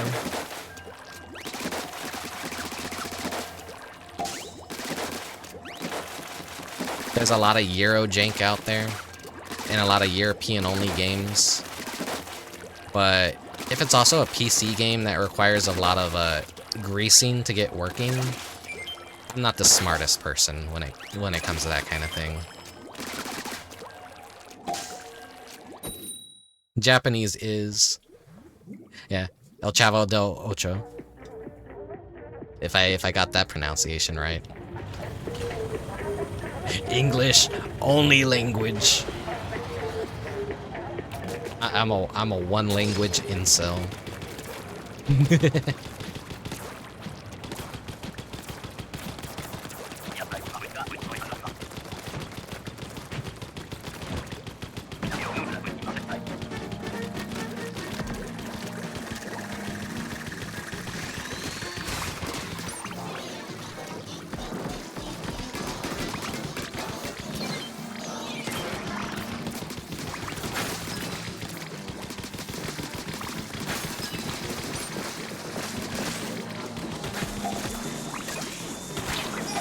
Fuck this.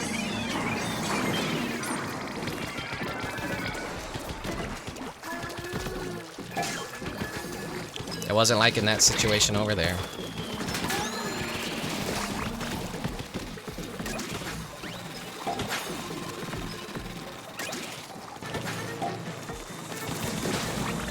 don't need to throw the egg and waste my ink because it's like right there next to the basket. No one's painting the walls though.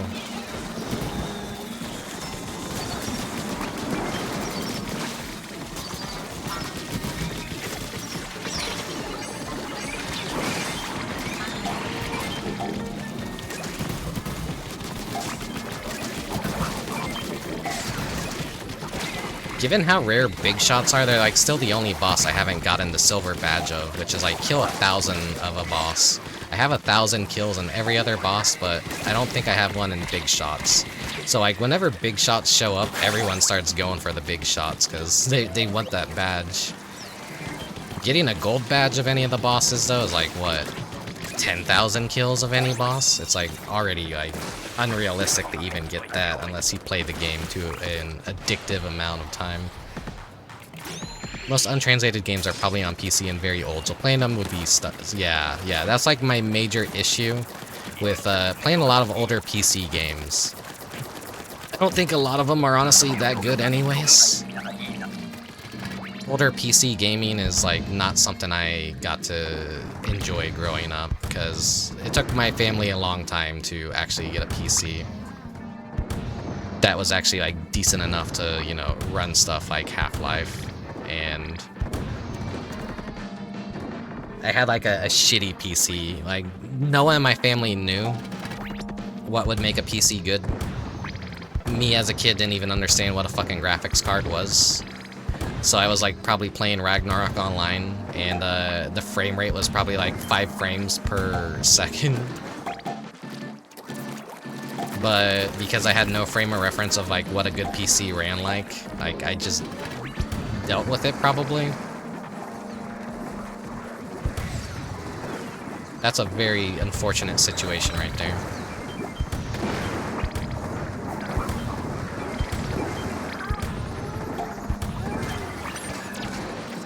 Did you guys not die for like 1 fucking second?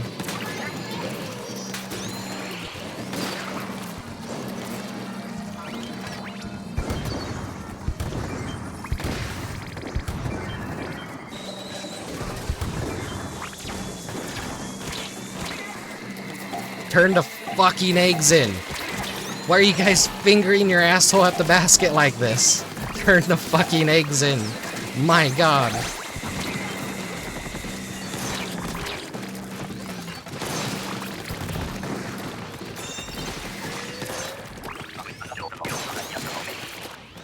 Old PC gaming, like I'm talking like even before Half-Life stuff, like the Warcraft 1, Warcraft 2. Okay, super old tactical games. Sometimes even the, like, you know, DOS stuff. If it, like, wasn't on a school computer, I probably didn't get to experience it.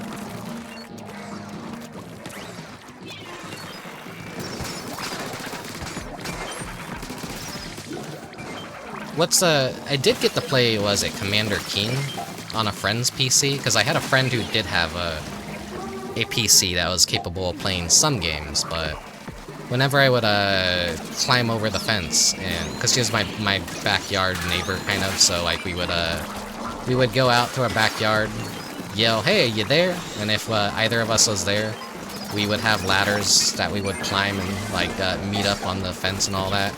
And I was like, "Hey, want to come over and play some games?" "Yeah, sure. Let me go ask my mom real quick." And then she'd go ask her mom, "Okay, and Rick come over?"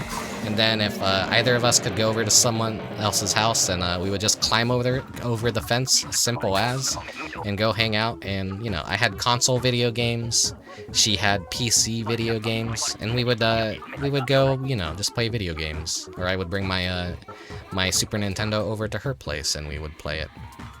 Very, very, very fond memories. But I played a lot of, like, kind of classic DOS games over at her house. I did get to experience the Commander Keen. DOSBox usually works, yeah. Don't you have to like adjust the speed of certain games though? A lot of the old Sierra games too, like point and click adventure stuff is like that's still like super beyond my scope of gaming, honestly. those kinds of things, I prefer watching someone who's more knowledgeable about them play it. But the King's Quest...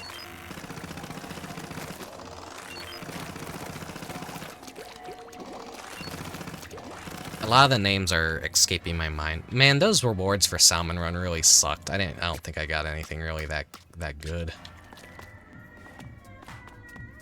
Yeah, that kind of wraps up Splatfest then.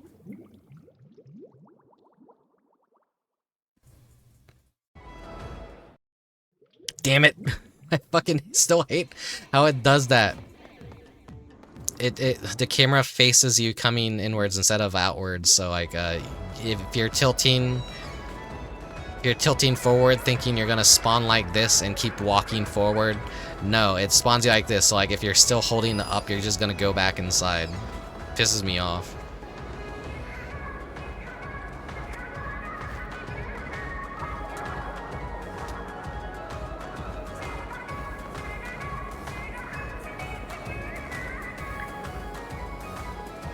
I still prefer Japanese games, because I think they're still the most interesting when it comes to a lot of retro stuff. Aesthetically, it's like, yeah, it may be mainstream to do a lot of Japanese stuff, but when it comes to like making video games, the Japanese stuff was kind of there for a very long time. The PC engine was a very interesting thing that we never really got here in the States. I love looking at all the old PC Engine games and commercials that I tend to collect, and I'm like, wow. It seems like it would have been a really cool thing to get over here in the States, but no, it's just kind of Japan only. But a lot of bonk games, as they were called PC Engine at that point. Even the home version of Splatterhouse was on the PC Engine.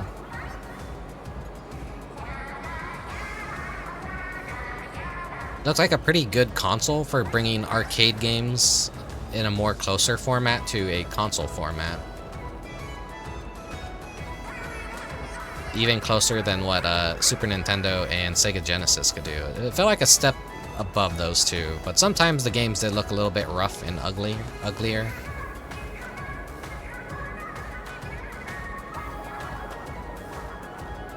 Yeah, I don't have contact with a whole lot of people that are good with tech stuff and like figuring things out. So you kind of have to rely on bigger streamers like Vinesauce to do that kind of stuff, because he's always getting suggestions from people, and these are people that specialize in old retro games, and they're just like always sending him and doing all the work for him, basically, of like, this is how you get this old game running, here's a launcher, give him all this instructions, tech support on dial if he needs it during a stream.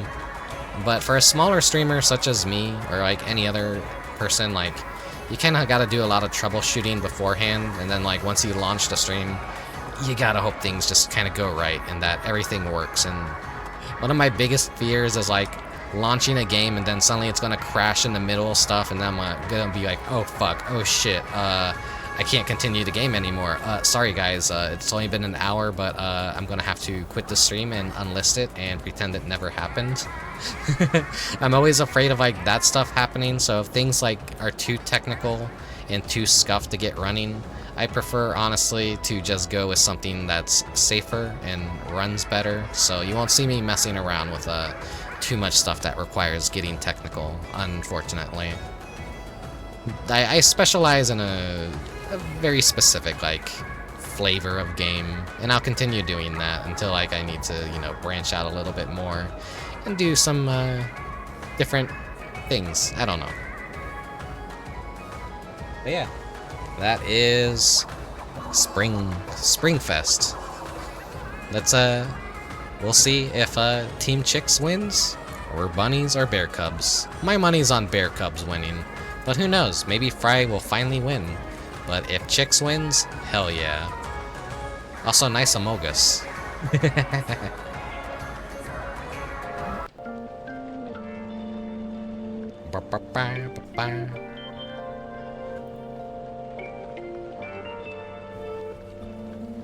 Let's change back to my normal eyes. There we go.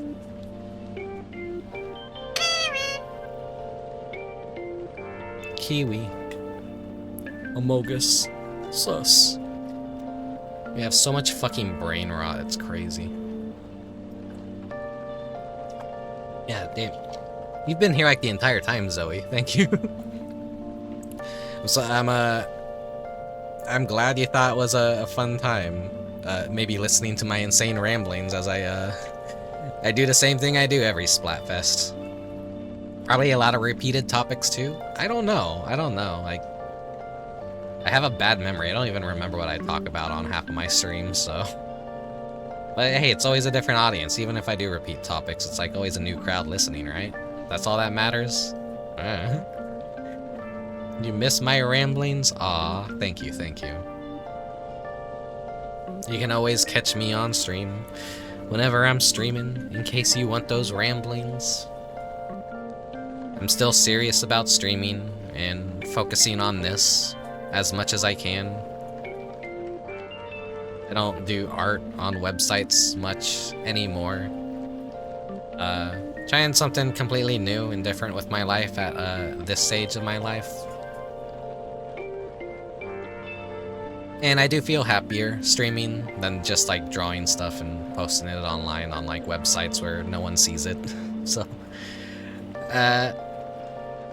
it helps me learn new skill sets too.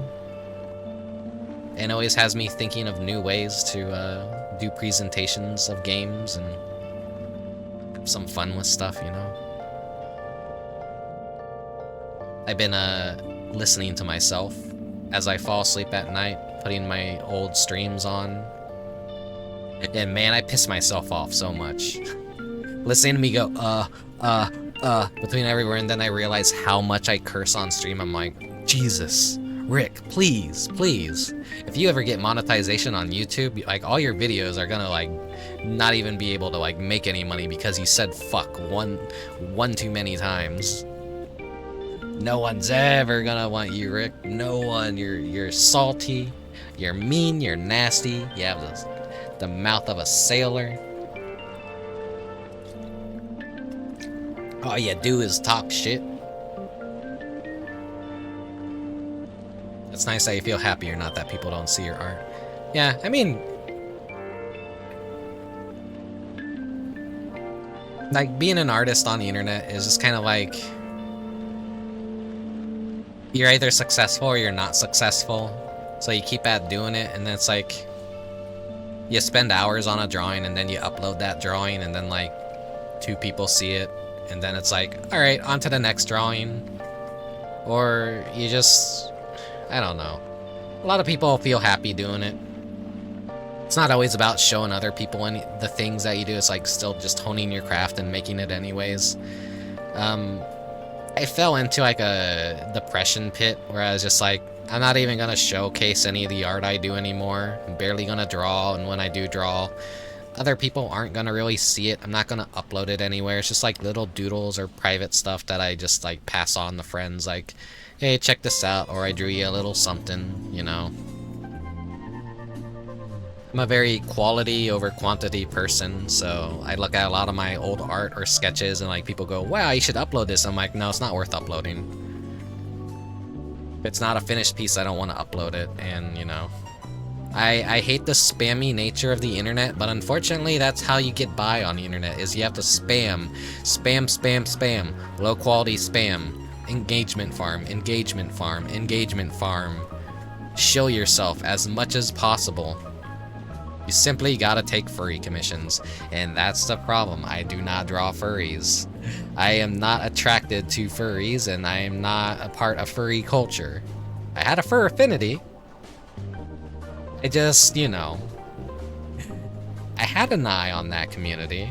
I just didn't do anything that, you know, would get the fur. Well, I guess furries did want to commission me, but I don't have faith in myself to draw good furries is the problem. So I miss out completely on that wealthy furry money, you know? Suspiciously wealthy furries, you know the meme.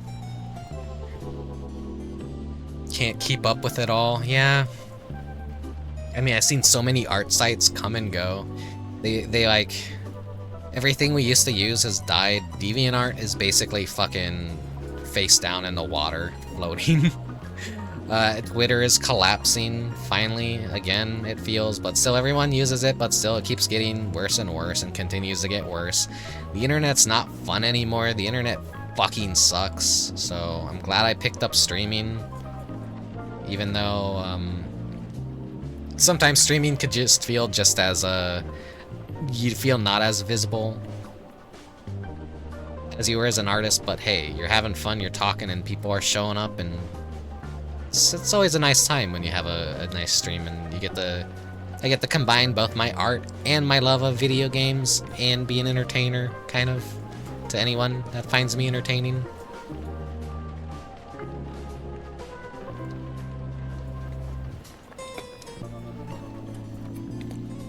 I finished my Coke. You can't see me, but I'm waving this Coke bottle around like I'm a drunk as I'm talking to you guys, like I'm a cartoon character bitching about things. I'm waving this bottle around like, yeah, not like the good old days. Okay. Coke done. Coke skin when? Never, never. I know my streams are already branded with so many video game companies and fast food commercials and all that. I shouldn't go out of my way to actually make a Coke skin or like actually feature Coke. The closest thing I did was like when Mountain Dew had like the AI robots going around in everyone's streams scanning for like pictures of Mountain Dew bottles in their backgrounds, or like say they had a webcam on. If they had a Mountain Dew bottle, the bot would recognize it, scan their stream, and send a message, hey, you've been chosen for the Dew experience. Do you agree to our I baited that thing out by putting a fucking PNG of a Mountain Dew next to me while playing the Grinch for the Dreamcast last like Christmas season. And the bot caught it. And I did that shit to me. And I'm like, ha ha ha ha ha. The future is gonna be terrifying when the AI, like, we always worry about the dead internet theory. Like, how many of our viewers are actually real people and not just bots and image scrapers and video scrapers and all that? The world's heading, at least the digital world, is heading towards a very dark and grim future. Gotta turn chat into a pen pal group to prepare for the collapse of the internet. Yeah. Fucking, when the collapse of the internet happens, it's gonna be really sad. We're gonna... That's kind of why I like VR chat a lot right now, because VR chat kind of feels like its own enclosure.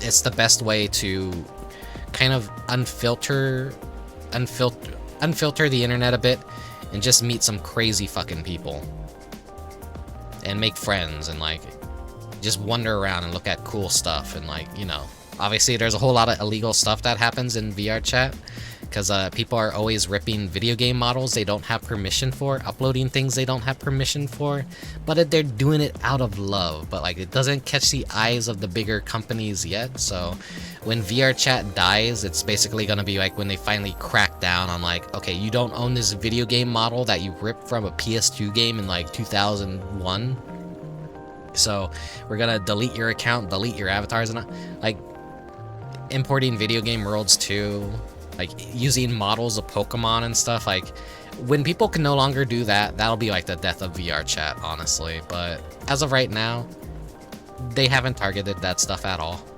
They targeted the worlds where they would have built-in movie services where you could technically watch movies you probably shouldn't legally have been able to have access to so easily. VR chat snuffed that out very recently, so that's very unfortunate. I don't condone piracy, but you know, it sucks that that was happening and that people could do that. Communities that are tucked away from corpo hands are safe for now. Yeah.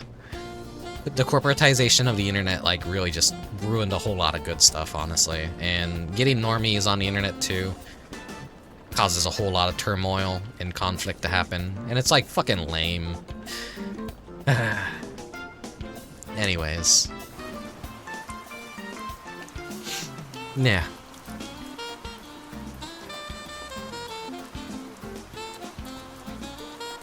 makes me long for the simpler days. Me too. Me too. So, hopefully my streams could kind of encompass that a little bit. Simpler days. I know my theme is like just a fucking incubus. I'm a demon living away in this rainy old dusty house, playing dusty old games no one gives a shit about anymore, most of the time. I'm like, what's his gimmick? Why is he so boring? Why is he so plain? Why is he so average? Because not everyone lives such a very interesting life, you know? Sometimes you do like that familiar comfort in your life and, you know, to have some sort of sense of security. If demons and magical beings actually existed, they'd all have the same fucking jobs the rest of us would probably have, maybe. If I were a demon, which I am, I'd be working retail. I probably wouldn't be able to do incubus things, you know, obviously. That's not gonna pay the bills. It's I like that contrast with my comfort in mundane things. I like that kind of theme a lot. Slice of life kind of style things. Dusty old games like Splatoon 3 from 2. Yeah, I mean, I'd played plenty of older games too. I played modern and old games on stream. But at the rate things go nowadays, Splatoon 3 is probably retro at this fucking point, because like a month is like when something falls out of style and becomes so old to people. Smoke signal streaming. Wonder if anyone's actually done that. They just stream themselves doing smoke signals, and that's how they communicate with chat.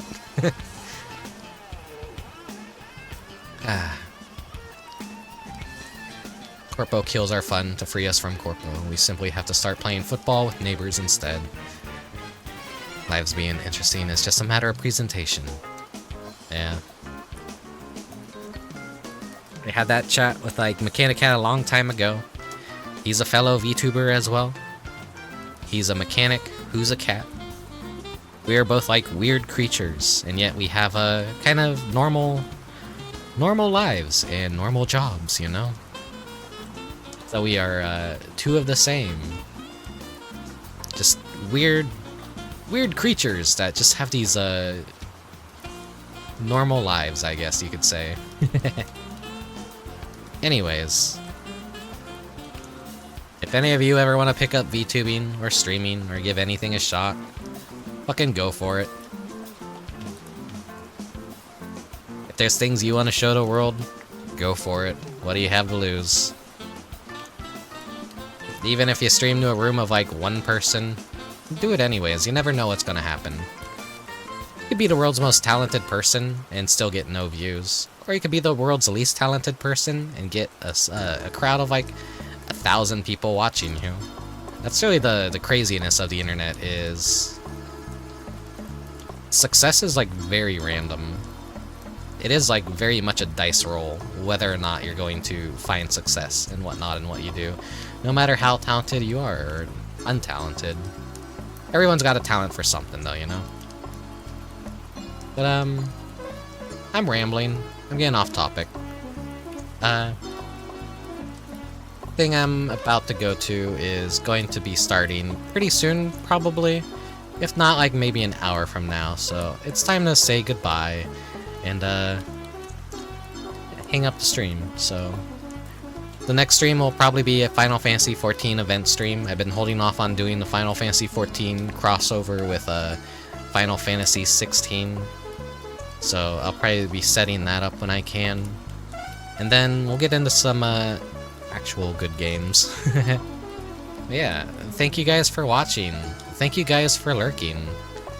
If you're watching my videos over on Twitch and YouTube, thank you very much as well. I appreciate all the support. Until next stream, have a good night. Take care.